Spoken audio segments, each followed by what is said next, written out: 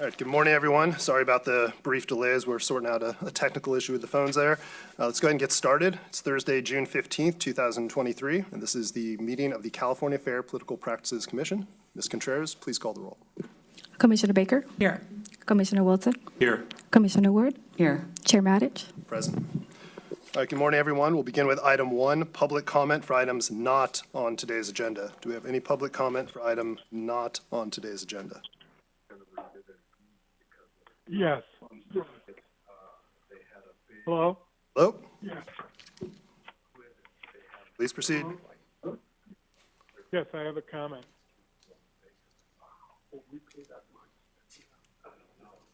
Go ahead. Yes, this is Steve Petzel down in Santa Clarita, California. And my comment is that I think it's very difficult to show coordination between a independent expenditure and a candidates committee. I would like to suggest that if a sponsored committee makes a direct monetary donation to an office holder committee, that it be presumed that there is coordination between the two campaigns. And that's my comment. All right. Thank you, Mr. Petzold. Appreciate it. Any additional public comment for items not on today's agenda?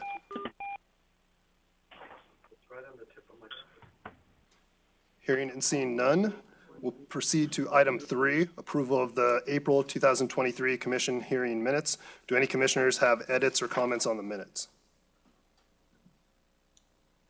My comment is I thank you for the detail. I know this is one of the earlier meetings that our new clerk is doing the minutes, and grateful for the level of detail and recount, and move to approve. All right. Do we have a second? I have one tiny little edit. All right. Thank you for the detail, and also you gave me an S on my last name at one point. Can you just take it out? Would you mind? Thank you. Okay, thank you. All right. With that edit, do we have a second? Yeah, I can second. All right. Any public comment on item 3? Hearing and seeing none. Ms. Contreras, please call the roll. Commissioner Baker? Aye. Commissioner Wilson? Aye. Commissioner Wood? Aye. Chair Matich? Aye. Motion passes. All right, we'll proceed to items 4 and 5. They are listed as consent items. They're actually pre-notice defaults. So welcome to the table, our Acting Chief of Enforcement, Chris Burton. If commissioners have any questions on item 4, Mr. Burton can answer those for you. Thank you. Any questions or comments on item 4? I didn't know if he was going to make any opening comments, but thank you for your detailed, information that you provided. But on item 4, I have one question, just in terms of how did you arrive at the total proposed penalty of $14,000? I mean, based on prior meetings, I have a sense for that, but I'll defer to you as the expert.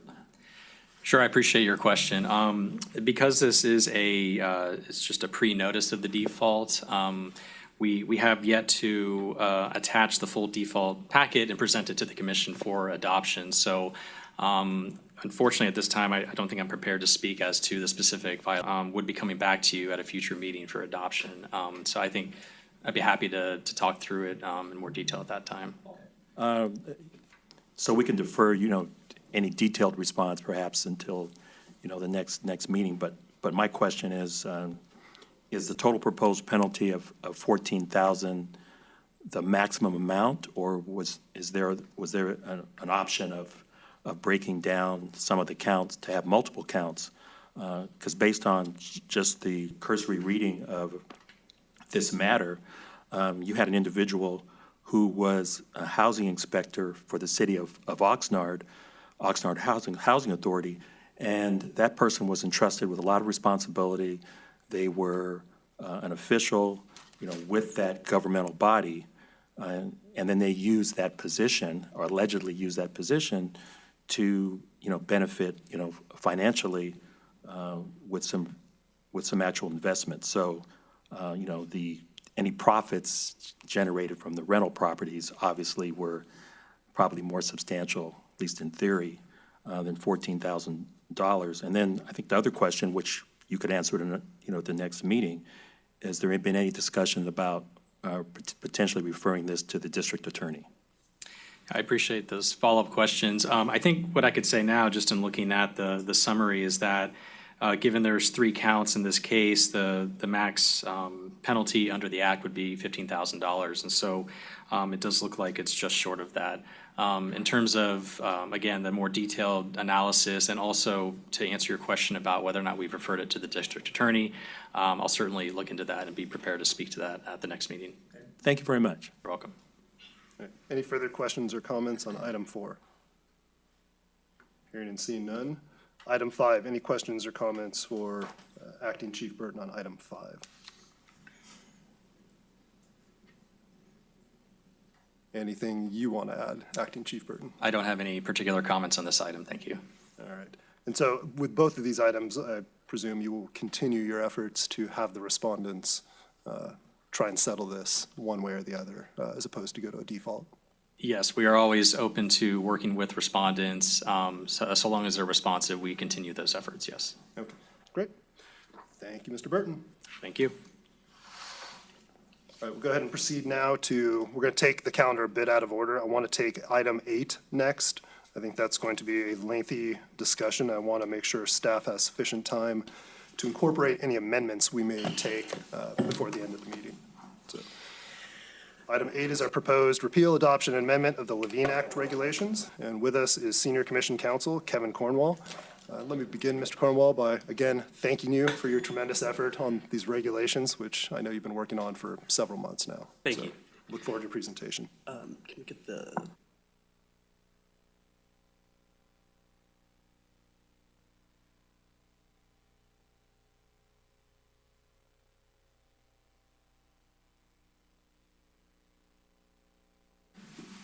Okay. Good morning, Chair Matich and Commissioners. Today, I'll be presenting for potential adoption several regulations relating to Section 84308 as amended by SB 1439. To briefly review, Section 84308 contains what have been referred to as the Political Reform Act's pay-to-play prohibitions. In general, the statute prohibits certain public officials from taking part in license, permit, or entitlement for use proceedings if they've received contributions exceeding $250 from a party or participant or an agent thereof in the proceeding within the preceding 12 months. The statute also prohibits those officials from accepting such a contribution for a period after the proceeding is finalized. On January 1st, SB 1439 took effect, amending Section 84308 to apply to elected local officials. I'd like to briefly discuss the proposed changes to each regulation before discussing some hypothetical applications of the regulations. And I will preface that this is a fairly long presentation, so please let me know whenever you have a question or whenever you'd like to pause for public comment. Right, so with Regulation 18438 titled Application of Government Code Section 84308, staff is recommending this regulation, adoption of this regulation, which would essentially codify the Commission's Kendrick opinion from December last year and provide the contributions received or proceedings participated in throughout 2022 prior to SB 1439 going into effect are not subject to the new version of Section 84308. We modeled the language off of a prior version of Regulation 18438, which had been in effect when Section 84308 was first enacted, and added a provision to clarify application of the statute to those who were already subject to the statute prior to SB 1439.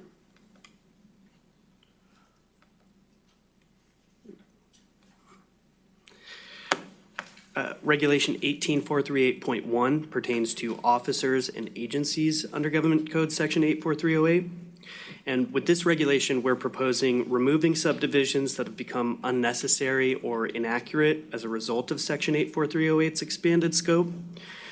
We've also reorganized and rephrased the regulatory exception for members of the governor's cabinet to clarify that they do not qualify as officers when they are advising or consulting the governor's office, given that the governor is exempted under Section 84308. And in substance, this is the same exception that has been included in the regulation for many years. The amended regulation also aims to better define the term officer of an agency. Given the expanded scope of the section and its application to local elected officers and candidates, staff has revised the definition to include those who serve in an elected position as well as those with decision-making authority with respect to the entitlement for use proceeding, and who have been a candidate for elected office either currently or within the past 12 months. And then, oh, sorry, go ahead. No, you were not done with that point, so I'll wait till you're at the end of the slide. point. I was just going to say that we are also defining the term constitutional officer to refer to the specific state elected officers referred to in the California Constitution. Thank you. And Mr. Chair, I know there was a mention of asking questions as we go along, but if this is too early in the process, I'm open to that. There have, in the public comment, one of the points that was raised is the city attorney being covered within officer of an agency. I would like to hear your feedback on that. It could be now, or maybe that breaks the presentation up too much. I'm open to when that question is answered. No, let's go ahead and go with it. So I read the public comment about the city attorney, and I don't believe that interpretation of officer, or that limited, narrow interpretation of officer, is supported by either the statutory language or the legislative history. I think when you look at the legislative analysis, it was intended to be broad in scope. I also think that with respect to taking part in entitlement for use proceedings, that is a very broad term as defined in the statute, and there are definitely instances in which a city attorney would be the person directly making a decision in an entitlement for use proceeding, particularly given that contracts are included within the scope of entitlement for use proceeding. And then I think that the letter also focuses on the use of the term rendering, which I think is sort of taken out of context. Rendering is generally used in the statute to refer to the rendering of a final decision for the sake of establishing what the timeline we're looking at in the statute is. For example, in pretty much every instance throughout the statute, it says, within 12 months of the rendering of a final decision. And that's really the focus. There's one instance in which it says prior to rendering a decision, but if you read the very next sentence, it refers to not only making a decision, but also taking part in the decision or influencing the decision by use of your official title. So I don't really think that there's much support for the interpretation that they've suggested.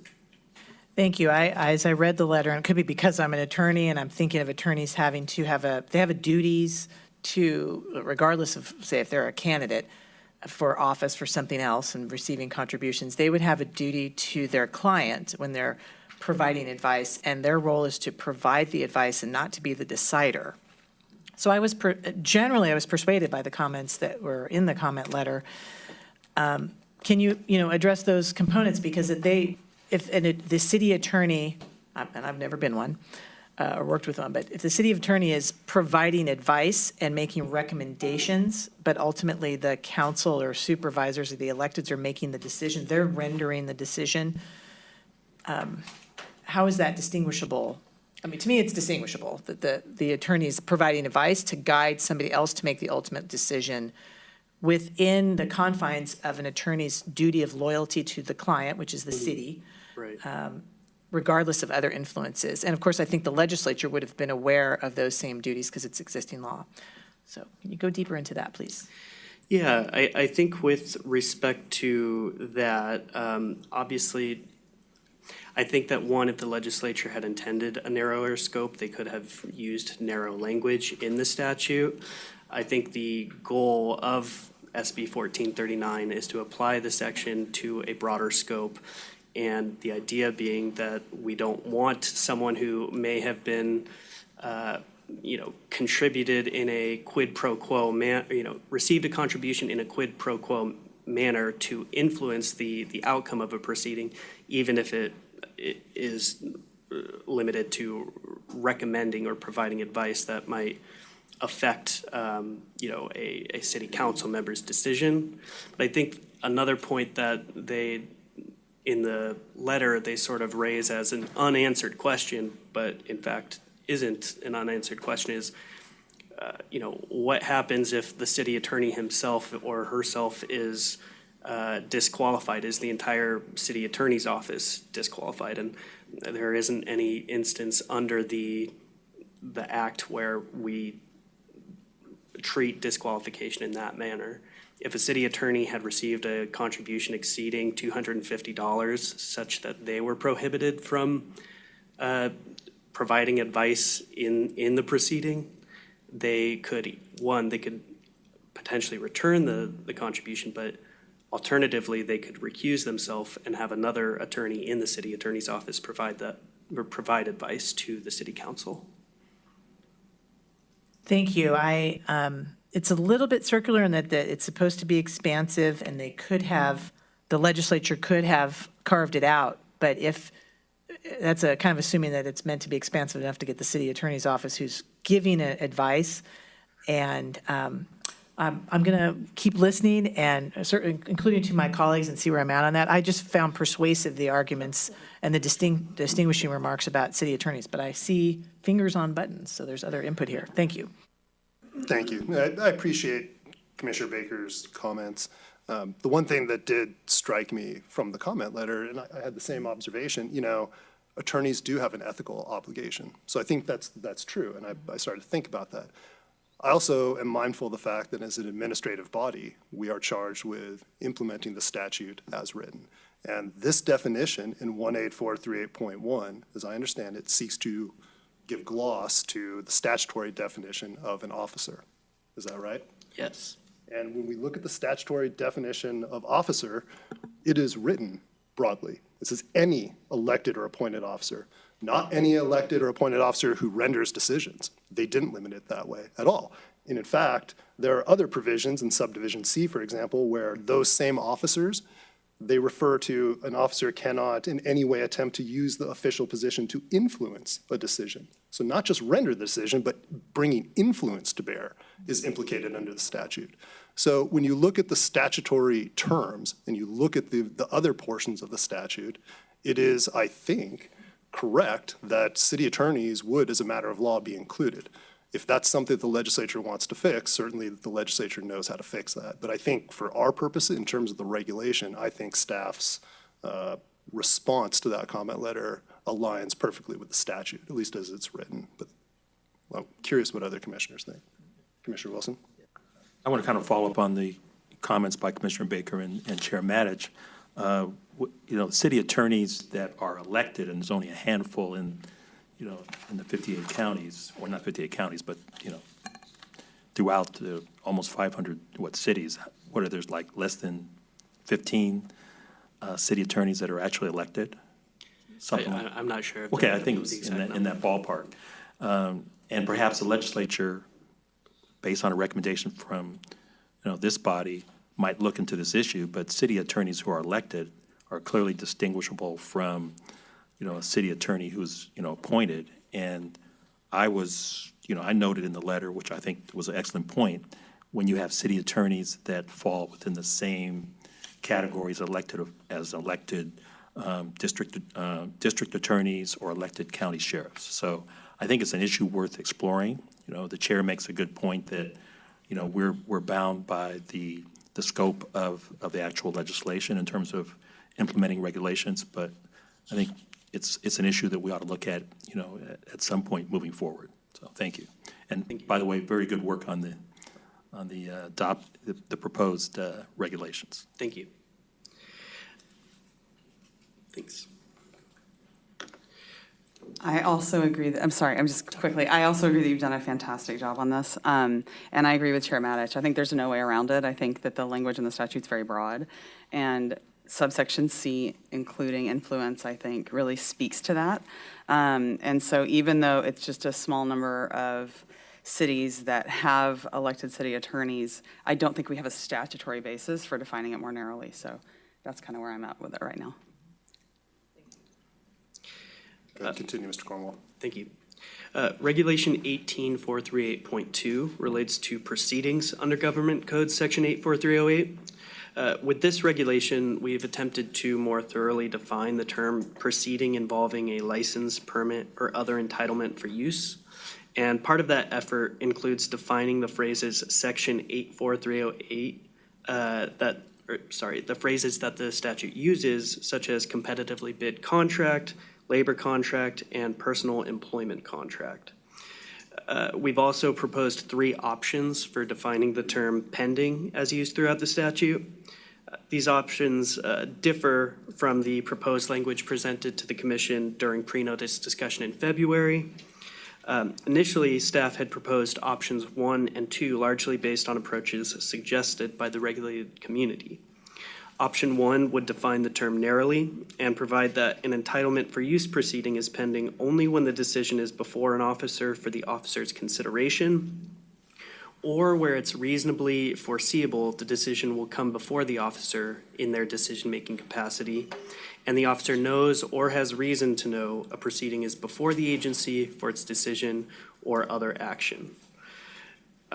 In effect, this would mean that the statute's prohibitions don't apply to parties, participants, or officers until a decision comes before the officer or is about to come before the officer. In contrast, option 2 would define pending more broadly so that a proceeding is pending when it's before the agency for its decision or other action. And after initially considering these options and taking in feedback from the regulated community, staff formed the opinion that while option 1 was logistically feasible, it provided too narrow of an application of the statute that likely was not the legislature's intent. On the other hand, option 2 applied in more scenarios, but presented logistical infeasibilities or impossibilities for some officers to keep track of proceedings and avoid Section 84308 violations despite any best efforts. Accordingly, staff drafted option 3 to address these concerns. And as a visual aid here, this slide illustrates that option 3 would define the term pending differently depending on the context. Essentially, option 3 would apply the terms of option 1 to officers and the terms of option 2 to parties, participants, and their agents. So option 3 would provide that the proceeding is pending for an officer when it's before them for their consideration or it's reasonably foreseeable it will come before them, and the officer knows or has reason to know that the proceeding is pending before the agency. It would also provide that a proceeding is pending for a party, participant, or their agent once the proceeding is before the agency for its decision or other action. Staff believes that this context-specific approach to defining the term pending would be more effective than option 1 with respect to limiting pay-to-play practices, in large part by limiting the number of contributions that may be made by parties and participants even before a decision comes before an officer, when the party or participant already knows that the proceeding is pending. It would also be more feasible to implement and adhere to than option 2, as it would recognize the different circumstances in which parties, participants, and officers may reasonably be expected to know about a proceeding. For these reasons, staff recommends the commission adopt option 3. Additionally, at last week's Law and Policy Committee meeting, the committee also voted to recommend the commission adopt option 3. Any questions for Mr. Cornwall on this portion? This is kind of a technical question, Mr. Cornwall. But first, let me just say that the detailed information that you put together is just, very impressive. And, you made a strong case for integrating options 1 and 2 and coming up with option 3. But in your presentation, you made reference to, that what the legislative intent was based on your interpretation. And I don't disagree with that, but did you get a sense of the legislative intent based on committee analyses or any indication from letters in legislative publications regarding the intent of this legislation? Because while I agree with, your interpretation of legislative intent, I'm just kind of curious how you got to that point, for the record. Yeah. I think that just in terms of the legislative, the various analyses, making reference to broad application and broadening the scope of the statute and its application, in addition to the fact that the act itself specifies that its terms are supposed to be interpreted broadly or given broad application, I don't think that is easy to reconcile with an approach that would only apply, the pay-to-play prohibitions in a narrow set of circumstances. So, Also want to note that, you clarified on page 2 of your analysis that the bill does not apply retroactively.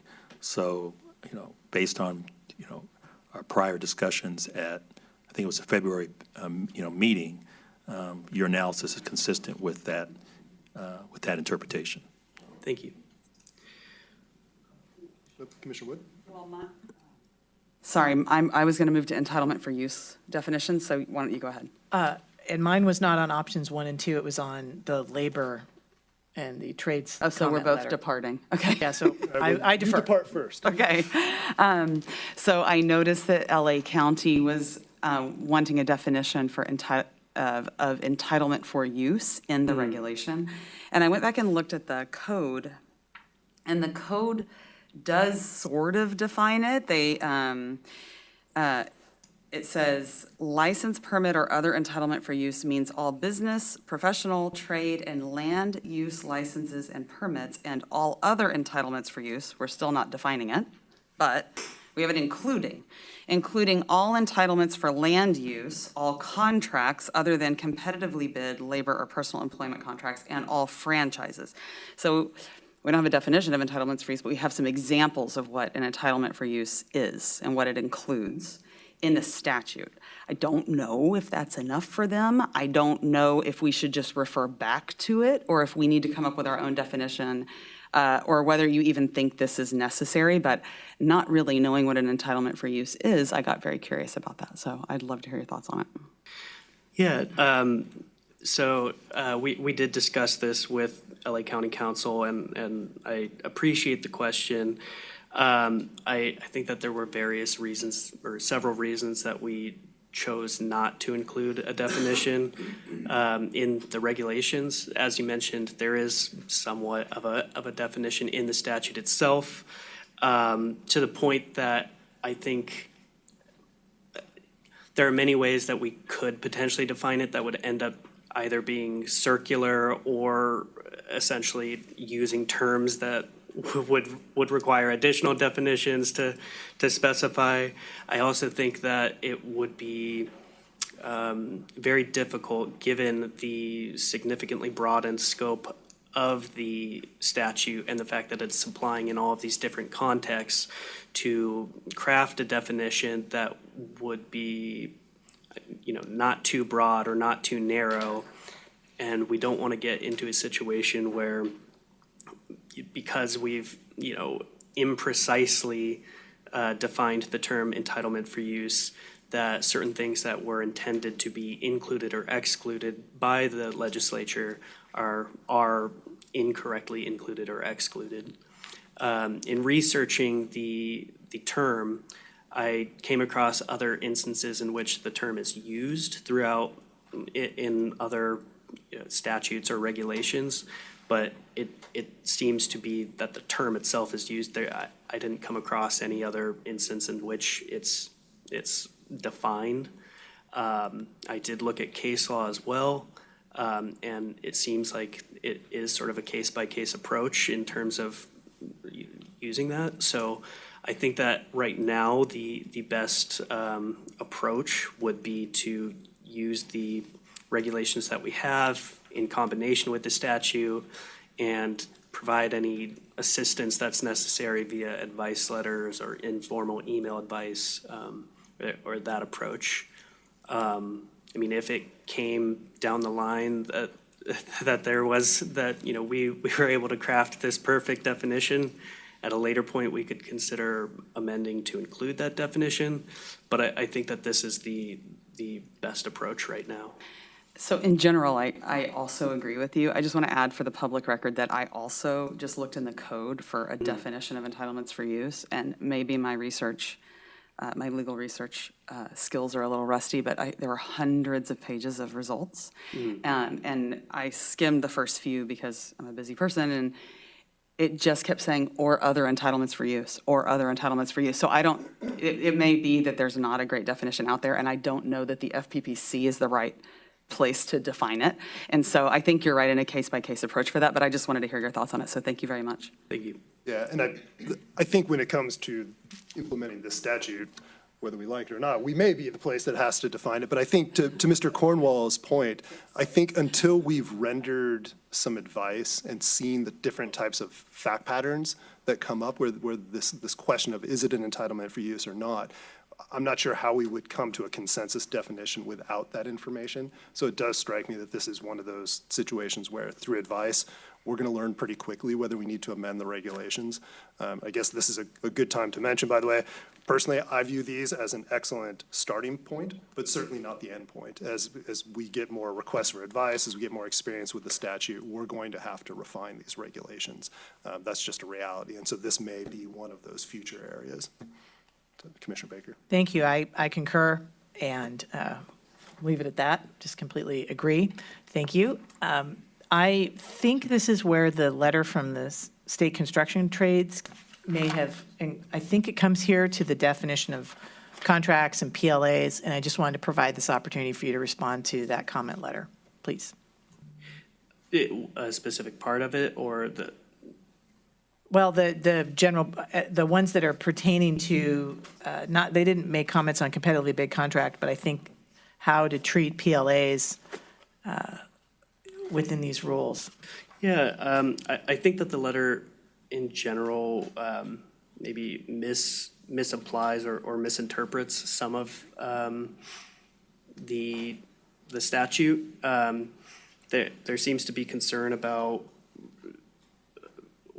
whether certain people would qualify as participants in the context of a project labor agreement.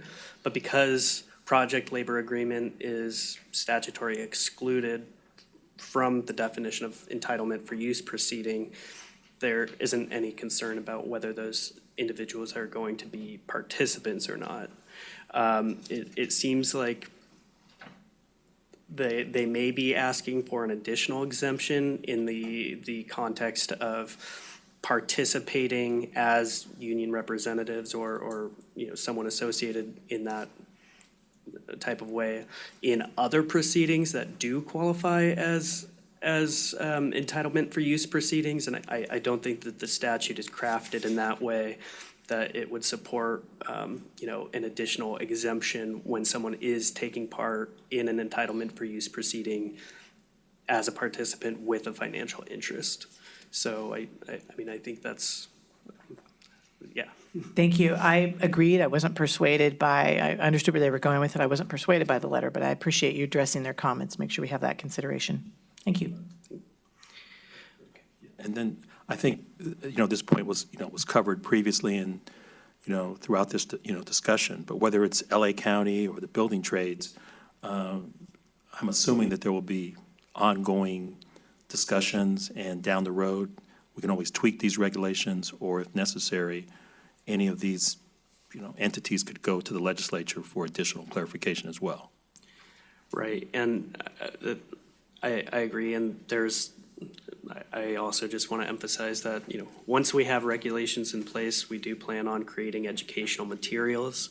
I think that because it's sort of a, brand new statute for many officials, there's a lot of uncertainty about the scenarios in which it applies.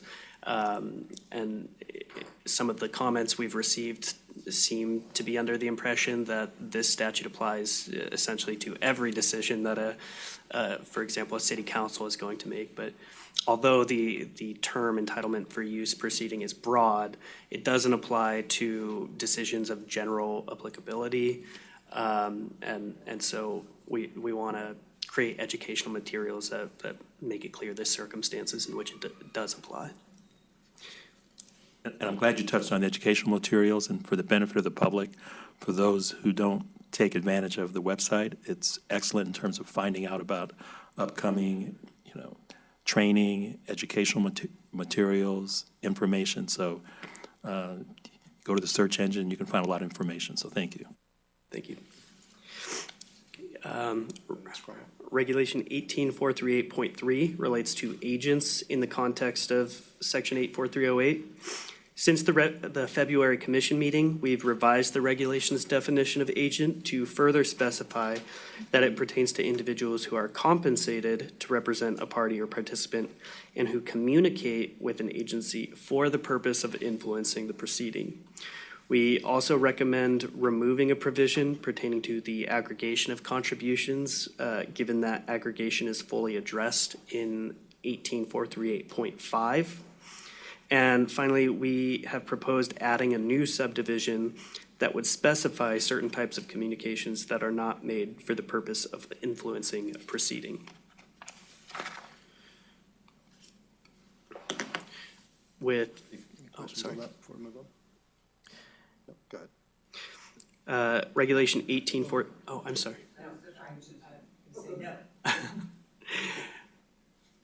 Since nobody reacted very much to the for compensation part of it, this may not be worth spending any time on because I don't know how I feel about it yet, but a lot of these towns are kind of small, and if the main developer's husband gets up and says something, that person's not compensated, but everybody knows who he represents. And so I just wonder, like on the small town end of things, whether we're overly narrowly defining agent, but then I also understand LA County's concern that it might be difficult to put the onus on the officer, which I'm not clear that we're actually doing, to know that the person is paid. Well, and I think that in the context of, say, a small town where it's the developer's spouse that gets up and speaks, in that context, that person could easily qualify as a participant, given that, assuming that they have made a contribution exceeding $250, which those are, in the context of an agent, those are the agents that we're concerned about, are those who have made a contribution to the officer. That the person who's made such a contribution and is taking part in the proceeding as a participant, voicing their support for it, and that the officer knows that they have a financial interest because it's a small town and they know that this person is married to the applicant, that person's still going to qualify as a participant that could implicate the disqualification or recusal return provisions of the statute and the regulations. So that's really helpful. And then can you just speak to LA County's concern about, and again, like you have to explain to me how this works, but if the officer is the one who's supposed to know that the person's getting paid, because that's how I read it in the letter. I'm not gonna say that's how they characterize it, but that's how I read it. And it did seem kind of onerous for the officer, especially you think about the LA County, right? Like they get so many different contributors, so. Yeah, I mean, they have to have knowledge of the contribution itself before they've violated the act or have reason to know about the contribution. But also the party themselves have a disclosure requirement, not just for themselves, but also for their agents, which we've tried to clarify in the regulations. So I don't think. That's the one in point two. Yeah. Right, okay, perfect. Okay, thank you for helping piece those together for me. Can I ask a quick question? Yep. My understanding is that part of the reason we put that in was to try and narrow the understanding of who an agent is. And if you didn't have the compensation element, everyone would be an agent. And I actually think, it may be true that it does, somebody's going to have to ask. Somebody's have to make some type of an effort to understand who's paid and who's not, and whether you impose that obligation on the parties, et cetera, that every jurisdiction may be different, right? Right. But if you didn't have that limiting construction, I think almost everyone becomes an agent. And then I would think you run into constitutional issues. Right, Right. I think you get into the realm of placing restrictions, unnecessary restrictions, or not, narrowly tailored restrictions on individuals' political activity, which could pose an issue. But because we've limited it to this context of the paid representative, I don't think that it poses that concern. Okay, thank you. Commissioner Baker? Thank you. And I just affirmed Commissioner Wood's asking this because it did come up in law and policy, the question of volunteer. And I actually kvetched a bit about it because I can imagine a scenario where a significant interest may not pay someone, but they, at someone's request and coordination, and here's the talking points.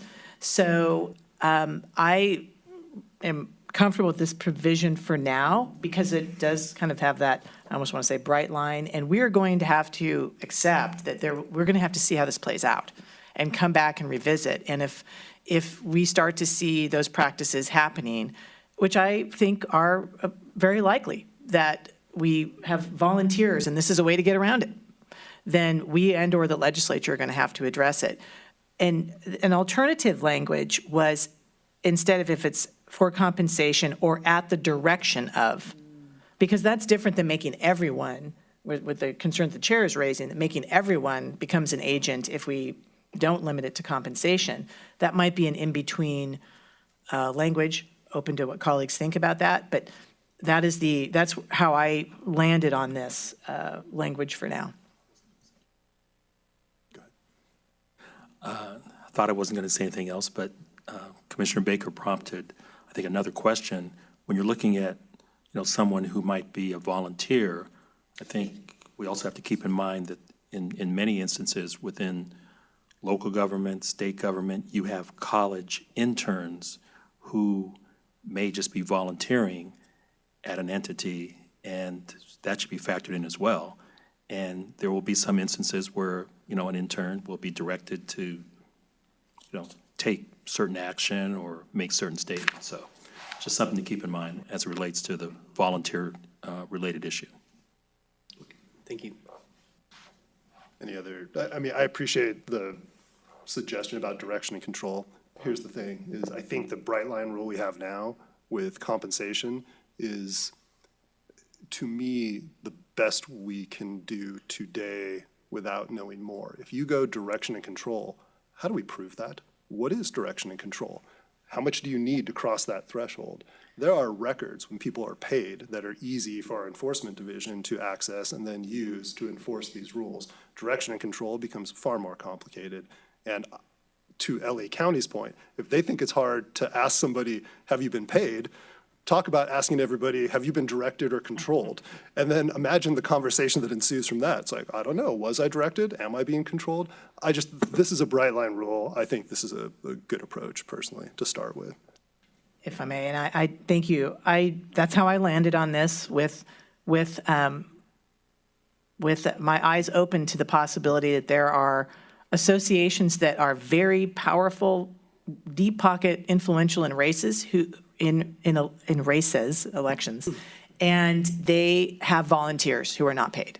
And so maybe it's somebody who's like, we want you to do this. I'll do the talking points. I'm going to get around this so that I can give well over $250. And you, just as the volunteer who's very active in our organization, go for it. I'm aware that that's very likely what could come our way. We need to be not only aware of that, but be prepared for it. But the bright line rule is where I would go. I think this is one of the areas where much of the where's the water going to go to find the crack could potentially happen. And we're on notice and are trying to have a bright line path going forward. I'm convinced. Thank you. All right, Mr. Cornwall, please continue. Regulation 18438.4 relates to participants under the statute. The proposed amendments to the regulation are intended to clarify that the type of conduct that constitutes active support or opposition, they're intended to clarify the type of conduct that constitutes active support or opposition as that term is used in the statute. Based on feedback received at the February commission meeting, we revised the regulations so that the definition of lobbies in person would encompass direct communication generally, and a person would otherwise act to influence an officer when they communicate in some other manner for the purpose of influencing the decision in a proceeding.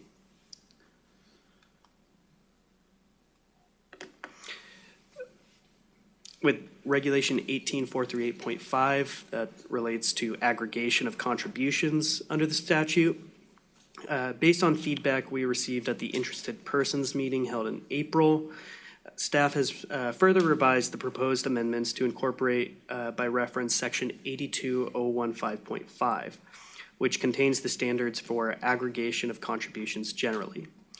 In aggregating contributions, staff proposes exempting uncompensated officers of nonprofit organizations, given the lack of a financial interest in the outcome of the proceeding.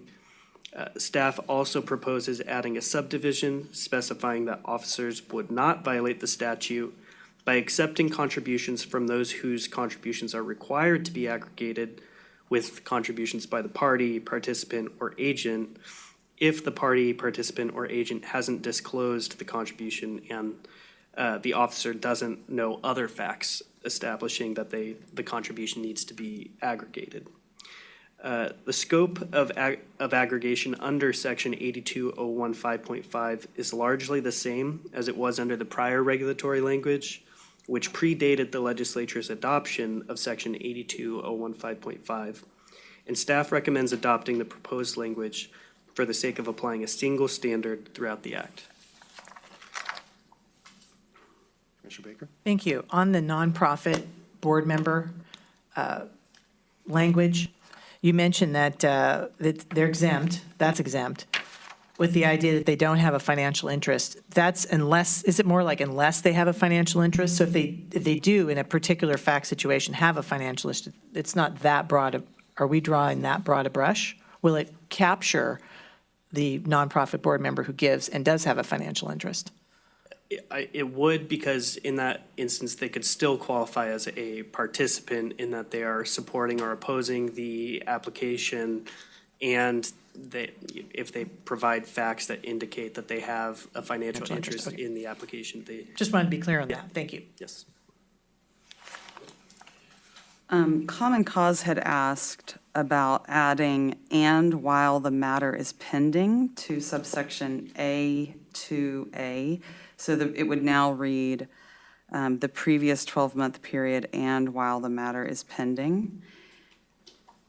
I guess most matters won't be pending more than 12 months, but I noticed that it's not in here, so you must have decided not to. I'm curious as to why.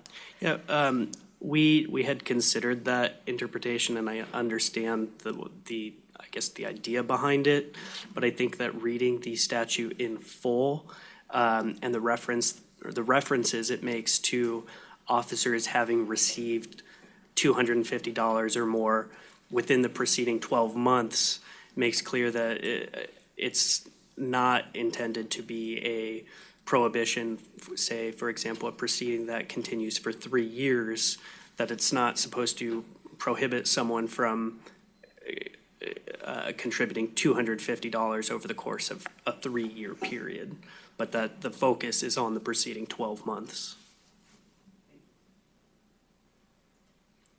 Good, Mr. Cornwall. So Regulation 18438.6 addresses solicitation, direction, and receipt of contributions under the statute. Prior to the February meeting, we received comments expressing uncertainty regarding the scope of the phrase "committee controlled by the officer" and whether the regulation applies to office holder accounts. So we revised the proposed language to address these concerns. We're also proposing amending the definition of solicits to include scenarios where an officer or candidate directs a candidate to request a contribution to any other candidate, public official, or committee aside from the candidate's own committee. And the proposed amendments would also revise the definition of directs to apply to scenarios in which an officer successfully solicits a contribution made to a candidate or committee other than the officer's own.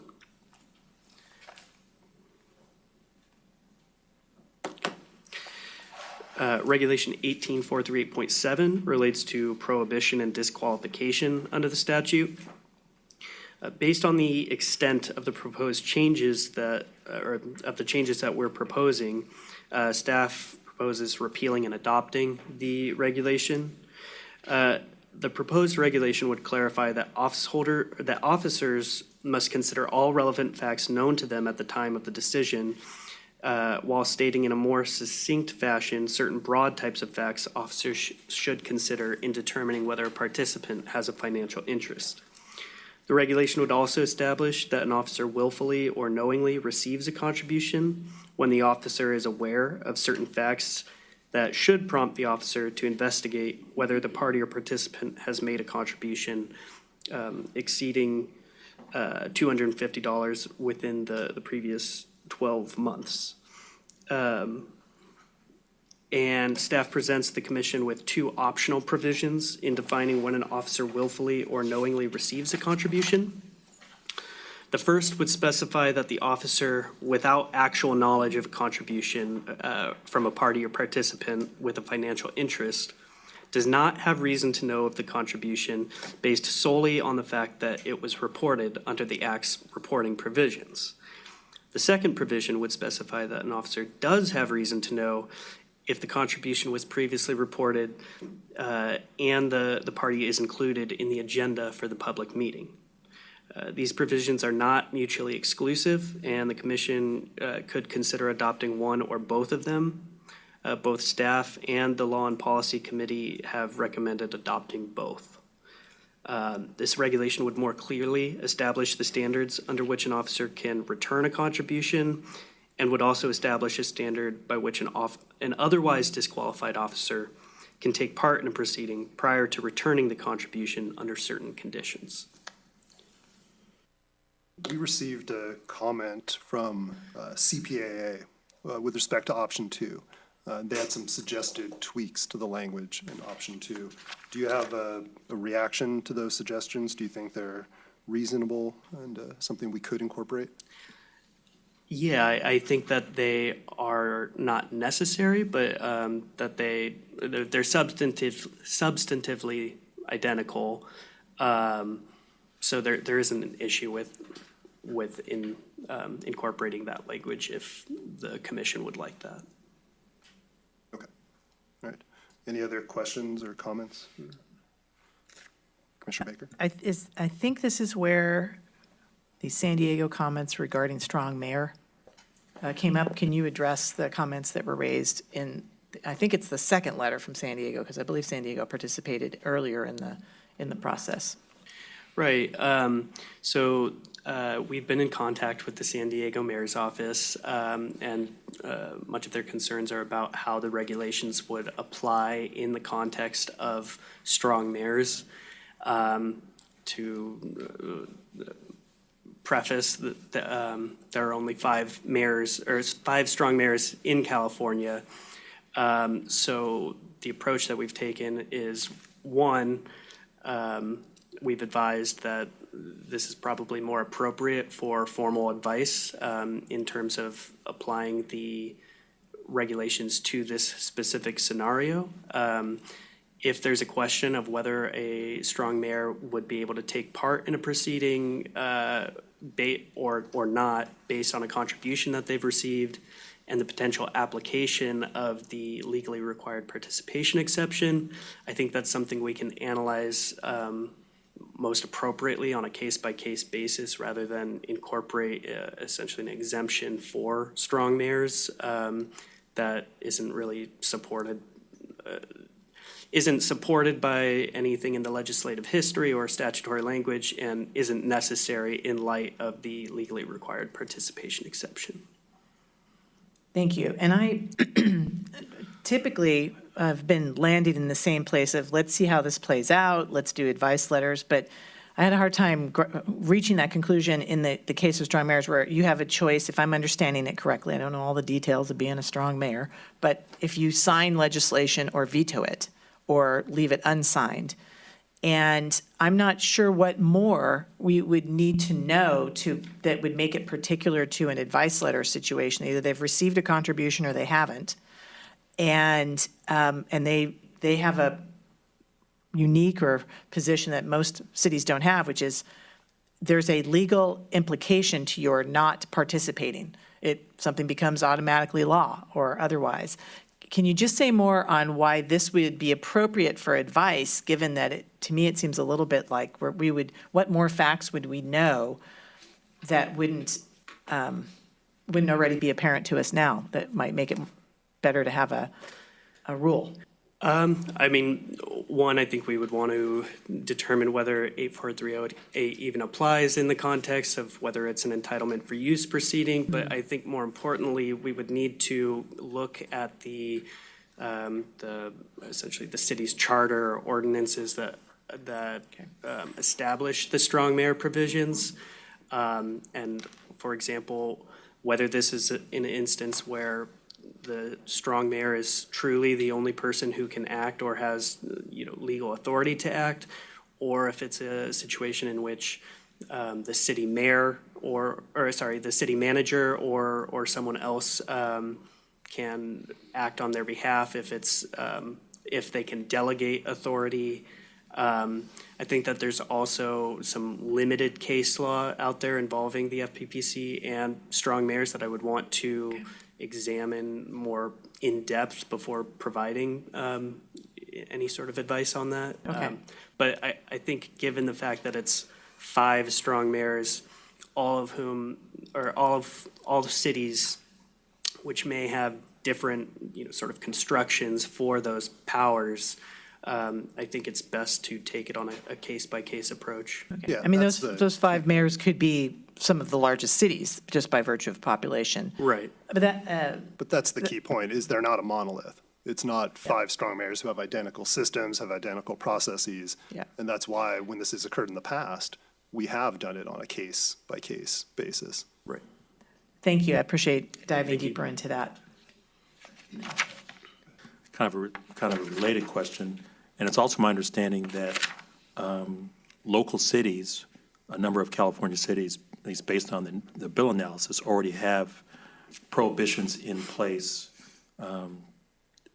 Costa Mesa, Oakland, Modesto, et cetera. So do you have any idea how that's worked with those governmental bodies?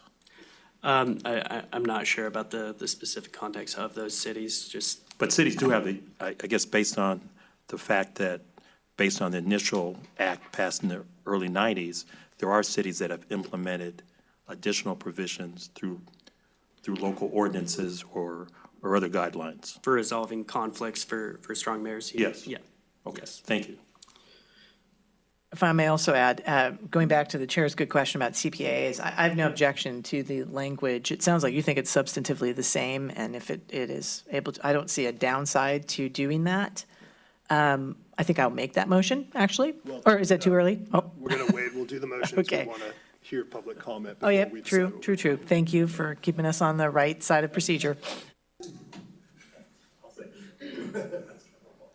Okay. So with Regulation 18438.8, that relates to disclosure requirements. And at the February commission meeting, staff proposed non-substantive amendments to this regulation. However, comments received prior to and during the meeting, including those made by Cal Cities, highlighted the need to address circumstances where an officer learns of a contribution during rather than prior to an entitlement for use proceeding. Accordingly, we've revised the regulation to address that circumstance. After taking in additional feedback from the regulated community, including LA County Council and LA Metro, we're also proposing amending the regulation to permit disclosure to be made by the officer or an employee of the agency, and to allow disclosures to be made either orally or in writing at the beginning of the meeting, such as incorporating disclosure into the meeting agenda. Staff thinks that this is a reasonable amendment that would maintain transparency with the public while also allowing some flexibility for the agencies of various sizes and with, differing processes for how they run meetings.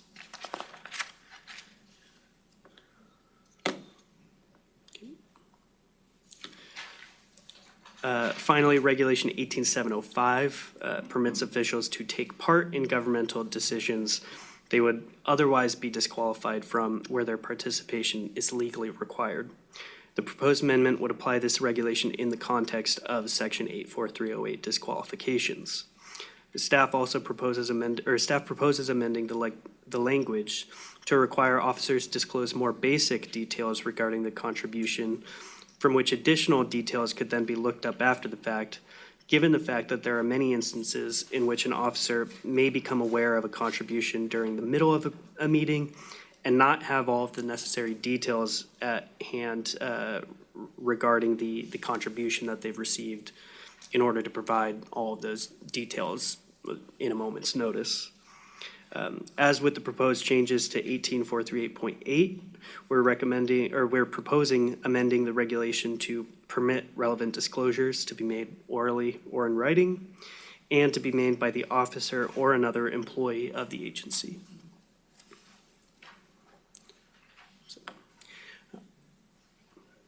All right, so, all right. Go ahead. So, having covered each of the regulations, I'd like to discuss their application in the context of a hypothetical proceeding, beginning with a planning commission proceeding that eventually comes before a city council. For the sake of those who may just be listening, I'll read the hypothetical before discussing the implications that the facts may have under the proposed regulations. Yeah, strap in. So on January 2nd, 2023, Dave, a developer, files an application for a permit from the city of Sacramento to allow him to convert an unoccupied office building across from the Golden One Center into affordable housing units. Under the city's rules, the application must first go to the City Planning Commission for approval before the city council votes on it. The city uses the state default local contribution limit of $5,500 per election for candidates for city council and mayor.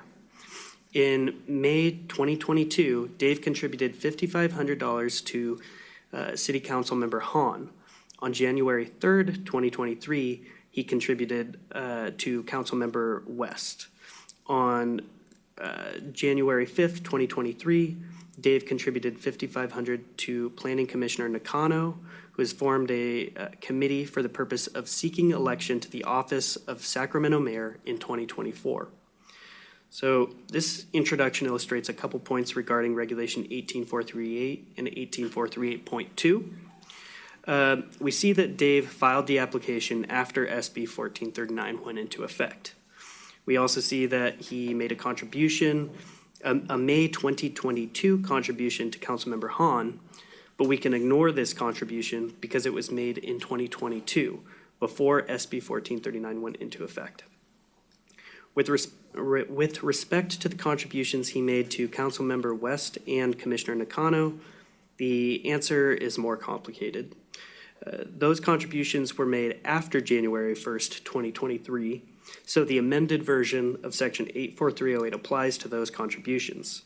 However, we do know that Dave needs to disclose his contributions within 30 days of making them. The permissibility of the contribution and Commissioner Nakano's responsibilities, however, will largely depend on whether the proceeding was considered pending. So, going back to the various options under 18438.2, because he made the contribution after he filed the application, it's going to depend on the definition of pending adopted by the commission. Under option 1, the mere filing of the application would not mean that the proceeding was pending. Rather, the proceeding would be pending once it was before the officer for the officer's consideration, such as being placed on a public meeting agenda for discussion or decision. If the permit application was not yet before the officer for the officer's consideration, then the $5,500 contribution would be permissible. If the permit application was already before the officer, the $5,500 contribution would have been impermissible for Dave to make and for Commissioner Nakano to receive. In this scenario, the application isn't before Commissioner West yet, as she is on the city council, so the contribution would have been permissible, or likely would have been permissible, for her to receive under option 1. Under option 2, the proceeding would have been considered pending as soon as the application was filed, and therefore, the $5,500 contributions would have been impermissible for Dave to make and for Commissioner Nakano and Councilmember West to receive. And then under option 3, the proceeding would have been considered pending with respect to Dave as soon as he filed the application. Therefore, he would have violated section 84308 by making the $5,500 contributions while the proceeding was pending. However, with respect to Commissioner Nakano, she would not have violated the section, section 84308 by receiving the $5,500 contribution if 1, the decision was not before her, and 2, she did not have reason to know about the application, or it was not reasonably foreseeable that a decision would come before her or in her decision-making capacity. The same standard would apply to Councilmember West, but because we know the decision isn't yet before her, she wouldn't have violated section 84308 unless she had reason to know about the application.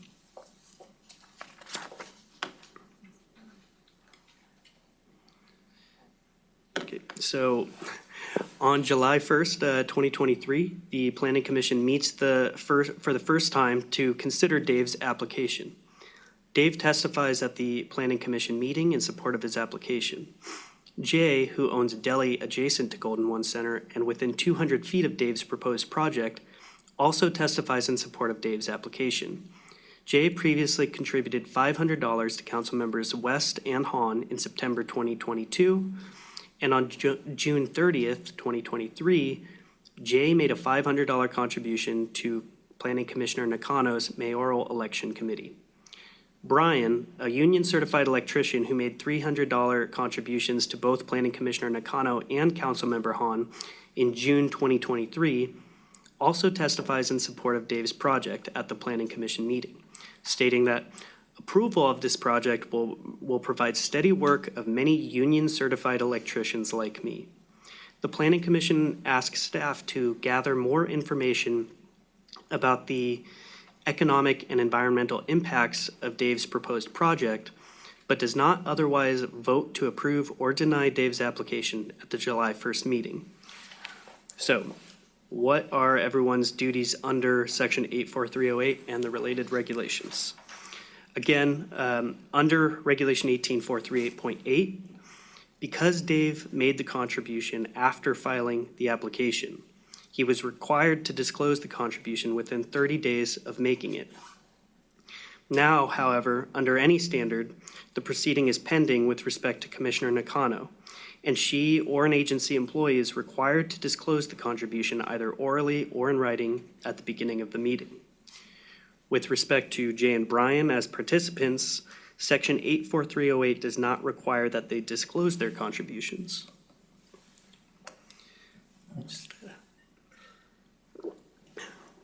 So for Commissioner Nakano, under section 84308C and regulation 18438.8, she's required to disclose at the meeting, prior to potentially taking part in the proceeding, the fact that she received a contribution greater than $250 from Dave within the past 12 months.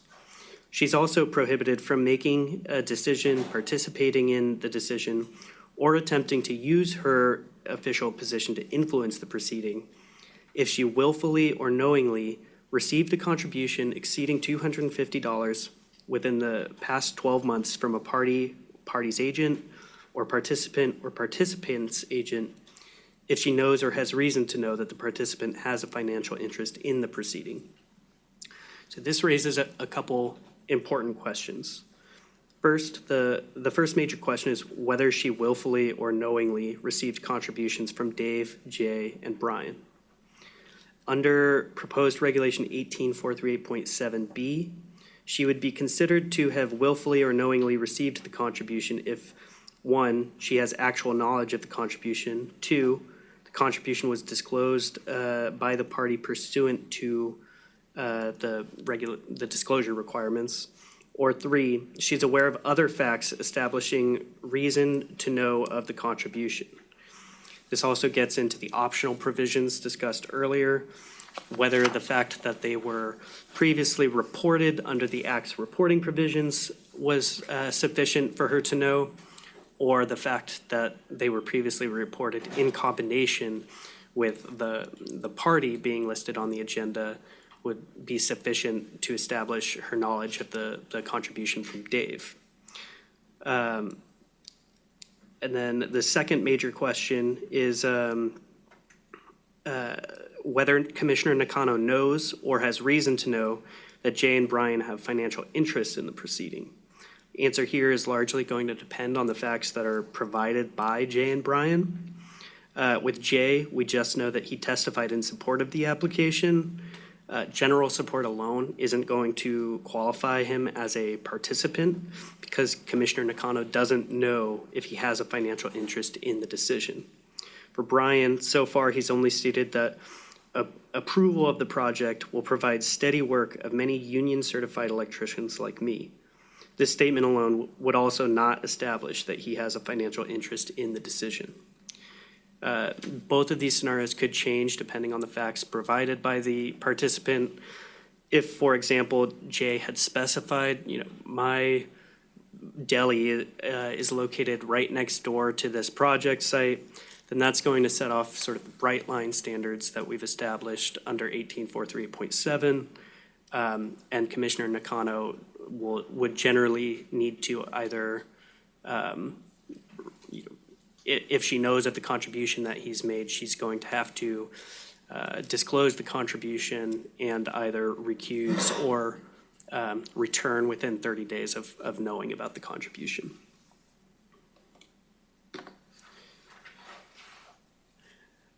So in September 2023, the Sacramento Bee publishes an opinion article written by Dave, which highlights what he sees as the potential economic and other benefits of his proposed project.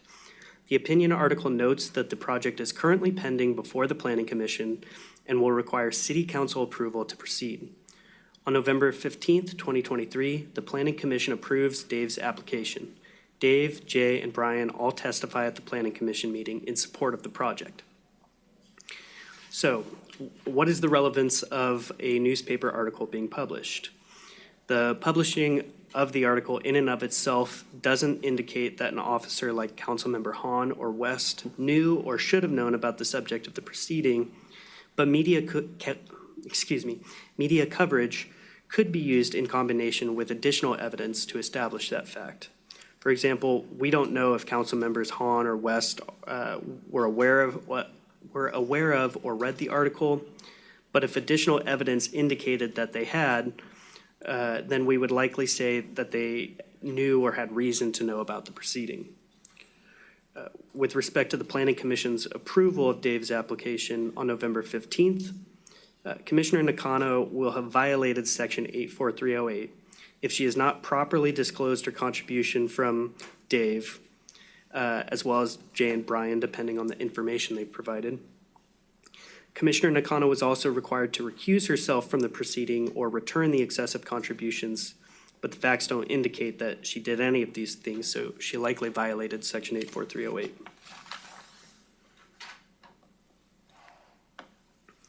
So Dave's project is listed as an action item on the agenda for the City Council's December 15th, 2023 meeting. At the start of the December 15th, 2023 meeting, the city manager announces that the project is being pulled from the agenda to give staff additional time to review the application and recommendation from the Planning Commission. So here we have the proceeding listed on the agenda for December 15th meeting.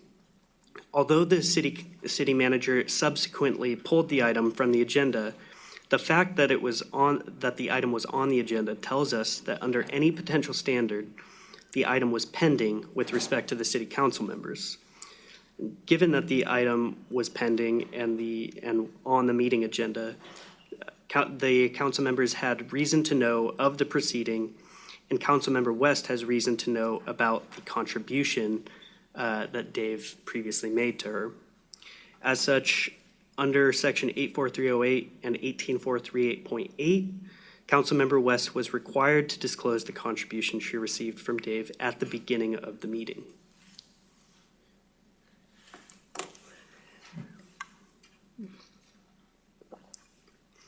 So, on December 16th, 2023, Dave attends a fundraiser for a group that is proposing a city initiative measure that they believe would make it easier to approve affordable housing projects. Councilmember Hahn is one of the speakers at the fundraiser. She tells the audience she strongly supports the initiative measure and asks the people in attendance to make campaign contributions to the committee formed to support the measure. Dave tells Councilmember Hahn that he will contribute $5,000 to the committee. So here, the fundraiser takes place after the proceeding was initially scheduled. So Councilmember Hahn, and after which Councilmember Hahn makes the request and Dave pledges $5,000. So under any standard, the proceeding is pending with respect to Councilmember Hahn. Based on the facts provided here, we don't know if Dave ever actually makes the $5,000 contribution, but depending on the circumstances, Councilmember Hahn's request could constitute a solicitation of a party while a proceeding is pending in violation of Section 84308. Under Regulation 18438.6, an officer solicits a contribution if the officer knows or has reason to know that the person being solicited for a contribution is a party or agent of a party, or participant or agent of the participant, and the officer requests a contribution for any campaign or committee. So whether Councilmember Hahn's request constitutes a solicitation will largely depend on whether she was aware that Dave was in attendance at the fundraiser when she made the request, or other factors about the circumstances at the time that she made the request. Can I ask a question? Yeah. Just briefly. So in this hypothetical, we're talking about the council member supporting an initiative measure and asking people to support the initiative measure Right. campaign. Switch out those facts and replace them with the council member is at an event to support a local nonprofit and is urging people in attendance to give financial support to the nonprofit. Right. Everything else is the same. Dave says, I'll contribute $5,000 to the Yeah. nonprofit. Does that implicate 84308, or is that going to be outside the scope of it? It would be outside the scope of 84308. 84308 applies to contributions. It applies to contributions, whereas the facts that you've supplied would fall under the category of behested payments, which have their own reporting requirements, but it wouldn't, it isn't addressed by Section 84308. Okay, thank you. I just wanted to clarify that. So Dave's application is considered by the City Council at its January 15th, 2024 meeting. Dave, Jay, and Brian again testify in support of his application. Chris, the owner of an upscale restaurant located next door to the proposed project site, testifies in opposition to Dave's application. While Chris has not made any monetary contributions to any member of the City Council, he allowed Councilmember West to host a holiday party for her staff at his restaurant free of charge in December. The fair market value of Councilmember West's use of the restaurant is approximately $1,000. Councilmember West reported this on her campaign finance filings as a non-monetary contribution from Chris. At the conclusion of the meeting, the City Council unanimously approves Dave's application.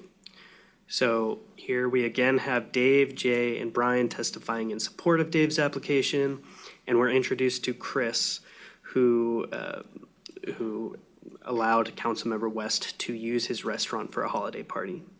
Although he didn't make a direct monetary contribution, the fair market value of $1,000 is still a reportable non-monetary contribution that will have implications for Councilmember West under Section 84308.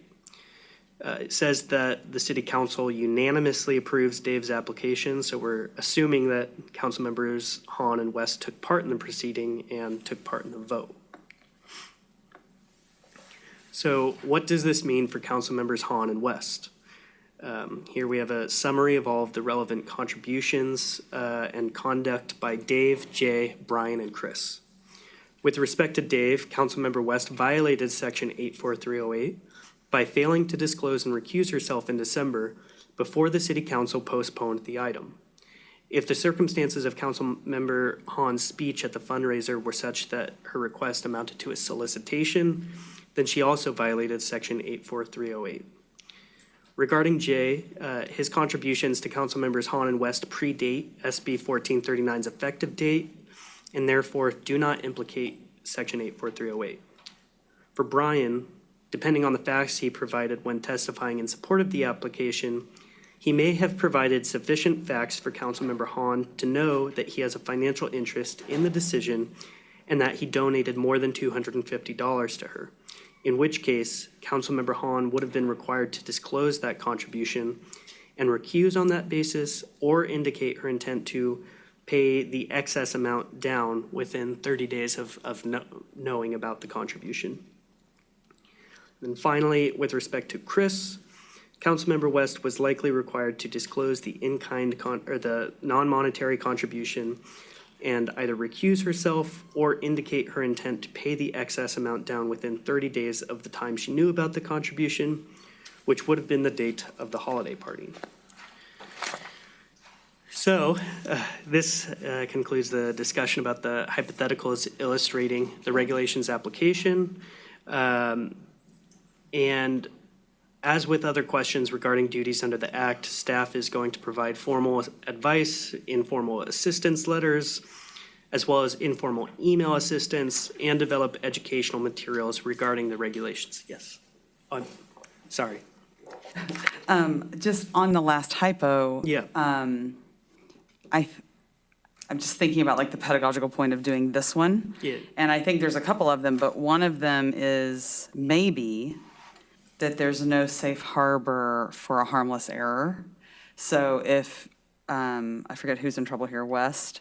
So West didn't disclose, but the vote went against the person who made the in-kind contribution. West still could have an enforcement action against her if the facts are such that she had constructive knowledge or reason to know, or however we end up going with this. Yes, it wouldn't be dependent on the outcome of the vote. Yeah, okay, thank you. Any final questions from commissioners for Mr. Cornwall on any part of this presentation, and then we'll go to public comment. Just want to say that was very much like, I wish you'd taken my law school exams because the fact patterns, then having to unpack them. So thank you for doing that. So not a question, but a comment of thanks. That was not easy. All right, Mr. Cornwall, we're going to give you a break for a second. Thank you. And let's now call for public comment on item 8, proposed adoption of the Levine Act regulations. Start with the phones first. Do we have any phone comments? Yes, John Hershey from Plumbers and Pipefitters, Local 447. Can you hear me? Yes, we can. Please proceed. All right, great. Thank you. Good morning, Mr. Chair and members of the commission. My name is John Hershey with UA Local 447, Plumbers, Pipefitters, and HVACR technicians in the Sacramento area. I'd like to align my comments with the state building trades and urge the adoption of the state building trades proposed amendment in the final regulations. Thank you for your consideration. Thank you. Do we have additional public comment on the phone line? Yeah. We can hear you. Yeah. Okay, I'll go ahead. Hi, good morning, good afternoon, Chair and members of the Commission. My name is Greg Hardiman. I represent the Elevator Constructors Union, Local 8. I don't know what to do. From Northern California. And again, I would like to align myself with the state building trades and urge the adoption of the state building trades proposed amendments in the final regulations. Thank you for your consideration. Bye. All right, thank you. Anyone else on the phone line wish to make public comment? Sure thing, Mr. Chairman. This is Matt Kremens here on behalf of the California Nevada Conference of Operating Engineers. Here today to urge an amendment to the proposed regulations to implement SB 1439 from 2022. While our organization did not oppose SB 1439 during the legislative process, the implementation of the proposal has led to concerns related to the impacts it may have on the enactment of project labor agreements at the local level. So with that, we would echo the comments and requests for amendments made by the state building trades and would urge an amendment to ensure that the implementation of this proposal does not unintentionally harm labor unions or labor contracts. Thank you very much. Thank you. I'm only interrupting public comment in case the screen is supposed to show the 3 minutes that the clerk has, because if the screen is on our good colleague here, Mr. Cornwall, Yep. and so that public comment can see when their time is up. Okay. That's all. It's a minor administrative It's okay. point. It's, Yeah. if all- we all get is close good. to 3 minutes, I'll chime in. Okay, gotcha. All right, let's continue with the public comment, please. Good morning, Mr. Chair and members of the Commission. My name is Rick Smiles, the Southern California District Council of Laborers. Can we rest, please? I'd like to align my comments with the state building trades and urge the adoption of the state building trades proposed amendment and the final regulations. Thank you. Thank you. Hi, can you hear me? Yes, we can. Oh, okay. Hey, this is good afternoon. Rob Stoker representing sheet metal workers and also the Building and Construction Trades Council of Alameda County. And we are urging that we'd like to align our comments with the state building trades and urge the adoption of their proposed amendments into the final regulations. Thank you for your time. Thank you. Hello. Hello. My name is John Corso. I'm with Local 38 in San Francisco, plumbers and steam fitters. I'd like to align my comments with the state building trades, urge the adoption of the state building trades proposed amendments and final regulations. Thanks for the consideration. Thank you. Hello, good afternoon. Good morning. This is Josh LaFargo with the Laborers Union. I would like to also align my comments with the state building trades and urge the adoption of the state building trades proposed amendment to the final regulations. Thank you. Thank you. Good afternoon, Good morning. Chair and This is members. Benito with the Laborers District Council. California State. Hold on, one at a time. Whoever said good morning, you're up. Yes, good morning. This is Benito with the Laborers District Council of Southern California, and I also would like to align my comments with the state building trades and urge the adoption of the state building trades proposed amendments in the final regulations. Thank you for your consideration. Thank you. Good afternoon, Chair and members. James Thurwachter with the California State Council of Laborers, and on behalf of the 70,000 members we represent statewide, we also would like to align our comments with the state building trades and their proposed language. Thank you very much. Thank you. Good morning. This is Chris Snyder with the Operating Engineers Local 3, and representing 40,000 members. We're also in support of the amendment of the state building trades. Thank you. Thank you. Remain after January 1st, Commissioner Nakano. Any further public comment on the telephone? Yes. Please Good continue. morning, Mr. Chair and members of the Commission. My name is Carol Kim, and I'm with the San Diego Building and Construction Trades Council. I'm also calling in to align my comments with the state building trades and urge the adoption of the state building trades proposed amendment in the final regulations. Thank you very much. Thank you. And good morning, Chair and members of the Commission. My name is Corey Schumacher. I'm the Political Director with IBEW 569. And on behalf of our 3,600 union electricians and power professionals in San Diego and Imperial counties, we are also in agreement with the state building trades and urge the adoption of the proposed amendment. Thank you. Thank you. Good morning, Commissioners. Robert Smith, Painters and Allied Trades, District Council 36. Political Director, we also align ourselves with the state building and construction trades, and your phone system is a mess. You need a moderator. Thank you. Next public comment, please. Good morning, Good Chair. morning. and Hi, my members name of the Commission. Sorry, My go name is ahead. Anselmo J. Estrada. I'm the Political Director with the San Diego Building Trades and Construction Council. I want to also align my comments with the state building trades and urge the adoption of the state building trades proposed amendment and the final regulations. Thank you all so much for your time. Thank you. Next. Hello, my name is Nick Cruz with the California Labor Federation, and I also align with the building trades comments and urge the adoption of their proposed language. Thank you. Thank you. Any further public comment on the phone line? Yeah, good morning. Yes. This is Adrian Granda with the City of San Diego, Director of Government Affairs. I want to thank the Commission for your consideration of our comment letter today and the robust discussion. I do want to just reiterate the comments we provided in the letter. We do believe that there's a room for a modified option 3 under the proposed regulation 18438.2. While it makes a lot of sense, and we really appreciate staff's work on developing an option 3 that tries to capture the best portions of options 1 and 2, for a party, it is not readily known at the point of application whether or not an item will actually go before an officer. So, for example, we have a number of land use entitlement processes where at the point of application, it's not known what process you'll go through. There are processes where there are appealable entitlements, where upon appeal, an item may then go before either a planning commission or a city council. So we do request consideration of that particular circumstance, which is very, very frequent for the hundreds, if not thousands, of land use entitlements that go before the city of San Diego. The secondary issue, we appreciate the consideration of the legally required participation and whether or not the commission chooses to move forward with a specific regulation to this issue or chooses to have staff follow up with a formal advice letter. We would appreciate guidance on this issue. We have a very unique situation with an independently elected strong mayor as well as a city attorney. For the purposes of the strong mayor, those duties are required to be non-delegable, and the sole discretion falls under that, the strong mayor. So there is no option but to participate. So we look forward to continuing to engage the FPPC to make sure we're implementing the spirit of the regulation and the law. Thank you. All right, thank you. Any further public comment on the phone lines? I have a comment. Yes, good morning. Please proceed. Good morning, Eddie Alvarez, Alameda County Building Trades, and we stand with the state building trades and the amendments they proposed. Thank you very much. Thank you. Any further public comment on the phone line? Hi, this is Casey Jenkins with the California Political Attorneys Association. Good morning. Hi, I wanted to thank you for the consideration of the language change we had suggested for Regulation 18438.7. And I just wanted to make a small emphasis that replacing the language under the Act's reporting provisions with under Chapter 4 and 5 of the Act is contained in both options 1 and 2 provided for the regulations.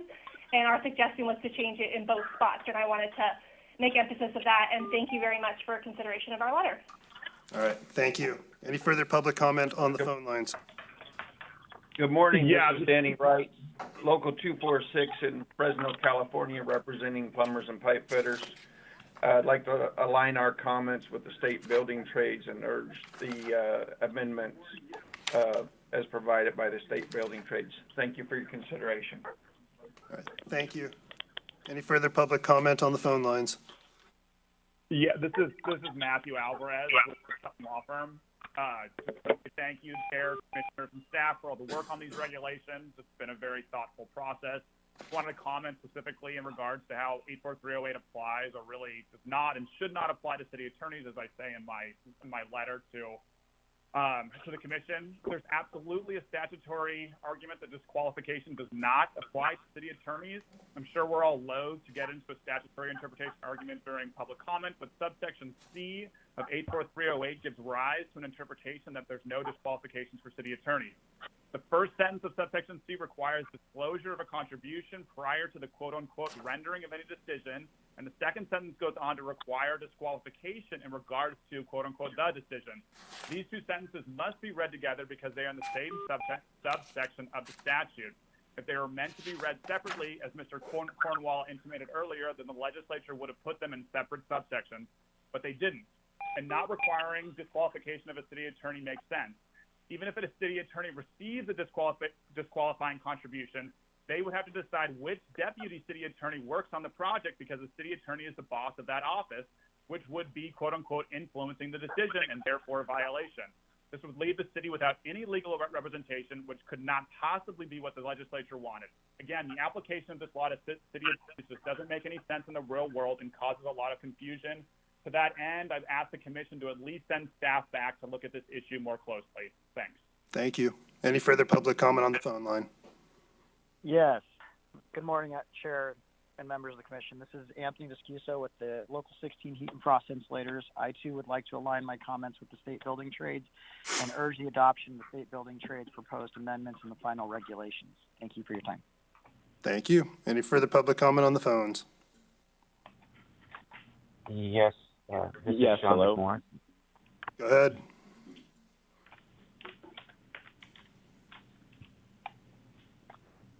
Hello, yes, this is Sean McMorris with California Common Cause. Just speaking to in support of options 2 or 3 in section 18438.2, as well as option 1 and 2 for section 18438.7. And just to reiterate, as we did in our comment letter, that we believe that elected city attorneys are meant to be encompassed in this law. Thank you. Thank you. Any further public comment on the phone lines? Yes, Good hello. morning, Mr. Chair and members of the commission. My name is Danny Barrett with Local 343, the Plumbers and Steam Fitters in Napa and Solano County. We would like to align my comments with the state building trades and urge adoption of the state building trades proposed amendment in the final regulations. Thank you for your consideration. Great, thank you. Any further public comment on the phone line? Yes, this is Hank Heckel, the compliance officer in San Francisco, Maryland, and Breed's office. I'd like to offer my support for the comments made by the representative of the city of San Diego with respect to the unique issues facing strong mayors with respect to this ordinance, and our support for ensuring that Regulation 18705 regarding legally required participation includes strong mayors who do not have the ability to delegate decision-making power in instances where they have to approve or veto legislation or do nothing, and by doing nothing, by failing to sign legislation, they're effectively ensuring that the legislation passes. So we also support that 18705 should take account of those circumstances, and there is some case law on this. I would point the Commission's attention to Affordable Housing Alliance versus Feinstein regarding Mayor Feinstein, San Francisco. That's 179 Cal App 3rd 484.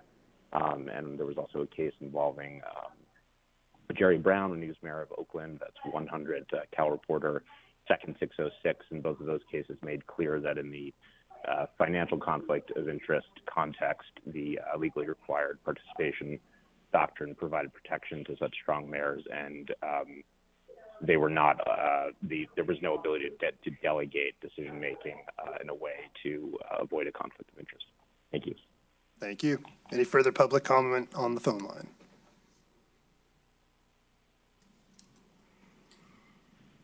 Hearing no further public comment on the phone line, do we have any public comment in person?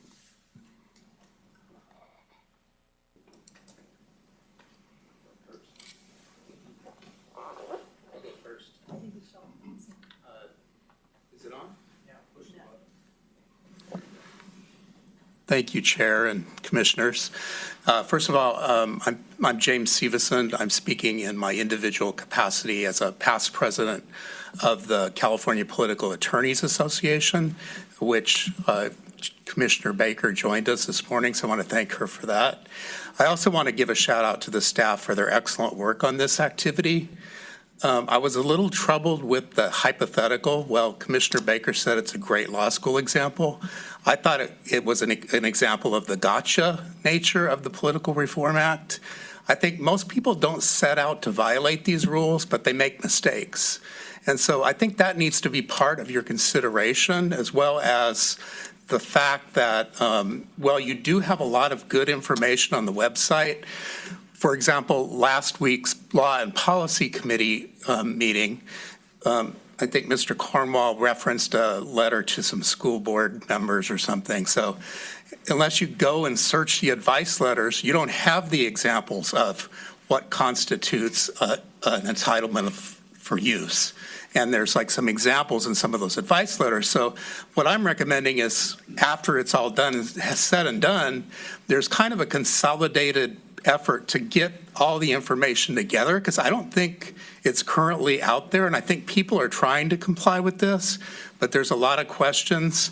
You know, the legislature exempted itself, so the question I have is, when you read the regulations, it certainly applies to their opponents that are city council members, and it seems to put them at a disadvantage. I know the courts considered a lot of this argument by the Attorney General and the litigants, and there was a proposed decision that you guys published. I also think like the the message that was sent out by the quote-unquote warning letter to the city attorneys and county council, while I understood the purpose of that, I didn't think it set a very good tone for what you guys need to be doing in terms of the public outreach. So with that, for what it's worth, that's just what I wanted to offer in my personal capacity. Appreciate the comments, and spoiler alert, Mr. Bainbridge has already started working on the facts and information for the website. We're waiting for adoption of the regulations so that we can tie them to that before we published it. So good suggestion. Go ahead. Mr. Chair and Commissioners, Beverly Yu on behalf of the State Building and Construction Trades Council. We appreciate and acknowledge all the hard work that's gone into the FPPC proposed regulations package and appreciate the comments made today, especially around ongoing conversations with commissioners. As you have heard through the phone lines, we have an issue of significance for affiliates and unions, which necessitates our urgency to engage despite the timing. While the proposed regulations make clear that labor contracts include project labor agreements, the current regulations leave uncertainty in the definition of participant, which could lead public officials to engage in complex case-by-case analyses of each project covered by PLA. We urge the Commission to adopt a bright-line rule for unions acting as participants to remove any uncertainty about whether officers covered by Section 84308 are permitted to vote on matters involving PLAs or projects covered by PLA. More broadly, we are requesting this following language as detailed in our letter to be applied to the definition of a participant. I will just read this to you. A potential increase or decrease in jobs or work hours for employees represented by a labor organization does not give rise to a financial interest of the labor organization for purposes of this section. Given the agenda today, we are requesting this language be included in section 18438.7 to clarify that a change in jobs or hours is not a financial interest under the specific regulation. We look forward to ongoing discussions, and respectfully would request a subsequent hearing as well to discuss what we're looking for regarding a participant for the definition. Thank you very much. I have a question for you. Mr. Cornwall responded to your comment letter as part of his proceeding. So do you have any, why do you disagree with his assertion that it's already covered? Yes, absolutely. Let me defer to my counsel. Yeah, Ilan Zur, Olson Ramcha on behalf of the State Building and Construction Trades Council.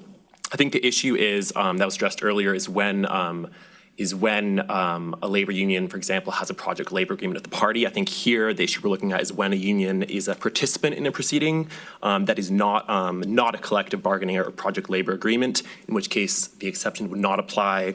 And in those cases, we're concerned that officials who have received a contribution will have to make a very fact-intensive assessment about whether a union has a financial interest, which would require recusal.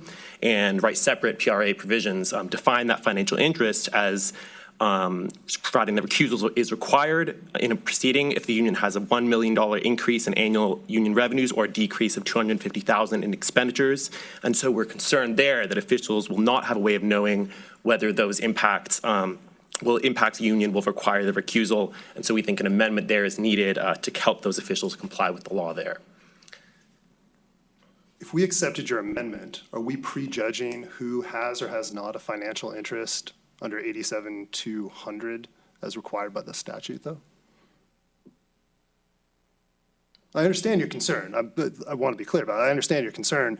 I'm having trouble understanding how we can put that language in and still comply with the statutory mandate, which seems to contemplate an analysis of whether there is or is not a financial interest on a case-by-case basis. I think the concern, there is that the statutory mandate. I think the concern is that maybe for the purposes of the official knowing of that financial interest, which 18437.7 identifies, I think there's a concern that the regulations do not specify when an official would have reason to know of a labor union's financial interest, in which case they're going to be, it's a significant burden of fact-intensive analysis to determine that, which seems inopposite to that regulation's intent to provide clarity on when officials do or do not have reason to know of a financial interest. So I think it's for the purpose of knowledge of that financial interest, if that makes sense. And apologies again for the last-minute nature of this. We appreciate all hard work. That's okay. As we've said multiple times, I think this is, sorry. as we've said multiple times, this is a hugely complex statute that we're administering for the first time. So certainly, even if we weren't to accept that amendment today, we are signaling that we're going to continue to refine these regulations. So I appreciate your comment.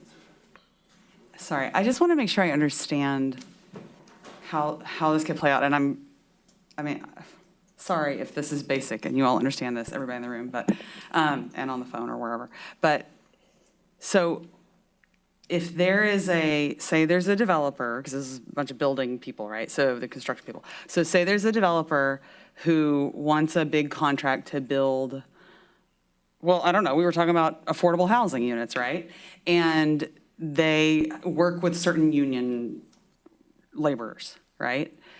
So if the union has contributed to the people making the decision, and the developer who's going to work with these unions gets the contract, then the union will benefit, right? The union has a financial interest here, right? I mean, that's kind of where your concern emerges, right? Yeah, the concern is, right, if that project is approved, it will impact the union, its revenue, and it's really difficult to determine that, and public officials are not well positioned to make that determination. And the reason, maybe they're like me, but the reason public officials aren't well situated to make that determination is what? Like, how is it different than if, a big corporation, the developer was like a subsidiary of something much bigger, right? That's another concern that was raised that didn't really get incorporated here. And so I'm just trying to figure out how that's a harder case or how that is a case that needs a particular exemption. You see what I'm saying? Like, I'm just trying to, like, I don't like demand symmetry between corporations and labor unions or anything, but I'm just trying to figure out why that's the harder case.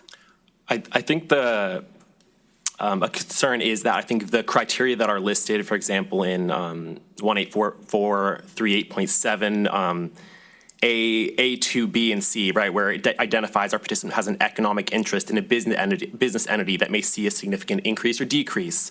In section AC, right, where you have a business relationship with an applicant that may result in additional services. I think the commission has done a great job by providing those criteria, which I think are more likely to apply to the scenarios you mentioned, where it is a clear business relationship.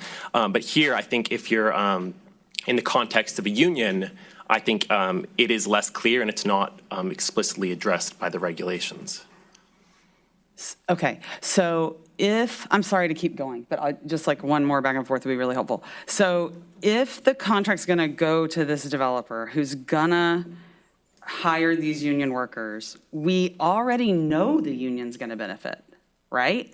And so it's almost an easy inquiry from the perspective of the elected official who received the contribution, because they know the labor union's going to benefit. So unless there's some kind of threshold consideration, you mentioned $1 million and $250,000 earlier. Can you talk more about that? Yeah, that's those are the definitions of financial interest, I believe, for a nonprofit that are defined in separate PRA regulations. Okay. So yeah, specifically, recusal is required if a proceeding has a $1 million increase in annual union revenues or decrease of $250,000. Okay.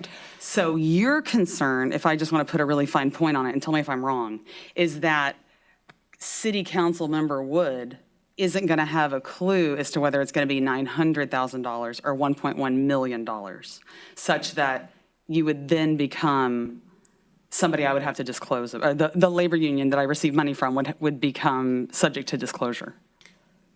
Yes, and in that case, right, to absent clarity on that issue, that's quite an endeavor, I think, for that elected official to make. And I think there's been advice letters to the effect where the officials have tried to answer that question, and I think that's a very burdensome ask, hence the clarity here. Okay. Thank you. Now I understand. Sorry, that took a while. No. I think I was the one who was slow, so thank you very much. Actually, that one last question for you. Have you guys asked for advice on this question? Has this question been posed through advice yet? I'll defer to you on that We are coming to the FPPC first in terms of getting your read on this as well and engaging with this rulemaking process.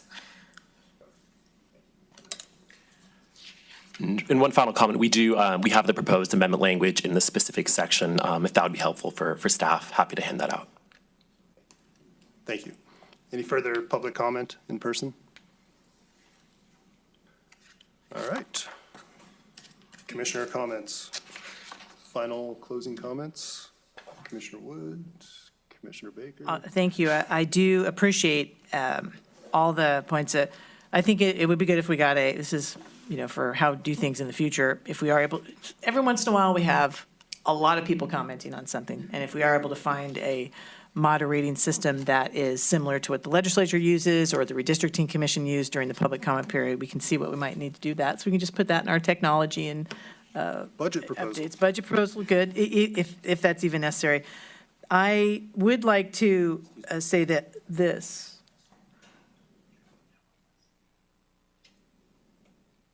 I am, there's two areas that, there's one that I want to ask if we can carve out for future follow-up from the staff. And it's on the strong mayor provision, because we've talked about, there's only 5 strong mayors in the city, in the state of California. And I'm trying in my mind to balance let's go forward and see where the chips fall a little bit and see where specific advice goes with folks are going to have to act. And once they act, and if they're found to have violated something, there's, we're a strict liability world here. And if we're saying that there's only 5 cities that have strong mayor, is this one area that we may carve out for a future meeting that doesn't sufficiently delay, or doesn't delay at all, the remainder of the regulations? I would like, I'm not going to make a motion to that, but I invite comments from colleagues, because I do think these are not just 5, they're 5 in really big cities. And if there's a moment it leaves the other definitions that we're putting in place, it provides a lot of other clarity, but on this issue of strong mayor, I'd almost like to see if we can be sure we've exhausted the pre-regulation options before saying, let's just go and do it on a case-by-case basis. So I'd like to invite feedback on that. Well, I think we can address those issues in the future. I agree. We can have a follow-up meeting after we've actually rendered advice where we can understand what staff's position is, and then we can amend the regulations if we need to at that point. I think today we've already gone 2 hours. We have a half an hour before our closed session. My thought was, do we have comments and feedback on the regulatory package before us? Let's vote on it, give direction to staff, and let's move forward. That's my comment, is that I would move us, I would take the strong mayor issue and address it and look at it more and see if there's anything more in regulations that we can do before we adopt things that affect strong mayor. Now, I don't know if that's possible to carve out from today. If it is, there's no way to move forward today without adopting everything and come back in the next month with strong mayor recommendations. If there's no way to do that, then I can support our adoption today and what the chair is suggesting. But if there is a way to say next month, we're going to look at strong mayor provisions, adopt the rest, that's what I'm not making a motion for, because I know that makes procedural world. But Mr. Bainbridge, is there a way that we could carve up the regulations to just extract the things that may apply to strong mayors at this point? I don't think so, because the whole statute would apply to strong mayors. So all you could do is say it doesn't apply to strong mayors. I don't think we have statutory authority. In fact, I know we don't have statutory authority to say that. So I think the better course of action would be to adopt the whole thing, and then we'll look closer at the issue. I'm sure we'll hear from the 5 cities that have strong mayors, but I wouldn't hold the whole thing up for 5 individuals at this point. I appreciate that. If I just in follow up, I would not wait for advice. I would even see if later this year we want to go back and see if there's any more, if we can get ahead of it, since it is, again, quote, just 5 mayors. And if there is a regulatory amendment that is appropriate that the staff comes up with, because you are super talented people, then I would be game for that as well. So I won't hold it up. That's why I didn't make the motion, but I would like to see that addressed sooner rather than later. I would just quickly also add that it isn't really a matter of waiting for advice, because we have already received a request for advice from the San Diego City Mayor's Office. which I will be working on. And in the meantime, although I agree that we can't carve anything out of these regulations as they may be adopted today specifically for strong mayors, I think that in providing that advice, it will include analysis regarding the application of the legally required participation exception, which I think, at least in the period between any potential amendment pertaining to strong mayors, would suffice for giving them guidance. Thank you. That gives me much more comfort on the time frame with which we would. I know we don't just sit and wait for someone to bring it to us. You guys are on the hustle. So that's my comment. Thank you. Commissioner Wilson? Okay, I kind of have a procedural, kind of related question as a follow-up to Commissioner Baker. I have some just concerns about the strong mayor and city attorney issues, as well as some of the, issues relating to the building trades in terms of clarification. So this is a procedural question. You guys are the experts. But, I would ask whether it's, Mr. Bainbridge or, whether we could adopt these regulations with the specification that on a specified date, January 1st of 2024, for example, that we would then revisit the regulations to either adopt them in the same form or to possibly amend them based on what, how the implementation of the regulations looks over the next, 6 months. So it's a procedural question. Yeah, we can, whatever the commission would like, we can always come back and amend regulations. I would just point out that the three things you mentioned, I believe, and my recommendation will be, if you would like to exempt them from this, you're going to need to make a statutory change, because I think the description or the definition of officer is pretty clear, and I think in each of these instances, they're essentially asking for an exception to the statute. So happy to come back if there's ways that we see through the process. We'll probably do it proactively and make changes to our regulations, but I think on those core issues, I think it's a statutory change. Well, that's the first time in the last 2 hours that that's clearly been specified, that in order to address these issues, it would clearly require a statutory change. That changes the whole dynamic of this, this discussion, because if we were to get some kind of, legal advice, it would probably be consistent with what Mr. Bainbridge is saying. Commissioner Wood? I mean, excuse me, if it's going to require statutory change, then I also stand down a little bit. But I will just say on the strong mayors thing, since there are only 5, it would be really great if the other 4 could get on board with San Diego, not in terms of requesting the exact same thing, but send us their facts, let us know what their discrete situation is and why they think it's not a statutory change situation. All right. Anything further, Commissioner Baker? No, I don't know if we're at the point of entertaining motions. The first motion I'm going to make is that we accept an amendment to proposed regulation 18438. CPA's letter identified a typo. I believe there's a missing S in that proposed regulation. I figured I'd start with a non-controversial one. Second. Do I have a second on that? All right. Any discussion? Any comment? Ms. Contreras, please call the roll. Commissioner Baker? Aye. Commissioner Wilson? Aye. Commissioner Good? Aye. Chair Matich? Aye. Motion passes. All right. Next, I would propose that with respect to proposed regulation 18438.7, this is the regulation regarding prohibitions and disqualifications. We have been presented with 2 options.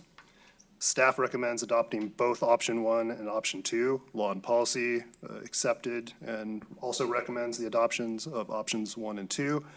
I would make a motion that we adopt options 1 and 2 as suggested to be amended by the CPAA letter, which, as I understand, now that I've read it again, means adding by a party in the language of option 2, as well as making references to under chapters 4 and 5 in option 2. And then in option 1, also adding the reference specifically to chapters 4 and 5. Second. Any discussion? Any comment on that motion? Hearing and seeing none, Ms. Contreras. Commissioner Baker? Aye. Commissioner Baker? Aye. Commissioner Wilson? Aye. Commissioner Wood? Aye. Chair Matich? Aye. Motion passes. All right. Next, move that with respect to proposed regulation 18438.2, that the commission support and direct staff to include option 3. That is the option that the Law and Policy Committee recommended the commission adopt, and to this commissioner's mind, I think it strikes the best balance. Do I have a second? I can second this time. All right, second by Commissioner Woods. Any discussion? Hearing and seeing none. Any public comment? Hearing and seeing none. Ms. Contreras. Commissioner Baker? Aye. Commissioner Wilson? Aye. Commissioner Wood? Aye. Chair Matich? Aye. Motion passes. At this point, I would ask that staff go back and incorporate these amendments into the proposed regulations in item 8. After we come back from our closed session, which we will step into in a few minutes, the commission can then vote upon the final amended proposed regulations from staff. Does that work for everyone? Okay. Mr. Cornwall, thank you. That was a marathon session. You did a great job. Thank you.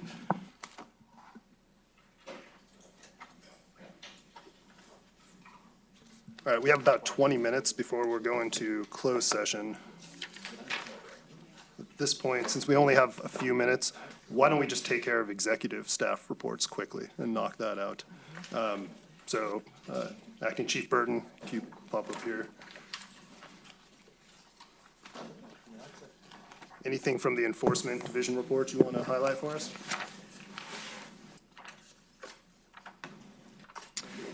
The only thing, I wanted to update the commission on a case that had previously been before the commission last year.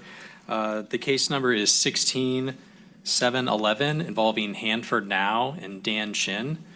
The case had previously been presented to the commission in the form of a mainline stipulation, and then later a memo was presented seeking assignment of an administrative law judge to set a hearing. That case has now been closed with no action due to the passing of Mr. Chin, who was the principal officer and treasurer of that committee. So I did want to update the commission on that case. All right. Thank you, Mr. Burton. Yeah, go ahead. What year was that case, actually?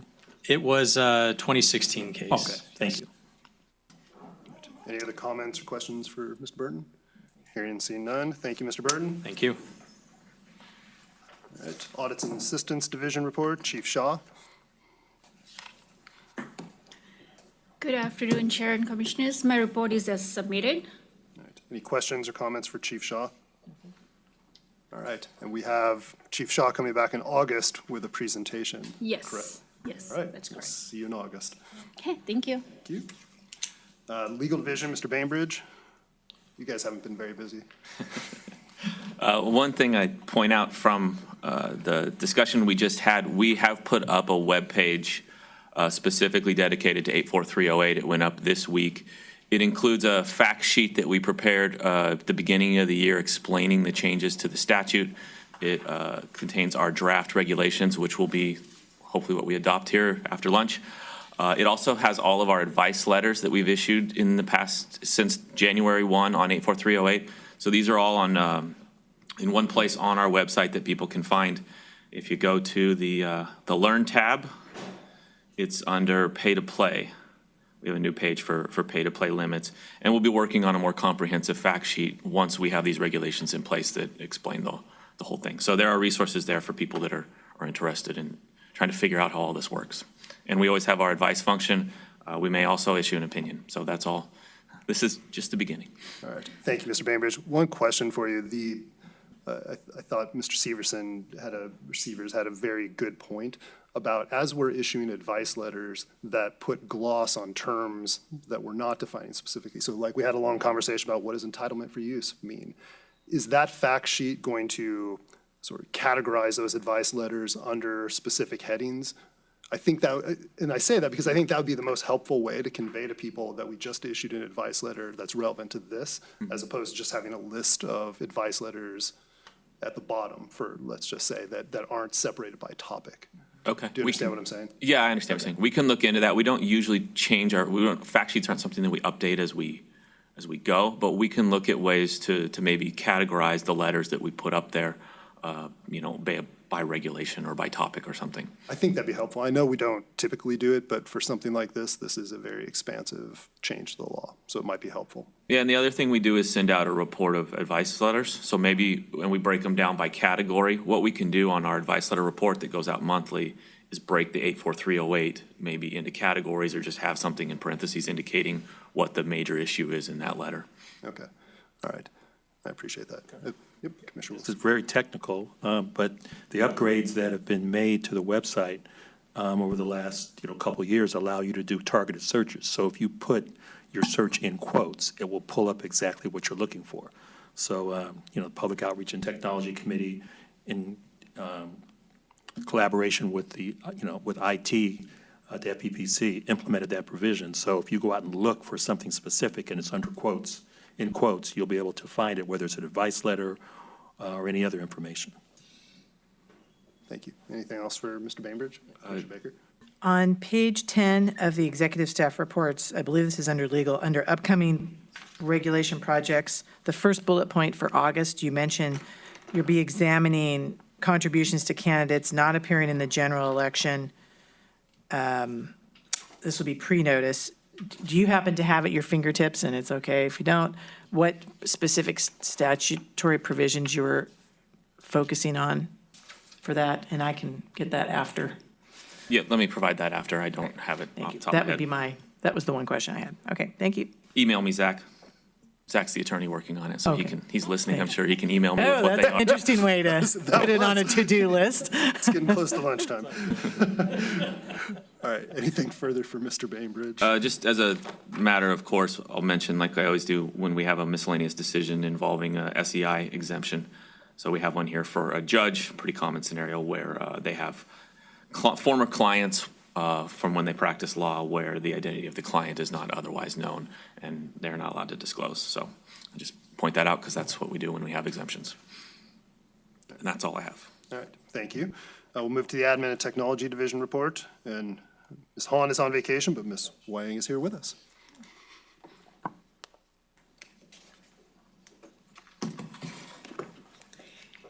Good afternoon, Chair. Good and good afternoon. afternoon, Commissioners. So on behalf of Larissa Home, I would like to submit the report as it is. I do have a couple of things to add. So for the 2022 annual statement, so the login process is up to date. So currently, the SEI unit is actively collaborating with the filing officials and the vendor of the local e-filing system, so to make sure the non-filer letter are ready for sending out the first week of July. So kudos to the SEI unit for diligent works. Yes. So the second things I would like to add, so based on the feedback we have received, we wanted to be supportive our supervisor and the manager who are dealing with the daily challenges. So the admin is actively exploring the provision of the training for supervisor and the managers with focus on the promoting good mental health. So we anticipate the training will take place at some point in July or August. So that's the training. And the last thing I would like to add, the space reduction project was complete the end of the last month. So we would like to express our appreciation to our admin staff, Carol Ballard, Sean Nicholas, and of course our IT team. So I'm here, happy to answer any question you may have. Thank you. Any questions? Going once? All right, great job. Thank you very much. And last but not least, Executive Director West. Nothing to add this month, just chugging right along. All right. All right, very good. Thank you, Executive Director West. At this point, why don't we go ahead, we're about 14 minutes away. Why don't we go ahead and break now, do the closed session, and we will come back a little after 12:45. I want to keep the closed session to a half an hour. That will be our lunch break.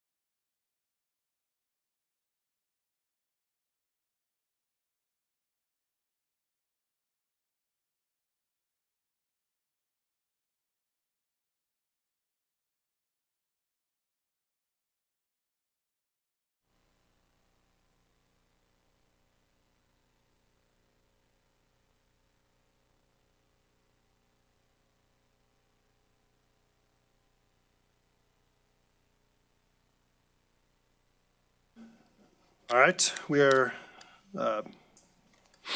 coming back from our closed session meeting. The commission, this is item 2. We met in closed session to discuss pending litigation and have no reportable action from that meeting. We'll now move to item 8 again. Prior to our break, we gave staff instruction, Mr. Cornwell, instruction on some amendments we wanted to those proposed regulations. He has incorporated our feedback into the proposed regulations. We now have those before us. My understanding is they're now being put up on the website. There are copies available here for anyone in the audience who wants to see them. Do any commissioners have final comments on the proposed regulations for item 8?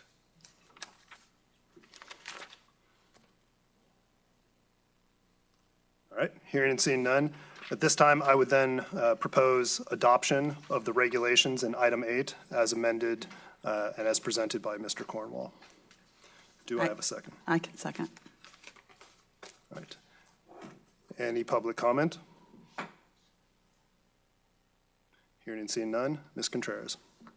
Commissioner Baker? Aye. Commissioner Wilson? Aye. Commissioner Wood? Aye. Chair Matich? Aye. The motion passes. All right. Thank you, everyone. And again, thank you, Mr. Cornwall. Really fantastic job to you and all the staff. I know Mr. Bainbridge had a heavy hand in that as well. All right, so let's now proceed back to item 6. This is the Winnick Advice Letter. We have our Assistant General Counsel, Brian Lau, and this is an opportunity for the commission to receive and discuss information regarding the issues raised in that advice letter.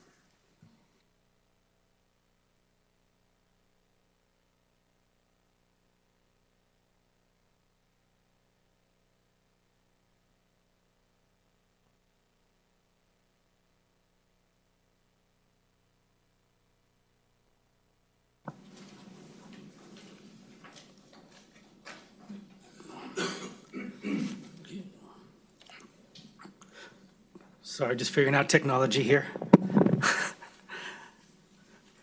Good afternoon.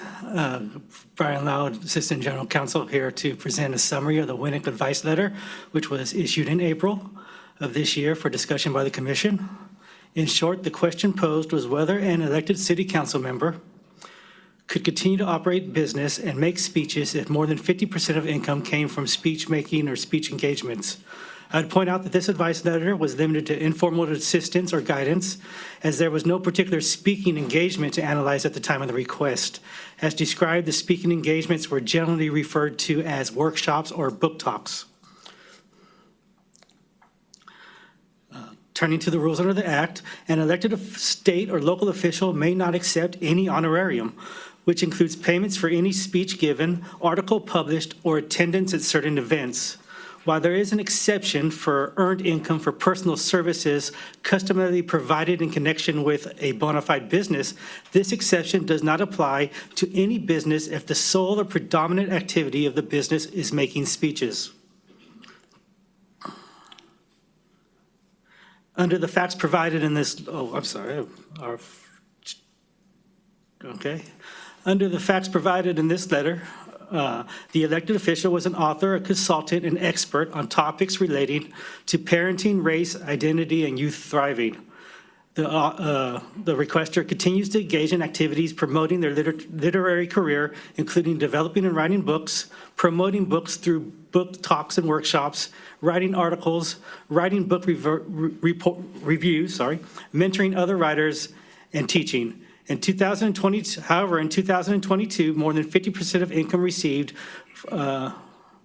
was received from paid book talks and workshops.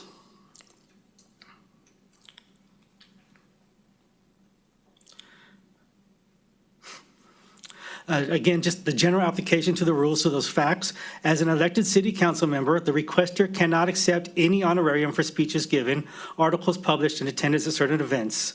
And on top of that, the earned income exception applies only if the requester has a bona fide business, but the business cannot be considered bona fide if its predominant activity is speech making.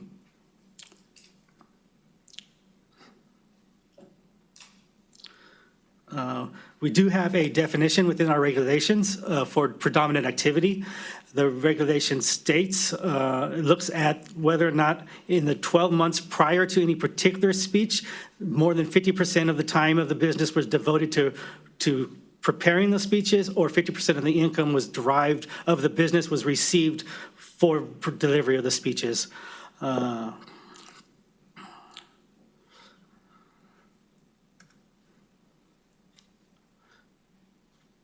In this case, however, we were not identifying or analyzing a specific speech, so the 12-month look back provided in the regulation didn't squarely fit into determining whether or not the predominant activity was speech making in this case. And this generated quite a bit of staff conversation and debate on how the statute applies in the situation where you just are coming into the office and you have this pre-existing business.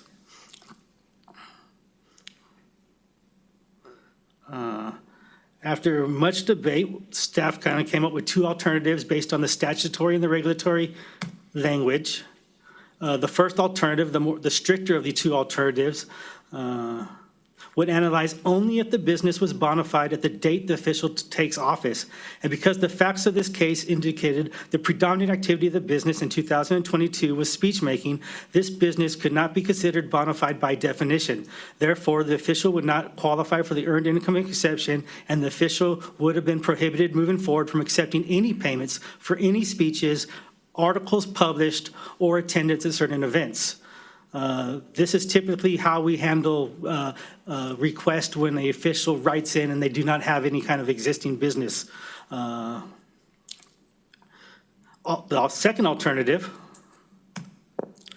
was a more lenient approach. Under this interpretation, because the official had a long-standing and legitimate business, the business does not have to qualify as a bona fide business on the date the official takes office, so long as the business moves forward as a bona fide business, which means the official moves forward without violating the rule in the regulation and allowing income from speech making to exceed 50% of the profits in the 12 months prior to a speech. This approach allowed the official's business to continue receiving payments for business-related activities, including articles published and attending related events. It would also allow the business to start receiving income for speech making as soon as income for speech making fell below the 50% threshold.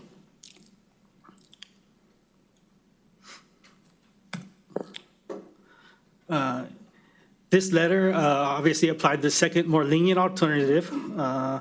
Again, this allowed the requester to continue business activity that would otherwise be prohibited honorarium, such as so long as the future earnings for speech making did not exceed 50%. Staff maintains that this was the appropriate application of existing statute and regulations.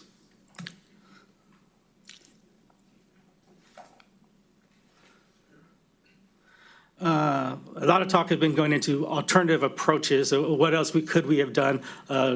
Slide 10 looks at these, the first being redefining predominant activity.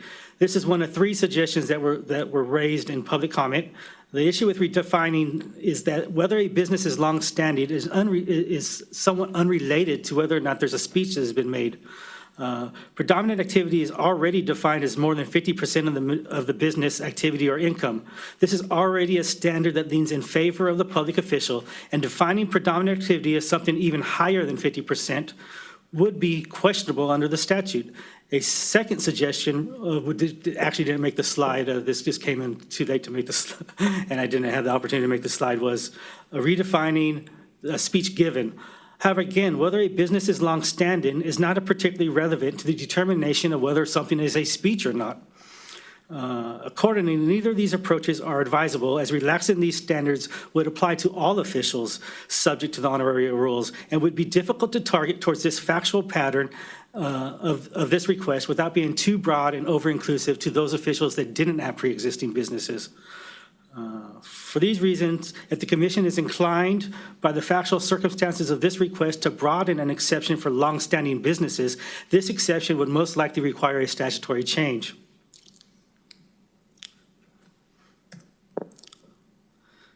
Turning to the last of the three suggestions and the approach most recommended in the public comment, it has been suggested that the commission could simply limit the honorarium ban by applying it only to those sources that are before the official or the official's agency. It is suggested that a single sentence in the bill summary for a 1995 statutory amendment supports that the legislator only intended for the ban to apply to sources before the official's agency. However, this suggestion takes the sentence completely out of context and ignores the actual revisions made by the bill. It also ignores the distinction the act and the bill makes between elected officials and other employees subject to the honorarium ban only because they are designated in their agency's conflict of interest code. Under the existing scheme, elected officials, must disclose all gifts on their statement of economic interest regardless of the source.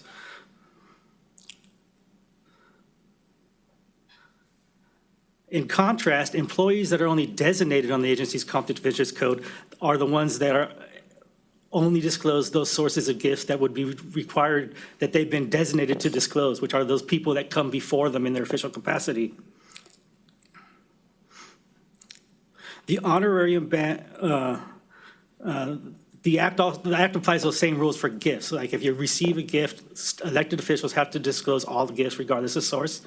Designated officials only disclose those sources of gift that are designated on their in the conflict of interest code. So the honorarium ban mirrors these gift rules for officials. And this legislation didn't have the intention of limited disclosure for an elected official. It specifically chose all disclosure for elected officials and applying the limited disclosure for designated employees.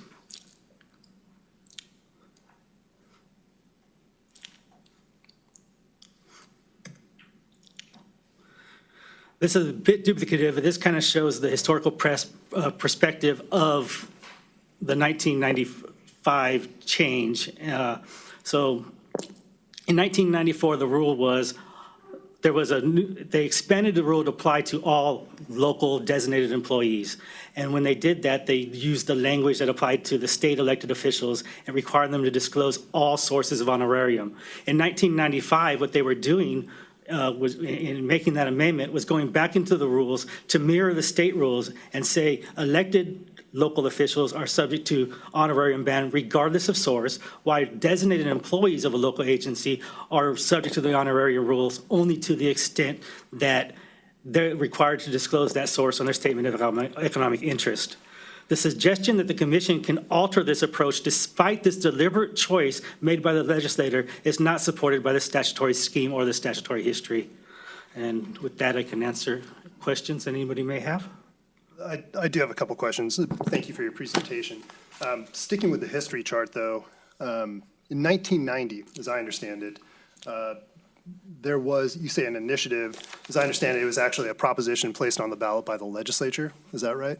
Yes, there was a proposition in 1990 that applied to state officials and provided a constitutional revision that banning all honorarium of any kind.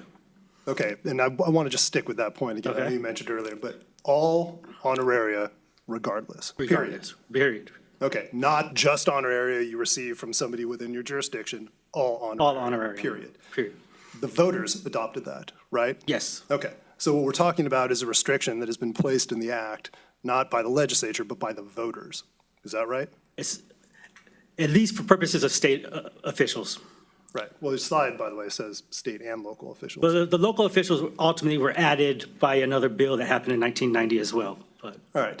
So the original enactment of the honoraria ban, without limitation, was put in 1990. And in the ballot pamphlet materials, which I took a look at, I was struck by the fact that the folks arguing against that ballot measure made the argument that you can't possibly mean all honoraria. You can't possibly, and by the way, it refers to all honoraria and payments for speeches. It was very clear that it applied to all payments for speeches in the ballot materials, which the voters saw. The argument was made, you can't prohibit us from receiving speeches. If you do that, how are we supposed to make a living? You're taking out a source of living.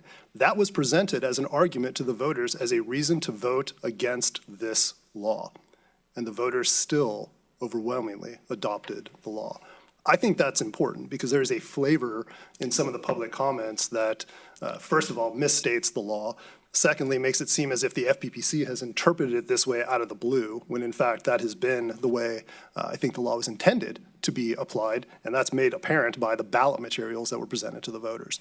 So I just think it's important to set the stage with the full set of facts and make it clear that we are not limiting this or doing something in some way that is inconsistent with the statute. It strikes me that it is full square within the statute.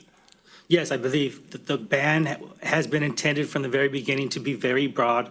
It was at first, I mean, this proposition was actually in response to an FBI sting where several officials, where they created two fake businesses and then provided honorarium and other contributions in the tune of $90,000 to legislators, and were able to pass legislation specifically benefiting those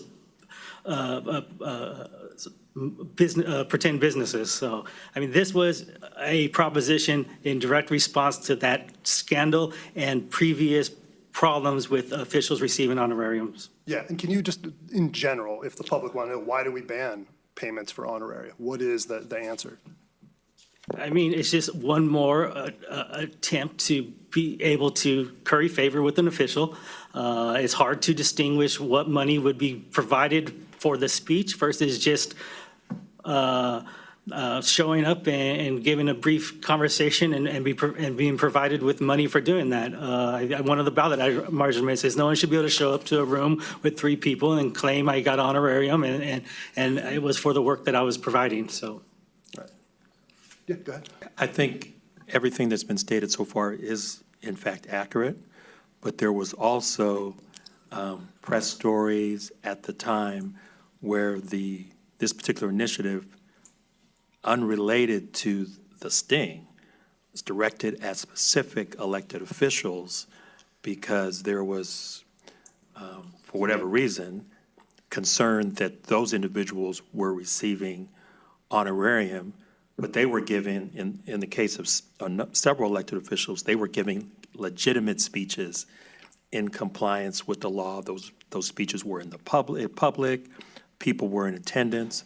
One of the examples you referenced was in fact accurate, where someone took an elected official, was on the other side of a two-way mirror and was given an honorarium for what was clearly, in a legal act based on how the courts decided. But there also were elected officials giving legitimate speeches with hundreds of people in the room, open to the public. So I think it's important to clarify that there's definitely a balance in terms of what the intent of the law was when it was put on the ballot.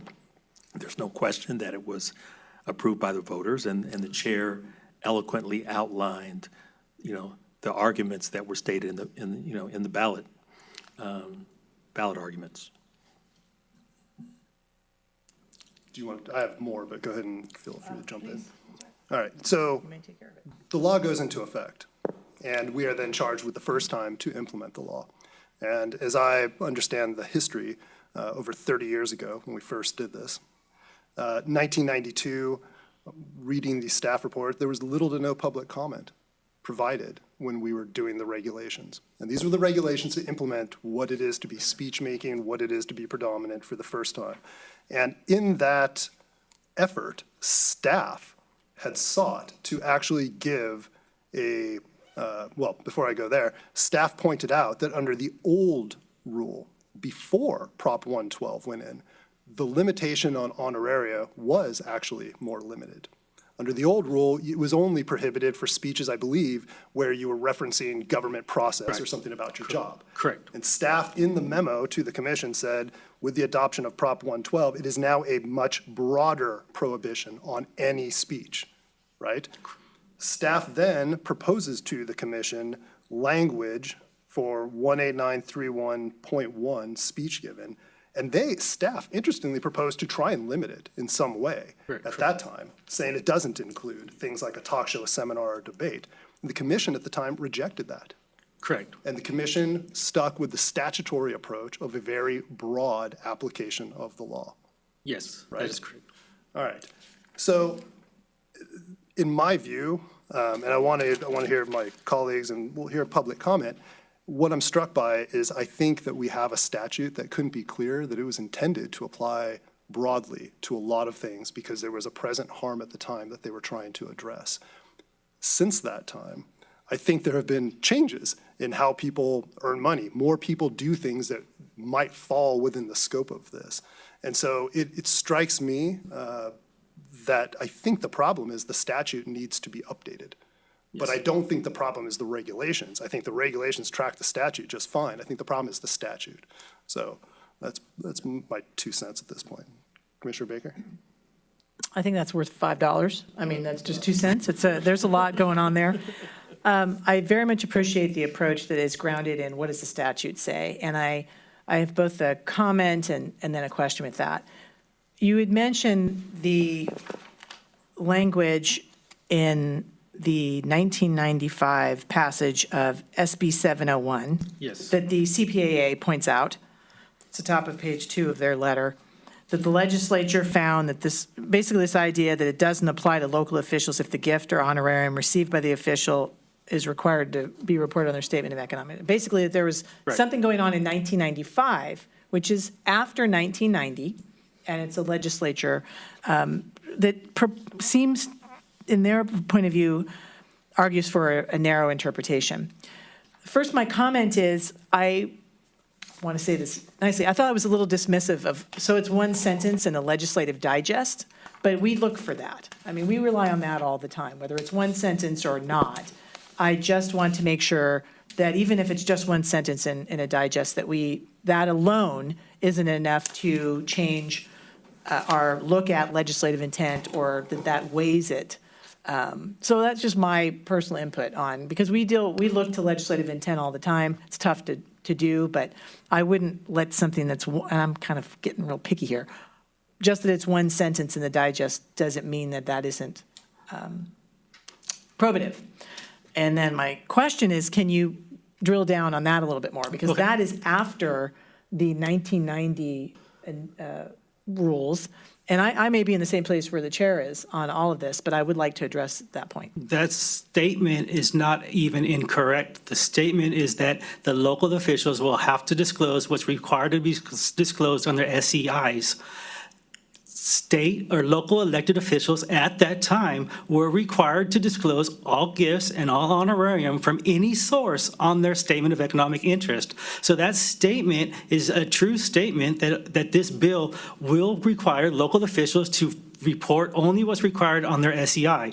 But there's a distinction between electeds and designated employees.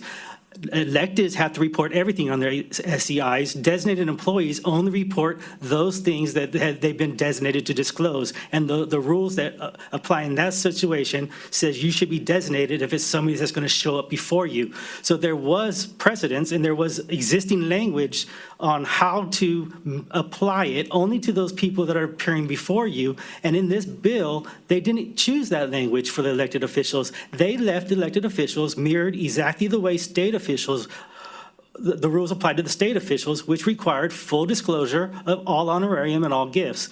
They specifically chose to limit the disclosure for the designated employees and only require the people that would have showed before them, thereby being that they're now designated on their statement of economic interest. So it was a very deliberate choice at the time in 1995. Thank you, excuse me. If I were to put that in a little short summary in my brain, that is, it really was mostly dealing with designated employees. Local officials already had that, and that was broad. Right. Okay. I just wanted to address that because that was in CPA's letter. And I did want to make the comment that I had heard in the presentation that, it's just one sentence. Sometimes one sentence could potentially be enough in the future. I don't want to take us too far down that road. There was also information that was provided by, I believe, the League, which was to suggest that less so much, I feel, weighing in on this particular opinion, but more on we'd like you to start a rulemaking, like you to start over. I think that's how I'm reading it. A little bit different approach to just don't do it. I wonder what that might look like when there's an advice letter and we have sort of a determination on, I think we're going to be asked today to either affirm the advice or give any other guidance. I'm not sure. No. Chair's on his head. Well, I mean, let me just say, Mr. Lau can speak to this more.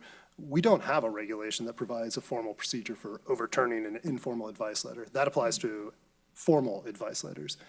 And so today, I think our options are to express a view on the regulation as it exists, potentially, our view on what staff should research and come back to us on, our feelings on the application of the law and what the approaches could be, whether that's a statutory change. But Okay. procedurally, this isn't an appeal. Not so I don't take your word for it, but I'm assuming we get the nod from Mr. Bainbridge that we don't have, in informal, we don't have authority. So this is just for getting informal feedback on an informal advice letter. That if they had asked for formal advice, we might be in a different position. It could be considered appeal. The regulation on advice provides that the commission can rescind a formal advice letter. It doesn't speak to an informal advice letter. The reason for that is a formal advice letter has a legal impact, which is it gives immunity to the requester. Informal advice does not have that same effect. So that's why the regulation is the way it is. The commission can give instruction on what they think about the advice that was given, but it's not technically rescinding the letter. I'm going to hold off on any further comments, and I'd like to hear the public comment and additional colleagues. And thanks for answering my questions. This is more of a technical question for Mr. Bainbridge, for my edification. When it comes to informal advice letters versus an actual advice letter, are both made public?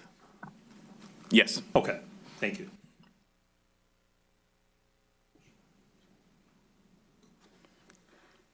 I think the whole thing is lousy.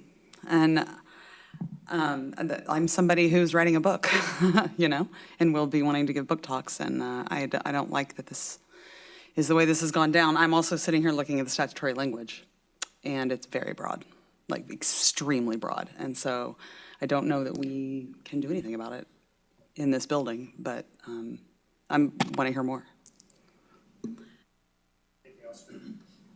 Anything else from you on this, Mr. Not at the Lau? moment. All right, why don't we go ahead and take public comment? We're on item 6, the Winnick advice letter. Mr. Winnick, good afternoon. Surprisingly, I want to comment on the advice letter. Good afternoon, Mr. Chair and Commissioners. First, I really just want to thank you for taking this up to have this discussion. The honorarium rules, as you can see, don't get discussed very often, certainly not to the level of detail that we're doing here today, so I appreciate the discussion. I really just want to focus on what I think is a potential path forward in a non-statutory way. Certainly, obviously, a change to a statute can occur and that could fix it. But I did want to bring up, focus really on just the definition of speech given. You know, we could, Mr. Lau and I and the commission could spend a lot of time debating what SB 701 meant and all that, and it sounds like we've sort of come to that conclusion. But I do think the commission has taken it upon itself to define what a speech given is. And over the course of, you know, the 30-some years that the bill's passed, the commission has carved out some exceptions to what a speech given is.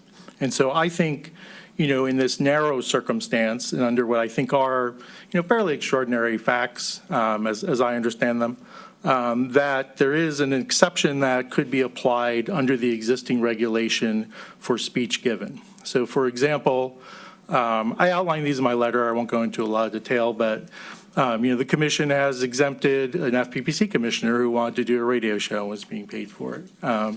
They exempted a teacher who wanted to make presentations on a book that the teacher published and provide seminars on some of the work that they had done.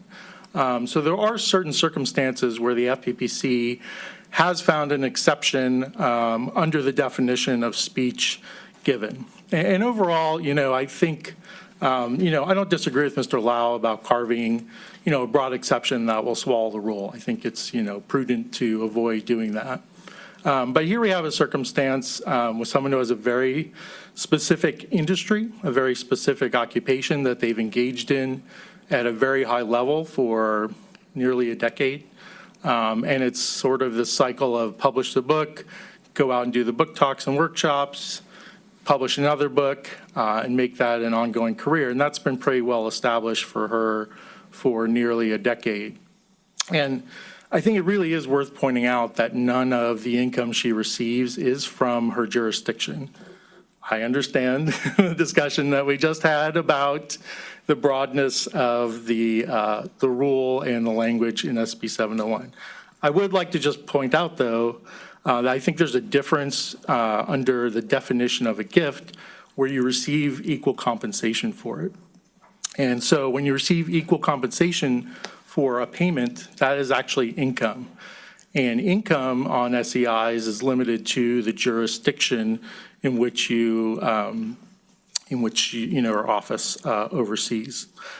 So again, I'm not asking for, an exception to swallow the rule here, but I do think, given the FPPC's interpretation of speech given over the year, that a limited, almost to these and nearly identical circumstances could be crafted to allow Ms. Himes and others similarly situated to continue their work. And let me just tell you briefly why I think that's important.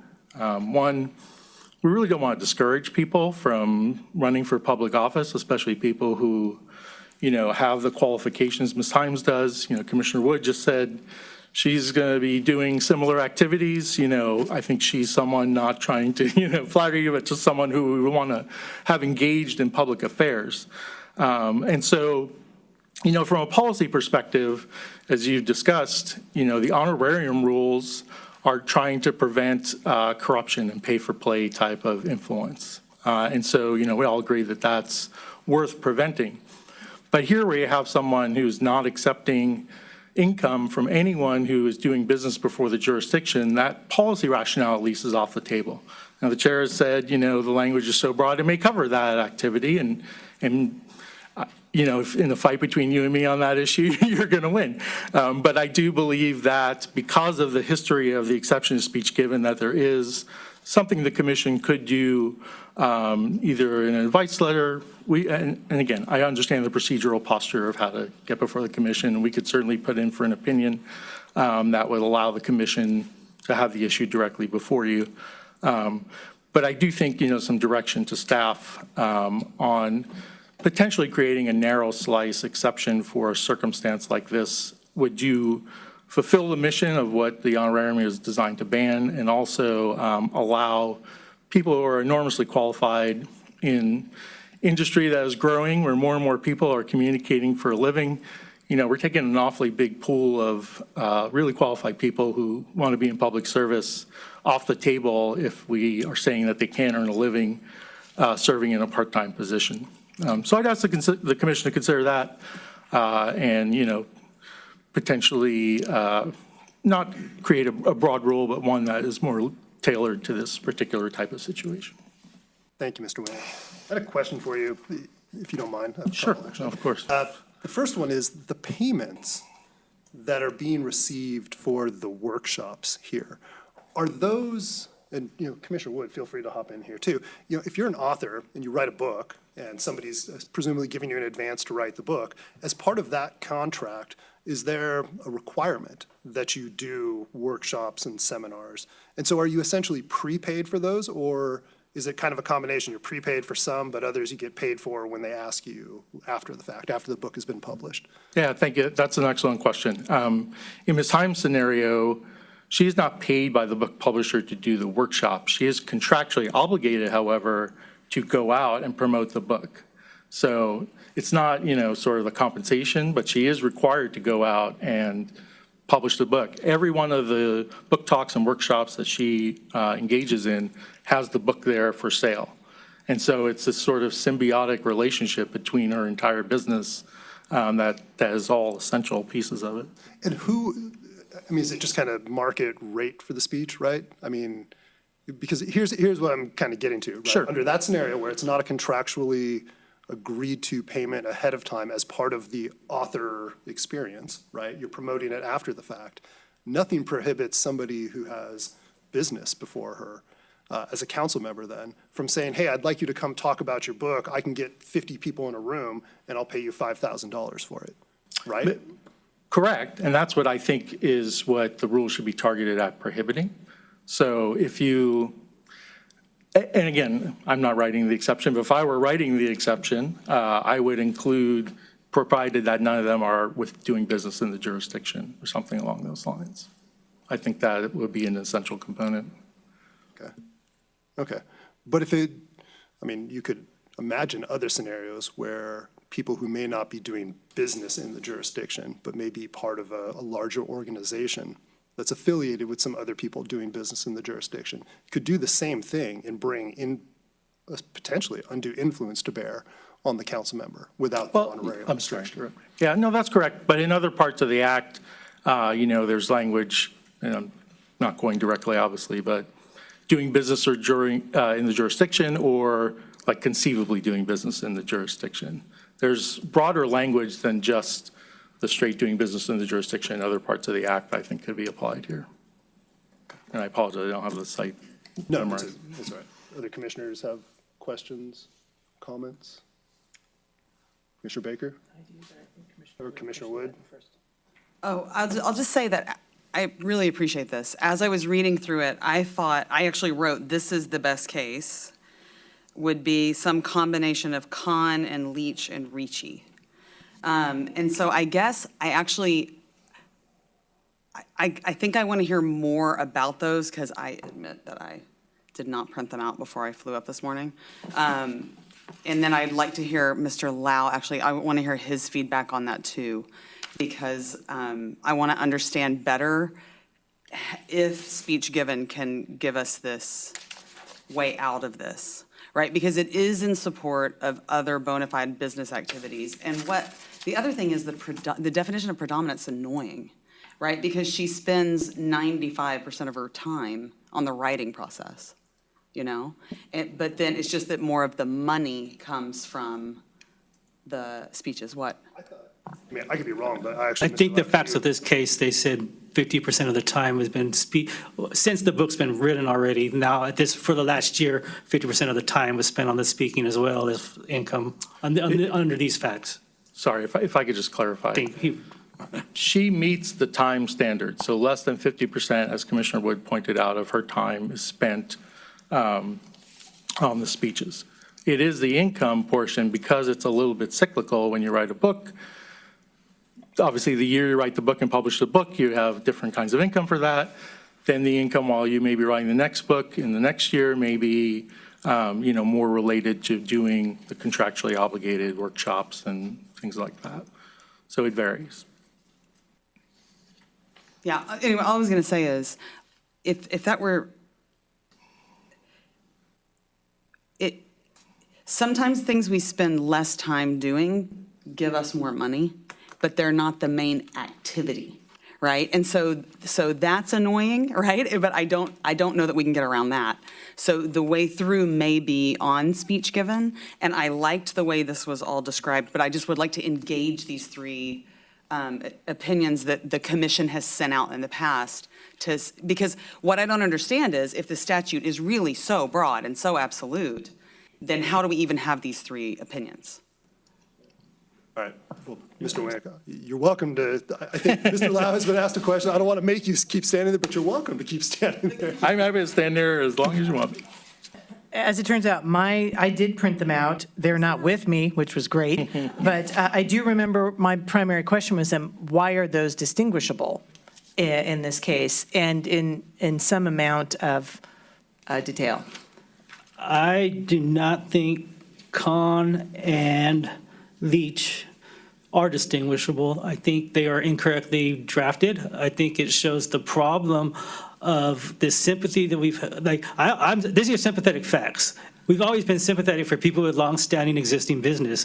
And in the late 90s, 30 years ago, we had a series of letters, and these are the two that are that are pretty much not undistinguishable from these facts, that we went too far in creating an exception based on a longstanding business and experience that it wasn't a speech given.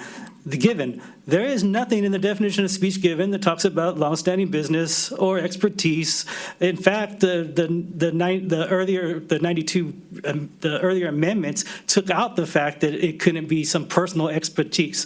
The original honorarium ban only applied to your governmental experience. Speaking about your governmental experience would allow you to have an honorarium as long as it was a personal expertise. So we ignored that in these late 90 letters. And they're still out there. I would say those two are problematic. The Ricci one, if you look at it though, is the closest one on these facts. It was a book and they were doing presentations about the book, but there is a footnote that says assuming that speech making does not become the predominant activity of the business. So Ricci has a warning. I'm not sure why we found fit to put a warning in that one and not the other two. We were horribly inconsistent with all the letters during that era. They looked at different things, but they all revolved back to, was there a long-standing business, and is this something they did before office? And we were sympathetic, and the staff got very creative in trying to create an exception that is what's essentially being asked for again. And that was attempted to be resolved in the 2008 letter that we did to, that was, I wrote it, I should know this. We tried to resolve that in the 2008 letter to Halderman, which is where we looked at very specifically just the statute, just the regulations, and we were sympathetic. We adopted the most liberal interpretation we could of predominant activity and saying we're not going to stop you from doing anything despite the fact that you did not have what would be considered a bona fide business at the beginning of your term because it was primarily making speeches. We will allow you to continue all your business activities that you could possibly continue, despite the fact that some of them would otherwise be prohibited honorarium, as long as speech making does not exceed 50%.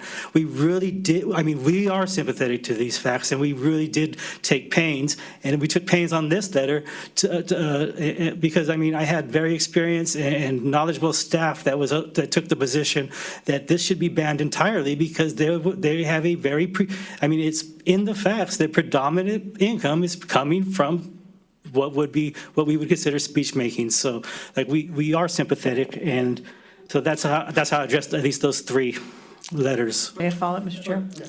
Oh, I'm sorry, Mr. Ward. Go ahead. I am going to just say this part.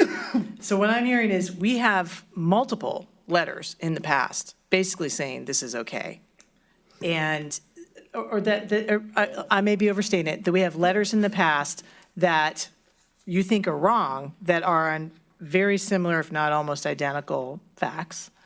And that is something I would just say in the future should be in the memo and staff to us, that we are diverging from prior advice that has been given in the past, because we do, and I apologize if I missed that, then that's totally on me.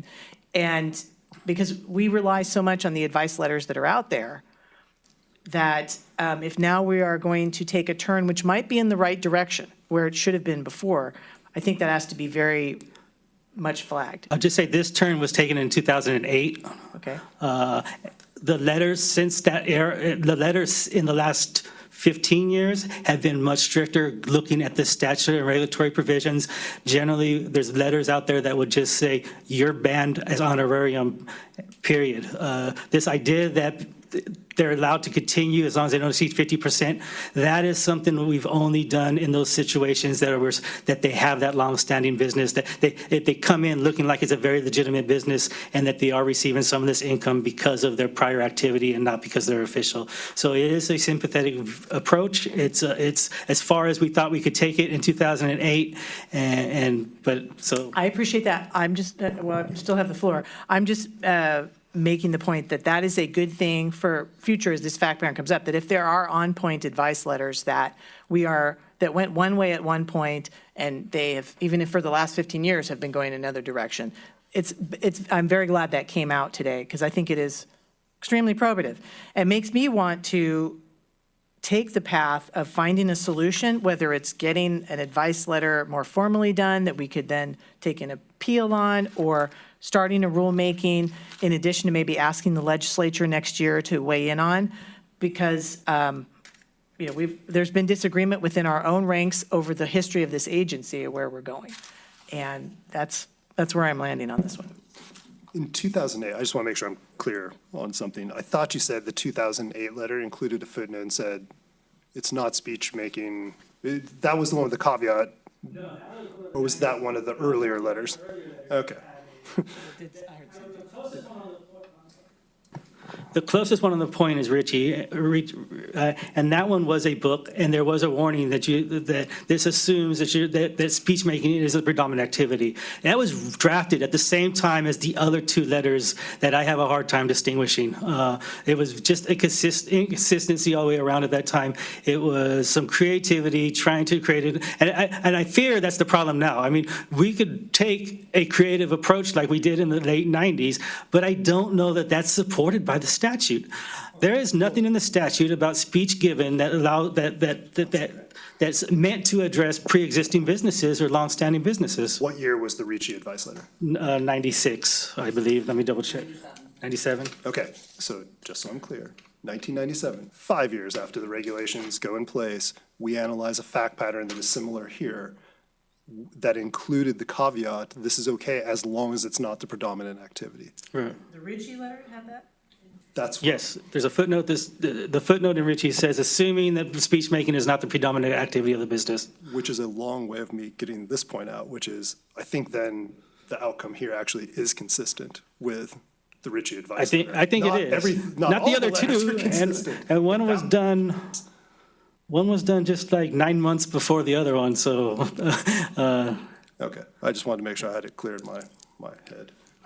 Just for the record, I think, we can sit back and say what somebody at the FPPC, whether it's an attorney, whether it's an administrator, whether it's a commissioner, should have done 10 years ago, should have done 20 years ago. They're not here.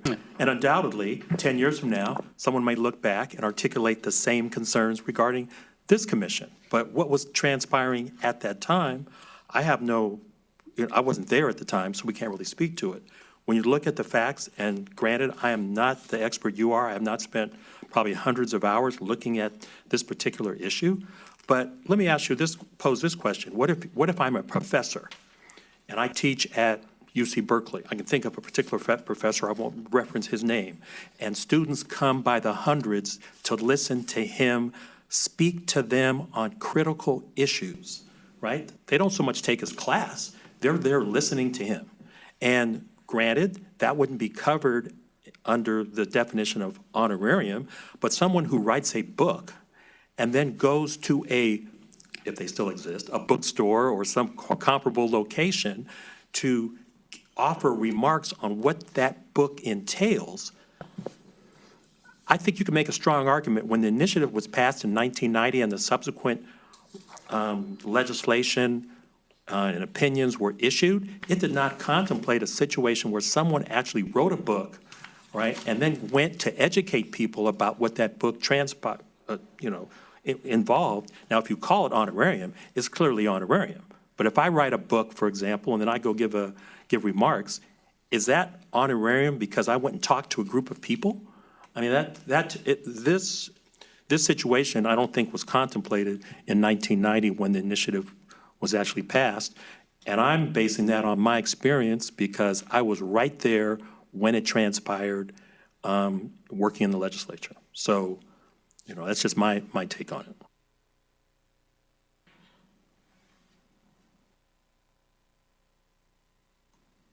All right, any further public comment?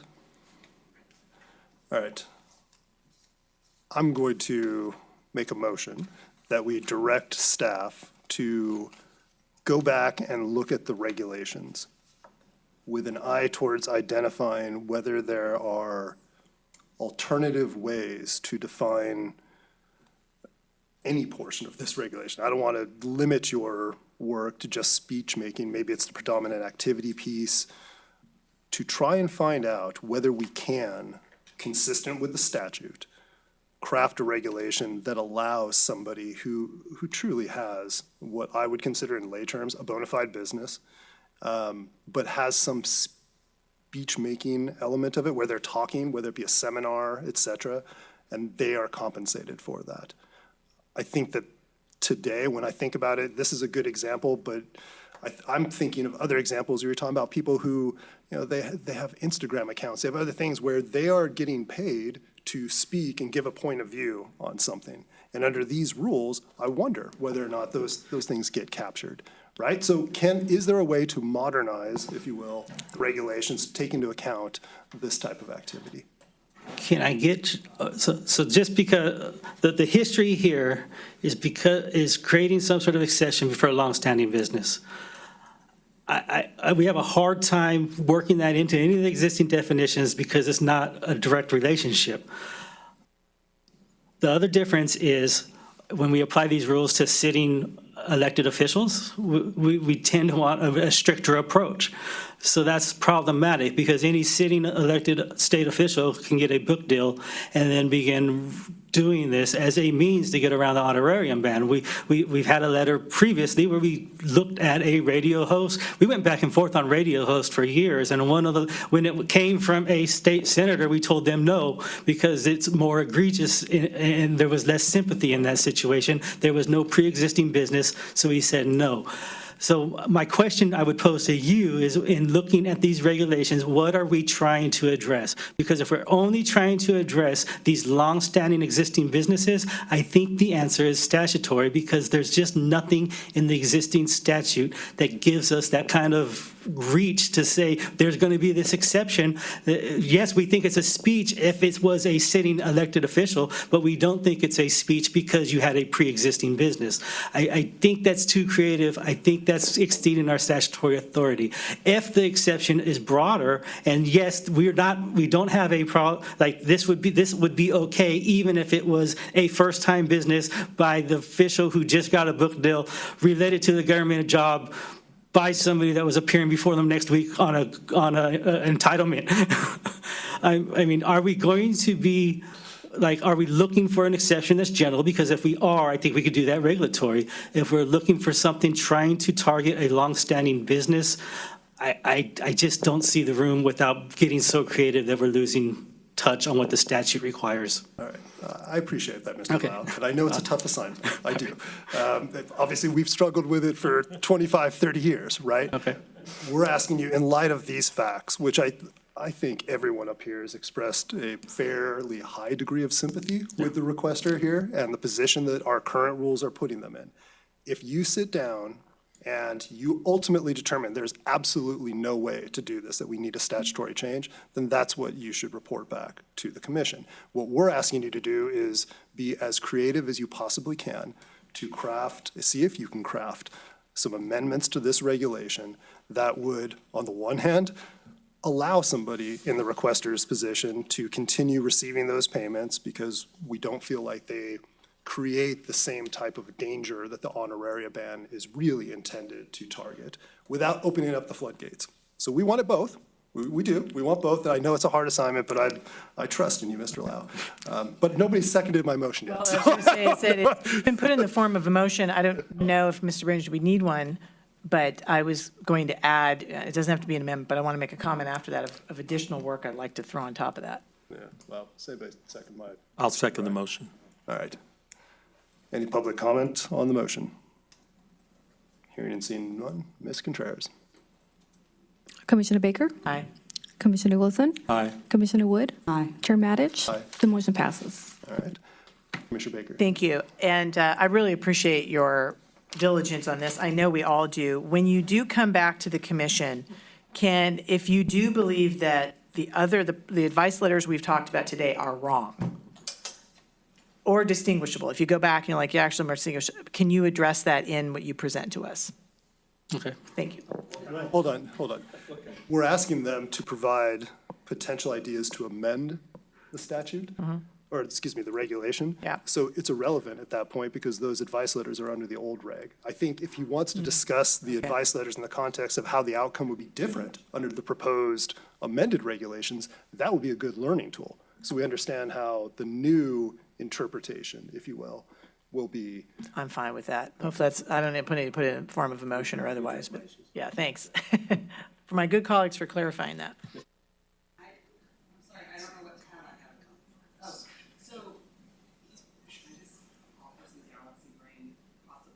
Creative stuff.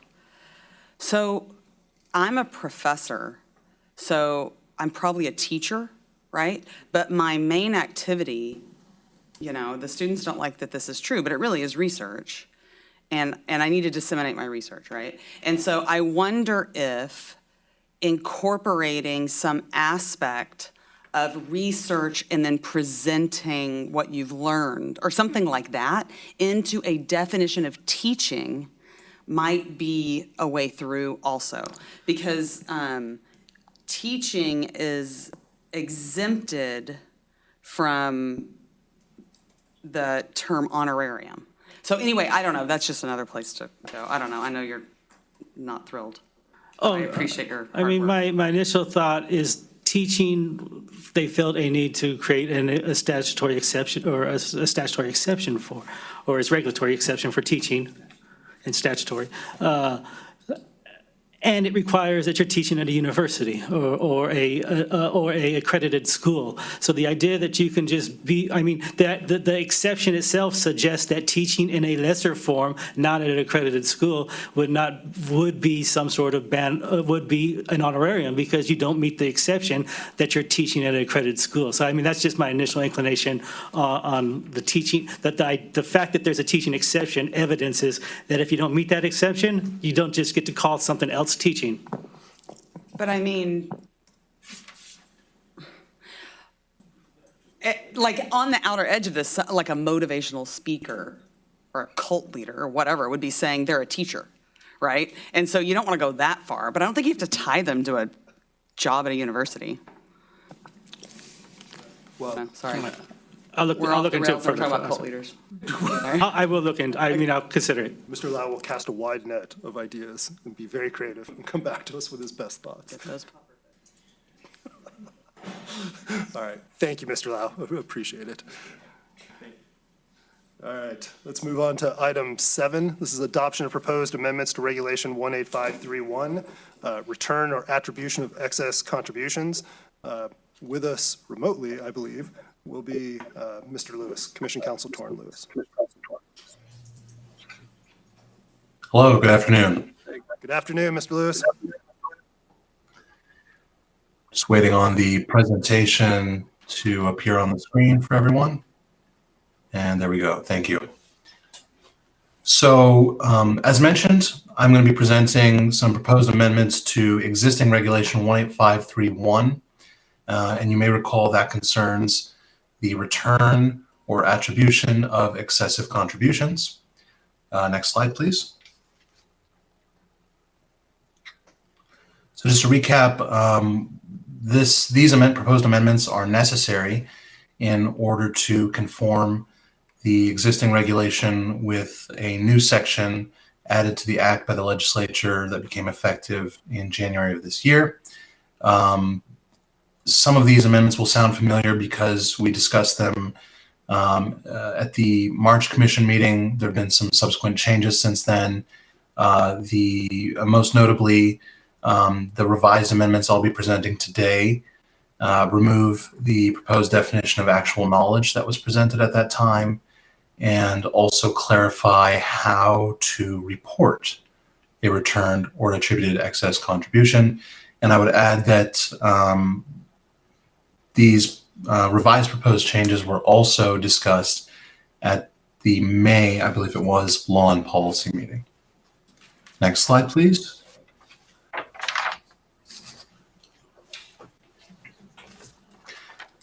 So a quick overview.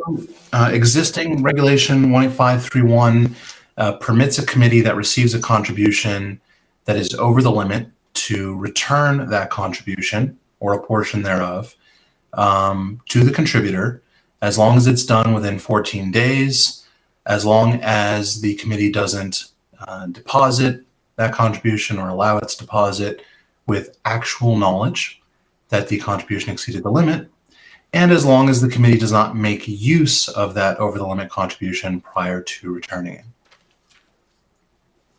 Next slide, please. Now, as mentioned, the legislature made statutory changes in late 2022 that became effective early this year in the form of SB 794. Specifically, they added a new section to the Act, Section 85319.5.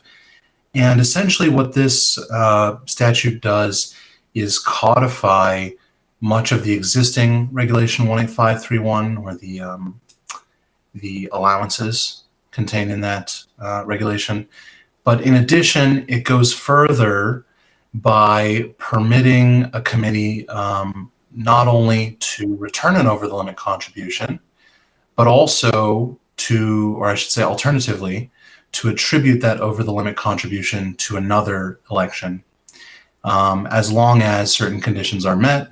And those are pictured here. You'll recognize those from the ones that exist in Regulation 18531 today. Now, these portions of the regulation existing regulation that the statute codifies apply specifically to both non-monetary and monetary contributions, a distinction which you'll see the reason for in a moment. Next slide, please. So the second thing that the new statute does with respect to monetary contributions only is to allow a committee to return or attribute an over-the-limit contribution, monetary contribution, even where the committee has actual knowledge that it was over the limit.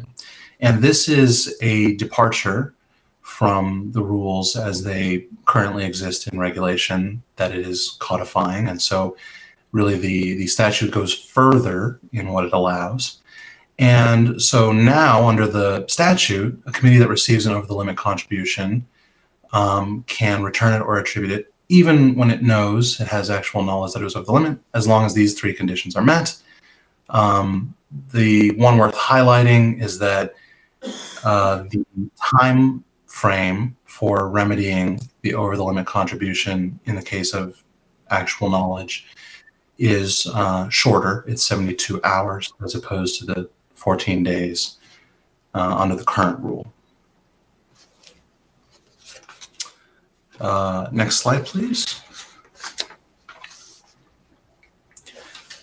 So the first change that staff proposes in response to the codification of portions of Regulation 18531 and the addition of some new parameters under which committees can return or attribute over-the-limit contributions is the deletion of current subdivisions A and B of the existing regulation, since those are now effectively codified in the Act. So just the first change is proposing deleting that obsolete language. Next slide, please. The next proposed change is to add a new subdivision A. And so this essentially spells out that over-the-limit contributions can now also be attributed to another election under the statute, and spells out the circumstances under which a committee has to obtain written confirmation before doing so. Something to highlight here is that a committee doesn't need to seek or obtain rather written confirmation if they're only attributing a contribution between a primary and general election of the same election cycle. Next slide, please. Staff is also recommending adding a new subdivision B, and this would address the return or attribution specifically of non-monetary contributions. Again, just because that distinction is present in the statute, just spelling out that they can be returned either in their original form or in their monetary equivalent, or alternatively, the committee can attribute the portion whose fair market value exceeds the contribution limit, or attribute the monetary equivalent to another committee for another election. And just the time frame within which that must occur, which is 14 days. Next slide, please. Similarly, we're recommending some changes to existing subdivision E of the regulation, which would become subdivision D. And this is just to really clarify the time frame for depositing a contribution that's earmarked for purposes other than making contributions to candidates.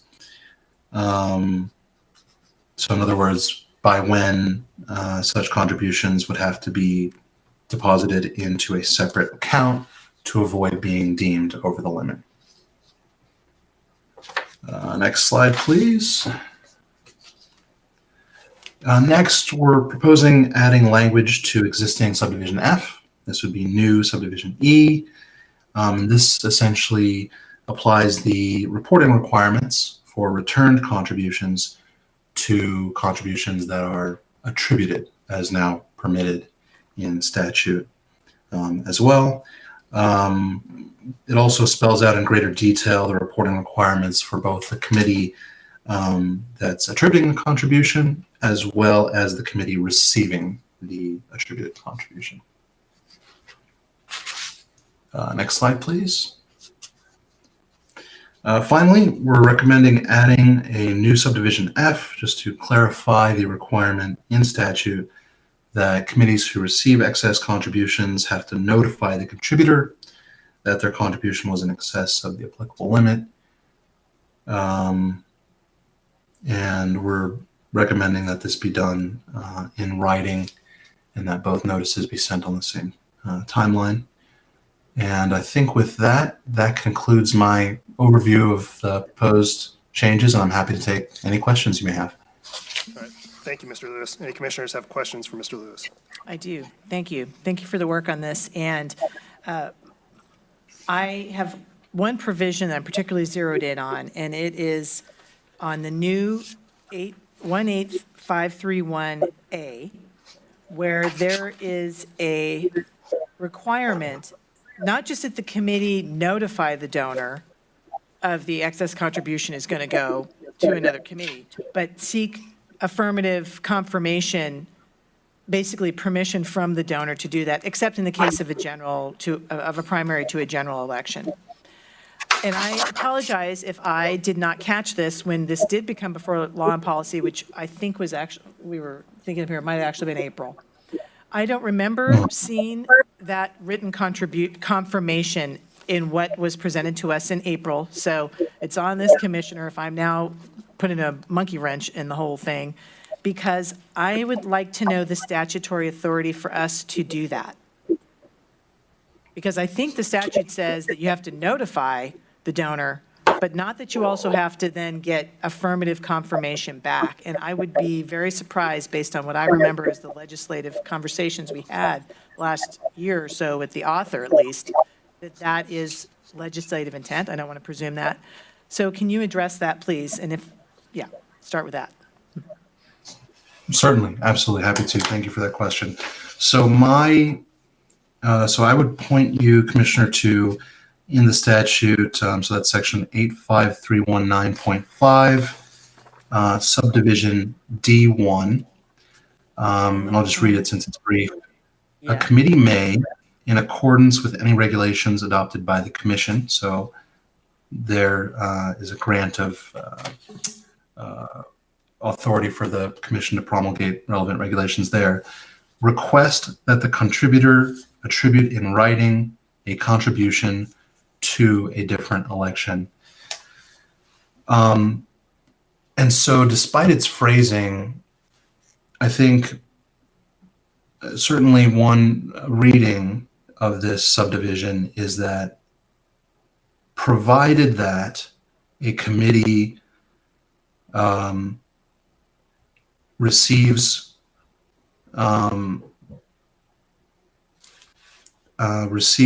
in writing permission to attribute an over the limit contribution to another election, a committee may, in accordance with regulations promulgated by the commission, attribute an over the limit contribution to another election.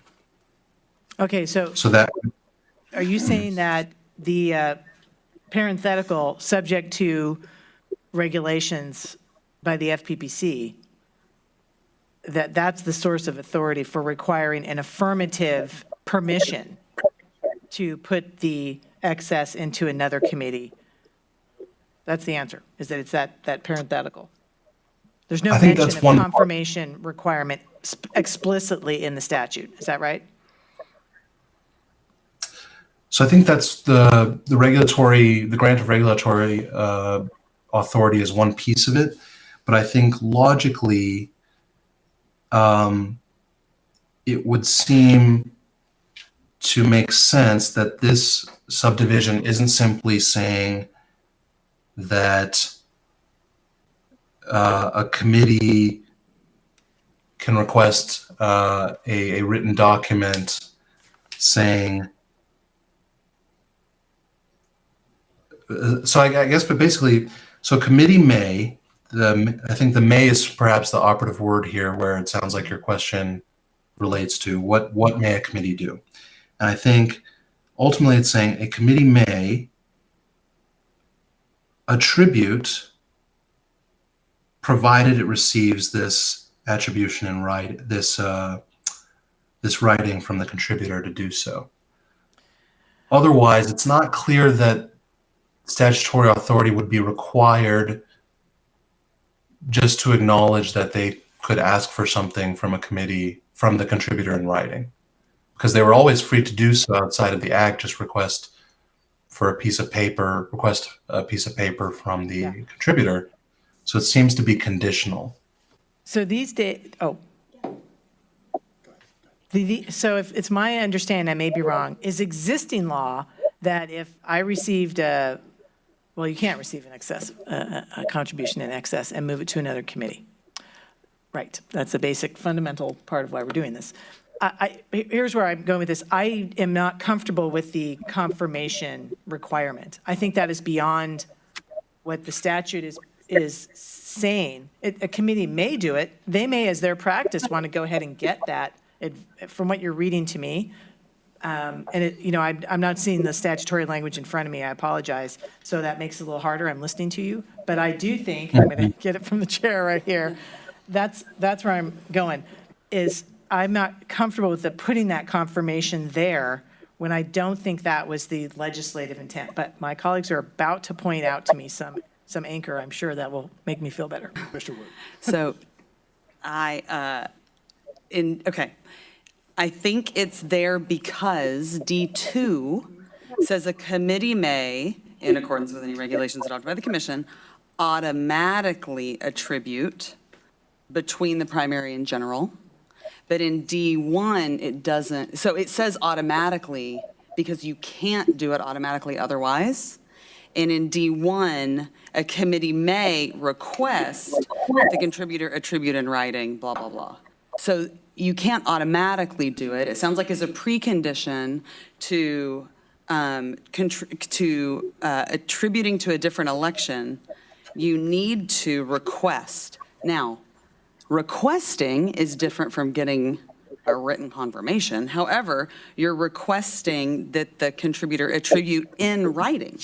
So that in writing must be the confirmation. It's just kind of written in a way that is maybe a little bit ambiguous into how we interpret it, but that's, I think, the cleanest interpretation of it. Except the shall and the may, to me, is also, well, I may disagree, but that's what I'm caught up on. But thank you, Commissioner Wood. I might be able to get there. But that's if it, I'm sorry, that's if it was attributed automatically. You have to inform. The committee shall also inform. Because that's under D2, where you're automatically attributing between the primary and the general. Well, and the word may is used there, I think, intentionally, because the committee has two different choices, right? Okay. Like, the context of this is you have two different avenues here. In one circumstance, you may automatically attribute, and in the other, you may request permission if you want to attribute it to a future election. And the statute, if you're going to do the latter, the statute requires you to request that the contributor attribute in writing that they're okay with it, essentially. And so if you didn't understand that to mean confirmation in some way, we would read it too literally, in which case you can make the request, but never get an answer. Yeah, I understand. And so I think it has to be, contemplates a response, is how I kind of see it. I think it actually contemplates that the contributor's doing the attributing, which I think is kind of interesting, because we talk about it like the candidate doing the attributing. Yeah, but they're, yeah.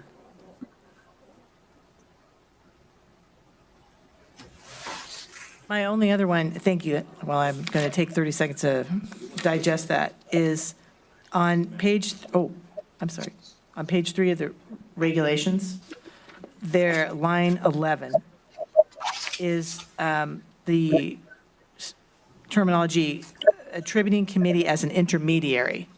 Can you just explain that choice of language? It may be that it's just not what I'm familiar with as, why does it say intermediary? And is it clear to the world what that means? And I'm just the only one who doesn't know it. Sure, if you'll just give me a moment to look that over since I. Yeah, page 3, line 11. So. Yeah, so I think, to be clear, we're not using the term intermediary in any new way, and hence the cross citation here to section 84302. I think the idea here is that an amount that's attributed to another committee. So the receiving, basically what I was saying in my presentation was that the receiving committee must report the attributed amount as a contribution from the original contributor. But as is already required under the Act, in the case of reporting intermediaries, the committee doing the attributing would need to be identified, by that receiving committee as an intermediary. I don't know if that helps, if that rephrasing helps. I just wanted to make sure the term intermediary is known, and it is. Mr. Bainbridge. Yeah. Yeah, intermediary is a term that's commonly used to indicate a committee that receives a contribution and then passes it along. That was my question. So thank you, Mr. Lewis. I didn't ask it all that straightforwardly, but I appreciate the answer. Can I just, is an intermediary the same thing as a conduit, or is it different? Do we use conduit in California, or is it just a FEC thing? FEC, we don't use it. Okay. Mr. Bainbridge, did you have any further gloss you wanted to provide on the question about our statutory authority and may and requesting the affirmative confirmation? I think the professor over there nailed it. It's a strangely phrased section, but the may means you may attribute or you may return, which are the two options that are given in this regulation. So in that section, that's what that's saying, and the attribution needs to be made by the contributor, and that's why we required in writing that the contributor say, I have given you a contribution for this election. I am okay with you transferring this contribution for that election to another campaign for another election. And that's our reading of it. Thank you for that clarification. Very helpful.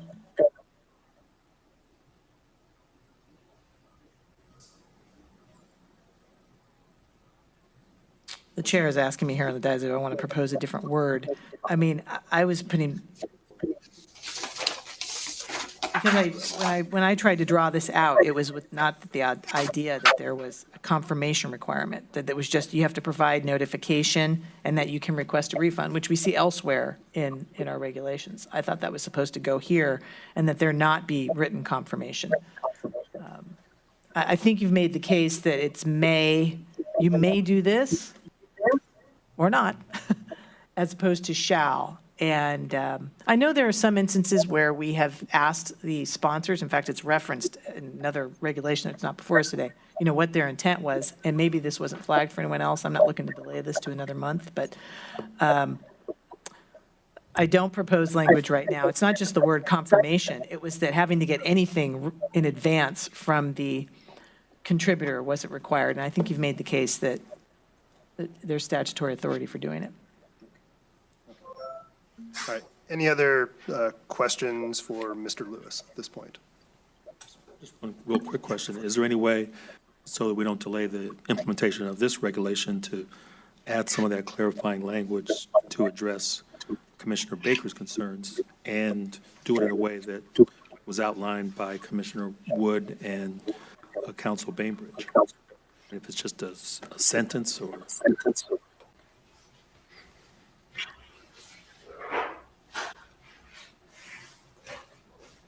I think that question is to Mr. Lewis or Mr. Bainbridge. Oh, sorry. I'll defer to our general counsel, Bainbridge. I think the statute maybe is not clear. I feel like the regulation's clear. If there's a feeling that the regulation isn't clear as to what's required, I think that's one thing. I think the issue here is really with the statute, the way it's worded, could be read different ways, and hopefully the regulation kind of clarifies that. I would agree. I don't think our regulation is unclear about what to do. I just am, and still have reservations about the may versus shall, and I appreciate the perspectives that my colleagues have offered on it, because it's getting me there. I wouldn't talk me out of it in the next few minutes if you're not careful. So I do have one question. Mr. Lewis, if you know the answer to this, your memo says that staff has shared the proposed regulatory amendments with the California Political Attorneys Association, and I know they would care deeply if they thought this would create some kind of an undue burden on the committees and their ability to comply. Did we get any feedback from CPAA on this proposed regulation? Only insofar as that they said they've reviewed it and they had no comment. All right. All right, we are, let's call for public comment on item 7. Do we have any public comment on item 7? Hearing and seeing none. Mr. Lewis, thank you for your presentation. I move approval of the regulations in item 7 as presented by staff. Is there a second? Great, thank you. Second. All right, Ms. Contreras. Commissioner Baker? Aye. Commissioner Wilson? Aye. Commissioner Wood? Aye. Chair Matich? Aye. Motion passes. All right, thank you. Commissioner Baker the option. All right, moving right along then. I think we're on item 9 now, adoption of proposed amendments to regulation 18361.1. And with us still is General Counsel Dave Bainbridge. Mr. Bainbridge. Still here. Yeah, I'm covering for John Fazer, who wrote the memo and most of the reg, but is on vacation. So I'll make this one quick. 18361.1 is the regulation that governs the commission's use of administrative subpoenas. It's used by enforcement to obtain records via subpoena. We have specific authority in the Act for issuing administrative subpoenas. There's also a general authority for state agencies to issue investigative subpoenas. So we're doubly authorized in this case. The commission, many years ago, has created a requirement that in most circumstances, before issuing a subpoena, staff will try to obtain the information, documents that they want voluntarily. I think this was intended as sort of a goodwill professional gesture of we'll request the documents before we demand them through a subpoena. Some people, I think, especially non-lawyers, find subpoenas scary or intimidating or more than what they are, which is just a request for documents, really. So with that commission-created voluntary compliance piece we have, the current reg requires that the staff make reasonable efforts to obtain records via informally as opposed to using a subpoena. It doesn't explain what reasonable efforts entails. This has caused some confusion. It causes opportunity to muck up the enforcement process. Because what is a reasonable amount of time to wait for records? How many times you have to contact? These are all sort of subjective standards that are not particularly helpful really to anyone involved. So what we're proposing is that rather requiring reasonable efforts, we would require that they make a request in writing and not issue a subpoena for 21 days, at least 21 days until after making the request in writing informally for the documents, for a voluntary production. This would give the opportunity for voluntary compliance that we currently have, and it would take the guesswork out of what would be considered reasonable efforts. As detailed in our memo, the 21 days is consistent with some standards used for civil discovery. It's also, we spoke with the enforcement folks and got a sense of how long they typically give people when they request documents, and then added a couple days on top of that. So that's where the number of 21 days came from. The executive director in the current reg has the authority to forego the voluntary compliance requirement on their discretion. There are certain circumstances where it doesn't make sense to require a subpoena or to make a voluntary request. Some parties request subpoenas. Certain businesses will not provide a subpoena or provide any documents without a subpoena. So there's obviously no reason for us to send a 21-day letter when we know the bank is not going to give us records without a subpoena. And then there's also can be concerns about loss or spoliation of evidence. So those are the sort of circumstances where the ED has that authority. That's not changing in this regulation. That stays the same.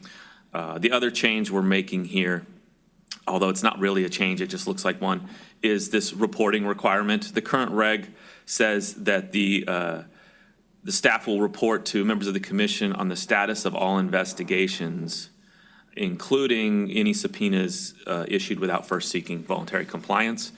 In practical effect, that first part doesn't actually happen. You don't get a report on the status of all investigations. The report you receive actually really just details when a subpoena was issued without first seeking voluntary compliance. So just to make the regulation consistent with what actually occurs, we took out the part about the status of all investigations, since that's not really accurate of what happens, nor do we think it's good policy for the commission to have a report on every single enforcement case every month.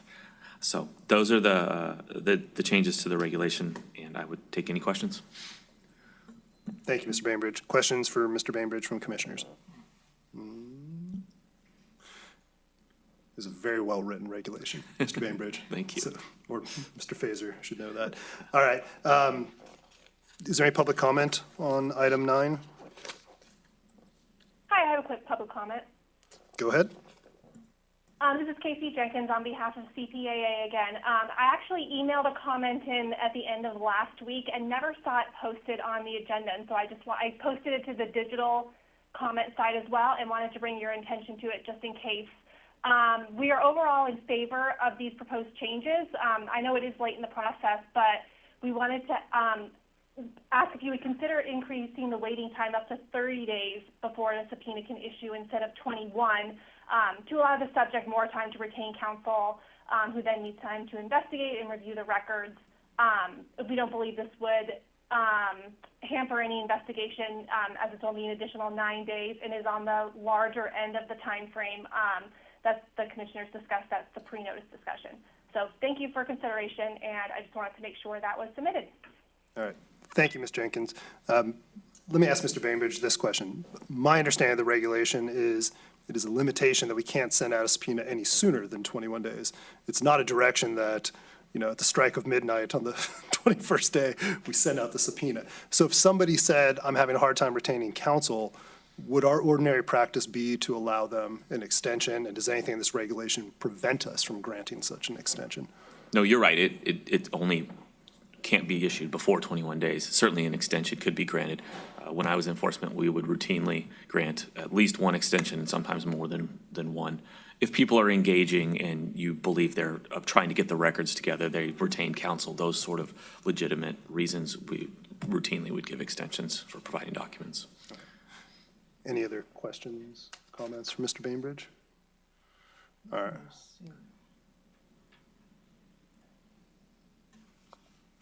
I would move to adopt. I will second.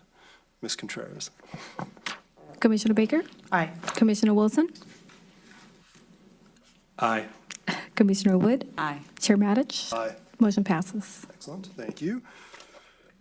All right, moving right along, we have item 10, adoption of amendments to regulations implementing Senate Bill 1360, disclosure and advertisements. And with us is Senior Commission Counsel Erica Boyd. Good afternoon, Ms. Boyd. Good afternoon, not morning. Hello, Erica Boyd from the Legal Division. back today discussing the proposed amendments to some of the regulations covering advertisements disclosures. These were first presented for pre-notice in April. These are largely due to changes made by SB 1360 in 2022 to the Disclose Act portion of the statute. As discussed in April, many of these are minor changes, correcting cross-references and such, and most of them are necessary for the regulations to now be in line with the underlying statute. Since these were presented for pre-notice, we have not received any public comment. General Counsel Bainbridge spoke with a representative from CPAA who said they had no issues or feedback to provide. So the only changes since these were posted in April can be found in 18450.9. We are retaining subdivision B, requiring a link or tag to a committee's page for paid advertisements posted on social media by third parties. Additionally, we're adding subdivision C, specifying that for disclosures on electronic media ads by candidates and political parties, these need to be in a contrasting color and specifies a minimum font size. That wasn't provided for in the statute, so we wanted it to be absolutely clear. To briefly recap on the amendments up for adoption today, there are multiple regulations. In 18402, we are inserting a reference which now permits a shortened committee name in certain instances. In 18450.3, we're inserting a reference regarding the disclosure of top contributor names, and I will circle back on a point there. 18450.4, correcting a cross-reference in subdivision B, adding subdivision C, defining television to include advertisements viewed via streaming TV and connected TV technology, and inserting new subdivision D related to top contributor name delineation. 18450.6, we're inserting a reference to the section permitting a shortened committee name. 18450.8, correcting a cross-reference in subdivision A and removing an unnecessary cross-reference in subdivision B. And in 18450.9, correcting a cross-reference in subdivision A, correcting a cross-reference in subdivision B, and adding subdivision C regarding disclosures for candidate and political party electronic media ads. At the April meeting, Commissioner Baker had asked a question going back to 18450.3, and now is having a reference to section 84503B regarding disclosure of a top contributor name. And previously it was that a name that was being disclosed as a top contributor may not include words such as incorporated or corporation or political action committee. And now, unless the term is used in the contributor's name in common usage or parlance. And now it's shall not include. So you asked us to go take a look at other California laws and other state laws to see if there's anything that would provide a definition that would be applicable here as we move forward. The research into other state laws didn't really provide anything of use. In California law, parlance is used exactly once in the elections code. It was put in place around the same time that this language was first put into place, and it's used in the same way. It's talking about listing a top contributor, I believe, on a ballot measure signature gathering. And to our knowledge, the AG hasn't provided any formal advice on that term there. Common usage appears in a couple other places, and one is the Fish and Game Code about species of fish and the common usage there, and in a couple other places. None that seemed particularly illuminating in terms of what we would address, but again, once the question comes up, if we need to take a closer look at it, we will certainly look to other state authorities. Are there any questions on these? Any questions for Ms. Boyd on item 10? No. All right. Thank you, Ms. Boyd. Is there any public comment on item 10? Hearing and seeing none, I will move adoption of the regulations proposed in item 10. Do we have a second? Second. Ms. Contreras. Commissioner Baker? Aye. Commissioner Wilson? Aye. Commissioner Wood? Aye. Chair Matich? Aye. Motion passes. Thank you, Ms. Boyd. Appreciate it. All right, moving right along. Item 11, our legislative update. With us is our senior FPPC Legislative Counsel, Ms. Nakano.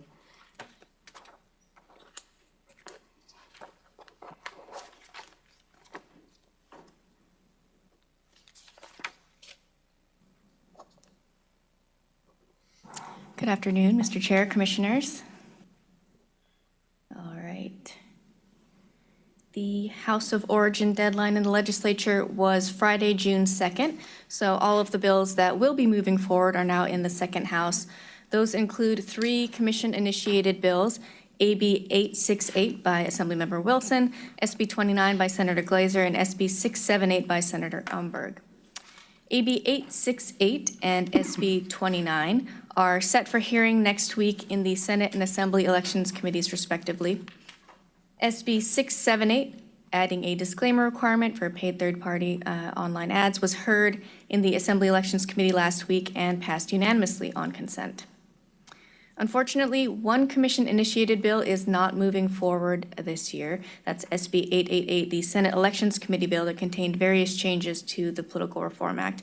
That bill was held in the Appropriations Committee.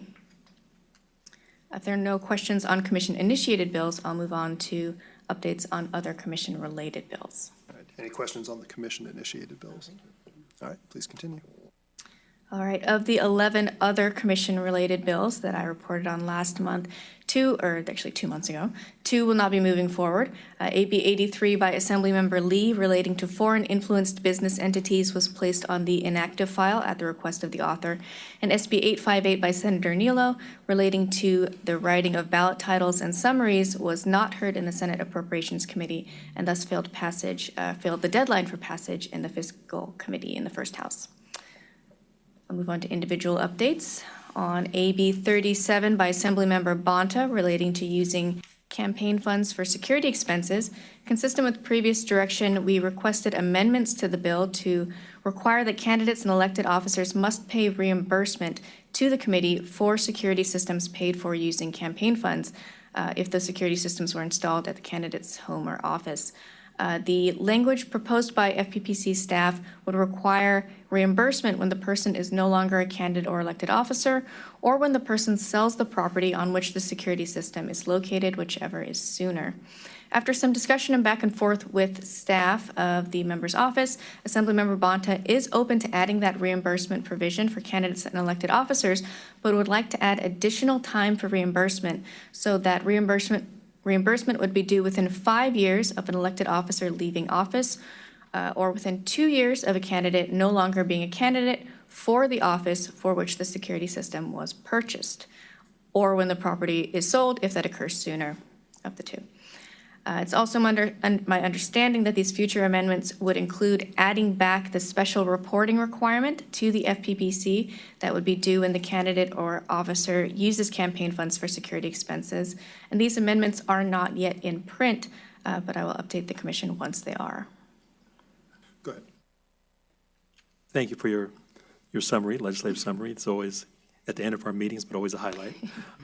Just wanted to ask you, in terms of the reimbursement, is there a rationale for the prolonged period before reimbursement would be required? The only reason I got from the author's office was to give them more time to wrap things up, essentially. 2 years or 5 years, depending on the situation? Right. Okay, thank you.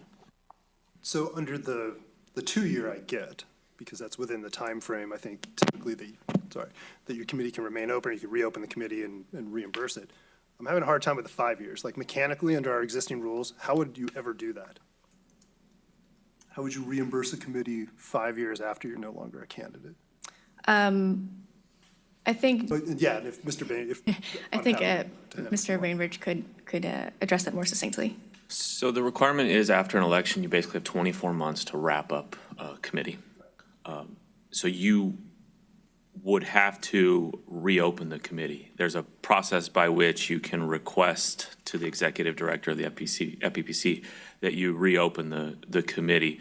It's usually used in the context of someone getting a refund or getting some money that belonged to the committee and they had already closed the committee. So they need to be able to open the committee, bring the money in, and then distribute it in a way that's permissible under the statute for excess funds. Or surplus funds, sorry. How onerous is that process? Is it just simple paperwork and it's done quickly, or is it a more elaborate process? It's paperwork, but, it requires, they request it, they send the request to the executive director reviews it, makes sure there's an adequate basis to grant it, then it's granted, then they have to take it over to SOS and say, here's my permission to reopen the committee. And I'm not completely clear on what the process is with SOS for reopening the committee, whether they file a new 410 or not. That'd be a question for them.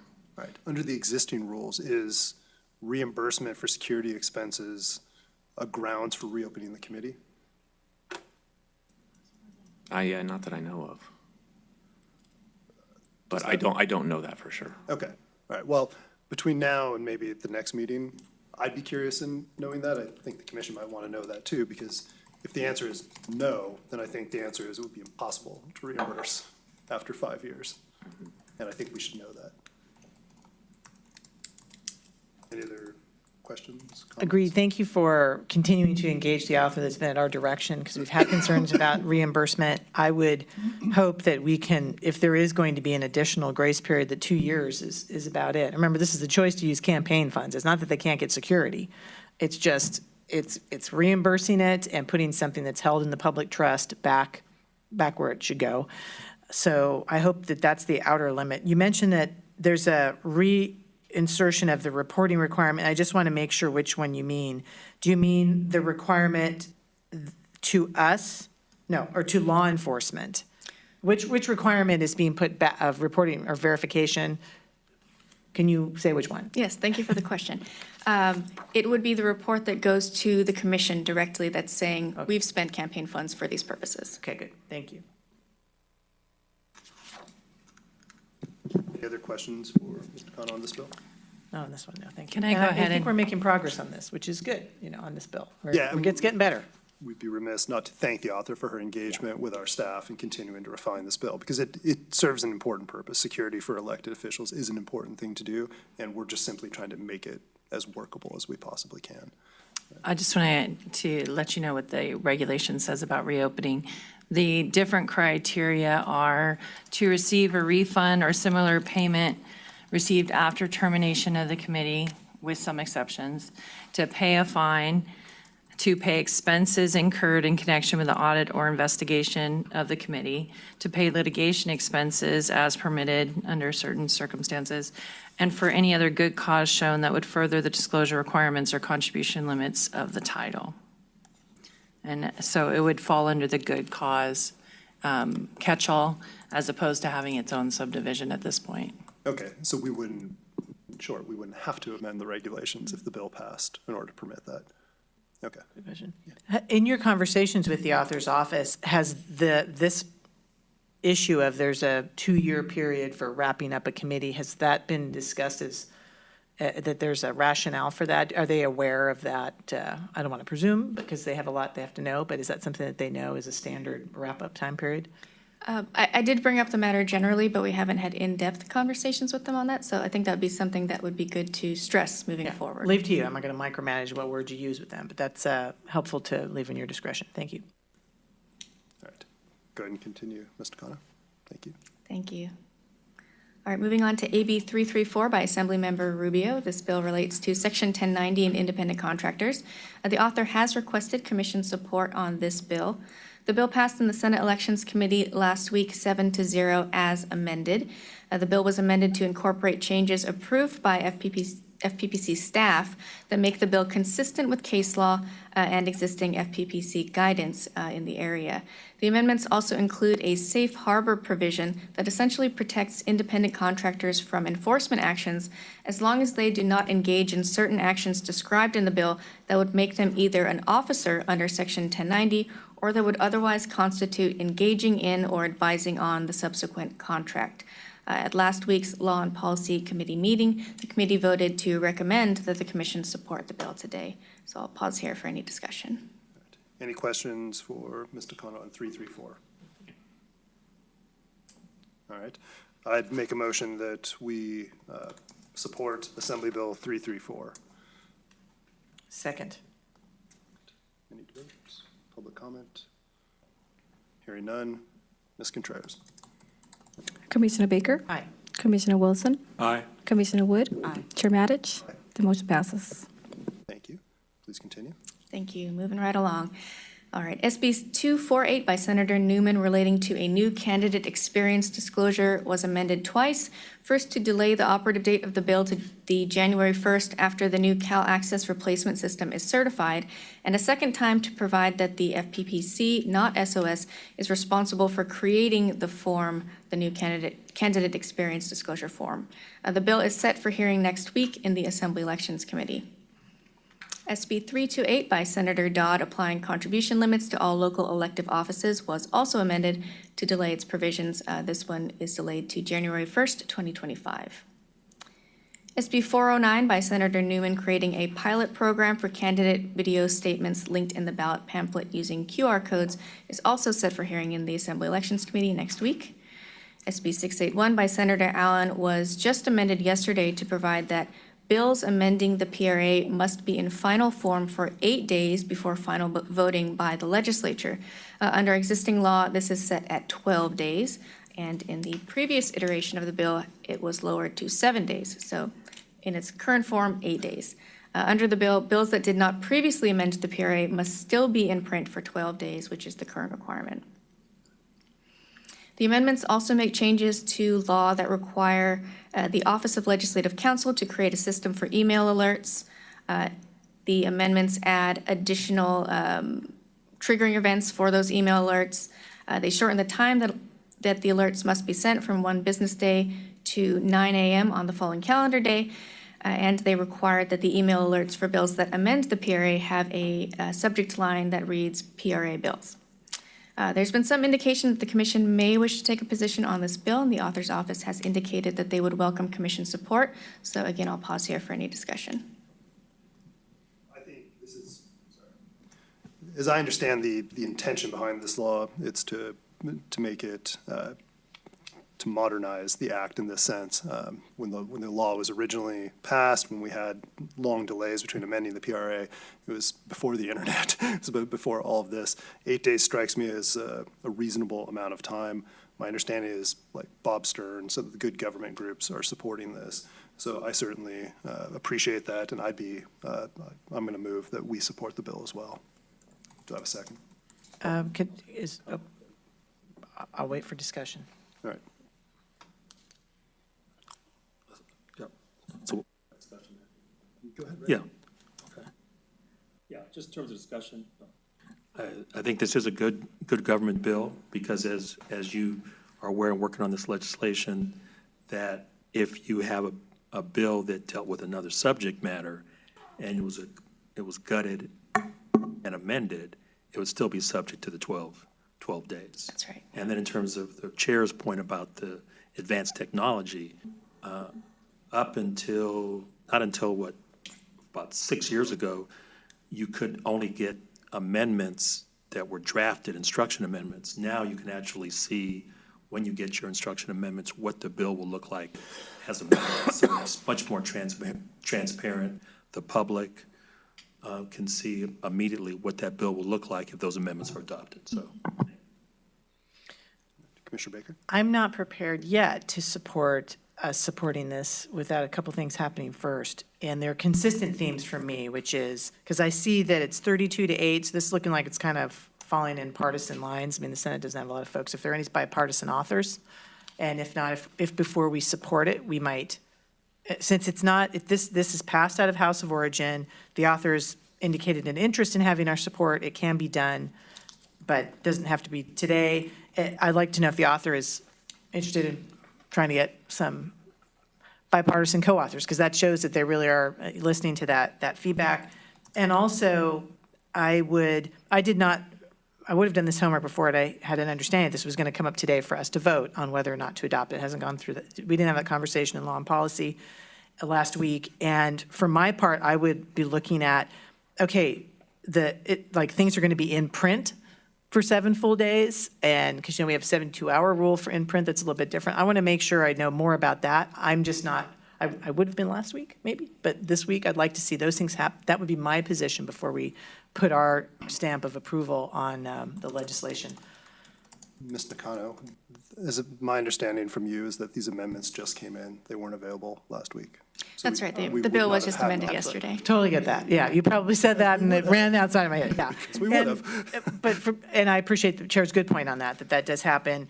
But also, is it, this past House of Origin, it's going to go through Assembly now. We're looking at probably August. We will have at least one more meeting before then. I think we're meeting in August. I would, and I feel strongly about that bipartisan and the points, just checking on, including at least the last 12 days, like, it's going to be in print for those full 7 days, for example, that there isn't any language that monkeys around with that, if I haven't made that clear. And that would be my position instead of taking a support position today. Also, can you say again, are there any groups that are opposing it? I appreciate the chair's observation. It sounds like there's some good government groups that we're probably aligned with on a lot of things that are already on record as supporting it. Checking on support. The only registered support is California Clean Money Campaign, and there's no registered opposition. Okay, thank you. That's my feedback for today on supporting on this one. Usually I'm quite differential, but I'm not ready to do it today. One additional point. For Commissioner Baker's benefit, the bill, I guess, was recently, well, in its current form, it has to be, the bill has to be in its final form for at least 8 days. In print. Right, and it's in its final form. So that's, Because you're looking at the actual bill language. You The actual probably bill got that language. ahead of you. Okay, thank you. So that it does have to be in its final form for 8 days, not 7 days. well, 7 days is what I'm looking at on the bill. 7 days is stricken and changed to 8. To 8 days, okay. So they that may must, have I even- think that just happened, so. Okay. That answers one of the questions. I mean, I suppose an alternative is that we ask the author to, be nice. I like us to support things, and actually, if we're going to support a bill, that we put some hustle on the authors too. You might not need it, but if you can find a bipartisan author, that's just a good ethic, even if it's for someone for optics, but those are my comments for today. I mean, I can get there, but that would be my other instruction, is at least get the bipartisan authors, if you could, please. Do we know, sitting here today, that there is not bipartisan support for this bill?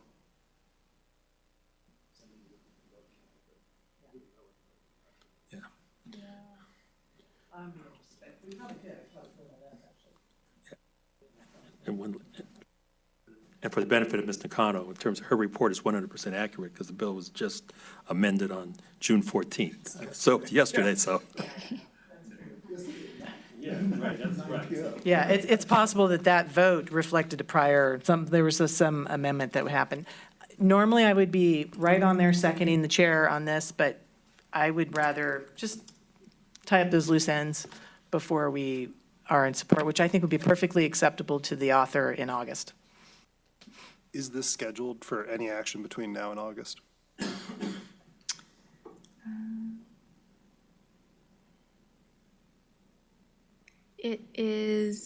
It will be heard in the Elections Committee next week. So that is the next action of the legislature. So it is going to a policy committee. It'll go to the next. policy committee. I don't believe it had any fiscal on it, but yeah, the next one will be the policy committee. Okay. Can I just, maybe with this instruction, because I do want to be not only collaborative, but it's a bill that's going in the right direction, modernizing. Please go back to the author and say that if you're comfortable with this, that our approval, if we do that today, is with the hope that he will get a bipartisan author and make efforts that you would be reporting back to the commission on. I mean, that's as strong as I could make it, but yeah. No, I think that's right. I think you should communicate directly to the author that is our preference, that we prefer to have bipartisan support for the things that we support. So with that said, I did make a motion. It is being heard next week. Is there a second today? Second. All right. Any further discussion? All right. Ms. Contreras? Commissioner Baker? Aye. Commissioner Wilson? Aye. Commissioner Wood? Aye. Chair Matich? Aye. The motion passes. All right. Thank you. All right, Mr. Kano, anything else on All right. legislation? One more quick thing, on SB 724 relating to a new report for certain paid communications that identify elected state officers. There was a previous question about why the bill does not also apply to local elected officers. I did get an answer on this from staff. The bill was written to be narrow and was based on the existing statute that applies with regard to paid communications that identify a candidate for elected state office. So the simple answer is that it was modeled after an existing section. Thank you, because my colleagues may be able to tell, I was the one who asked that question. So I'm glad that we got pretty direct feedback. Thanks. All right, thank you.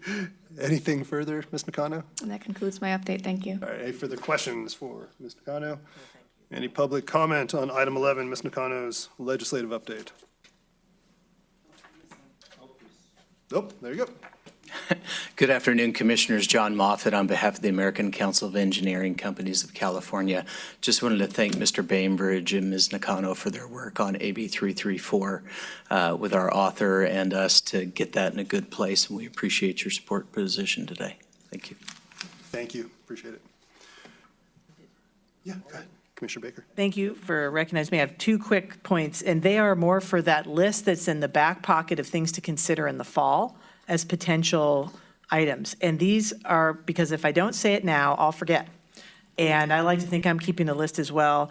We may need to come back to the legislature and invite them to clarify that city attorney issue with respect to 1439. This fall might be too early to do that, but I don't want us to lose track of that potential issue.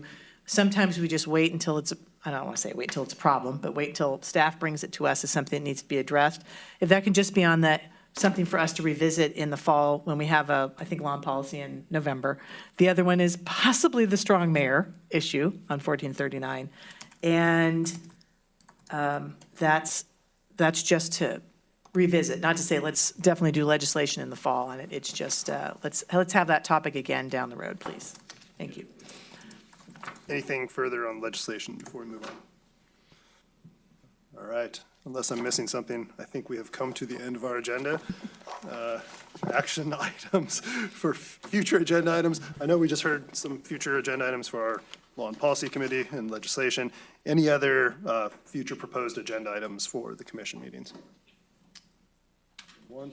I had comments, and I'm going to make it quick, and it's in the interest of transparency, because this is in the comment section of our time together. As was referenced earlier today, I had the privilege I had accepted an invitation from California Political Attorneys Association. I know the chair has spoken to them in the past as well. And I did invite very much just to check in with them and invite feedback. And I want to share with the staff that there was positive feedback. And I think it's important that you hear that from one of the members had commented that they had some folks kind of reaching out a little bit more about some of the older cases and trying to get them to conclusion. And the fact that somebody proactively wanted to make sure I shared that positive feedback, I do want to share. There were other points of suggestions.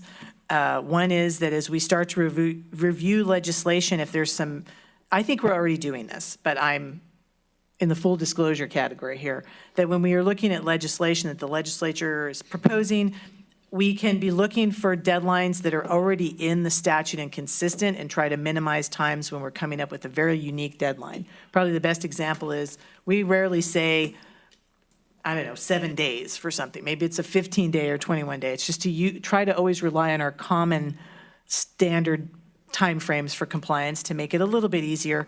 And of course, try to use across areas definitions that are already in statute. I think we're doing an excellent job of both of those points, but I'm, again, passing it on.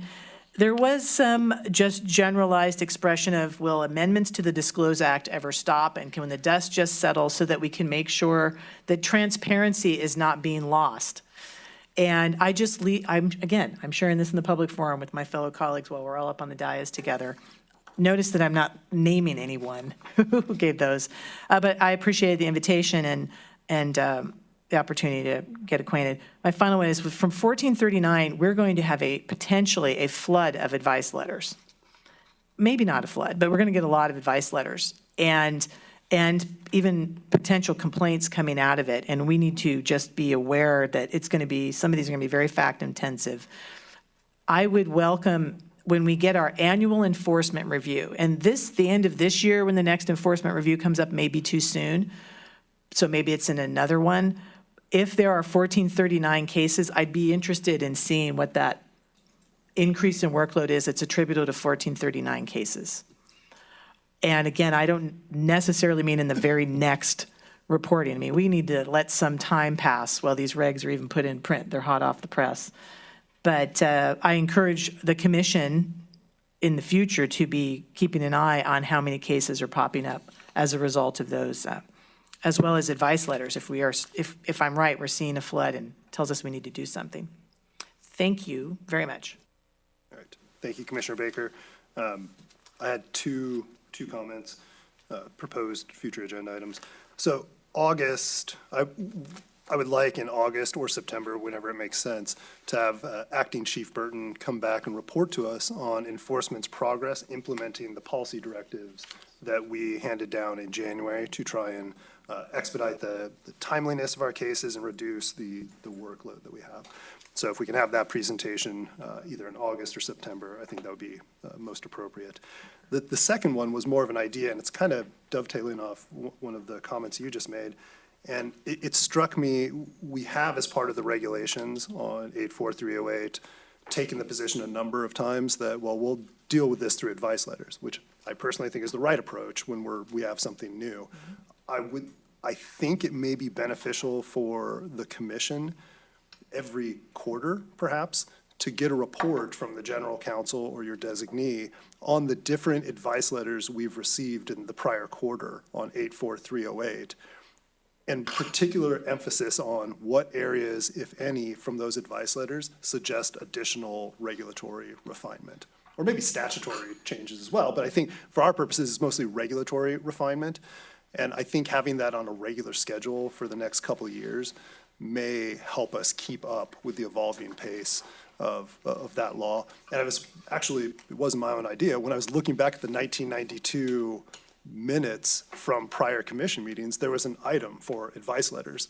So it seems like in prior years, there has been this practice in general. I don't know that we need to have it for every item all the time, but I think for that particular statute that we're now implementing, having a regular check-in on those advice letters would be helpful. So that would be a report at the commission, an oral report at the commission meeting, in addition to the advice letter report that we do monthly currently? Yeah, so what I'm thinking, so we're clear, is I'm not asking you to come and recite all the advice letters on 84308 that you had for that whole thing. I want you to pull ones that you think highlight issues that are best situated for regulatory action or contemplated regulatory action. Every commissioner receives all the advice letters, and so we should be reading those. Obviously, we can pull one and say, hey, what about this? Will you consider this for regulatory action? What I'm looking for more is staff on a regular basis coming to us and say, hey, this is a common issue we're seeing. Maybe we ought to refine this. Okay. All right. Anybody object to that? No, I don't object to it at all. I would just, I think inherent in that is that we're seeing an uptick in advice letters. We usually get about 450, I think, 440 a month or so, and now requests for advice, and we're starting to see an uptick. If that can be thrown in there, welcome viewings, because we see advice letters once they're issued, but we're not seeing the phone calls, the emails, the more informal ones. And so I'm thinking more what kind of volume we might be taking. That tells us something too. Okay, that's a good point. Yeah, well, yeah, I think those are excellent points.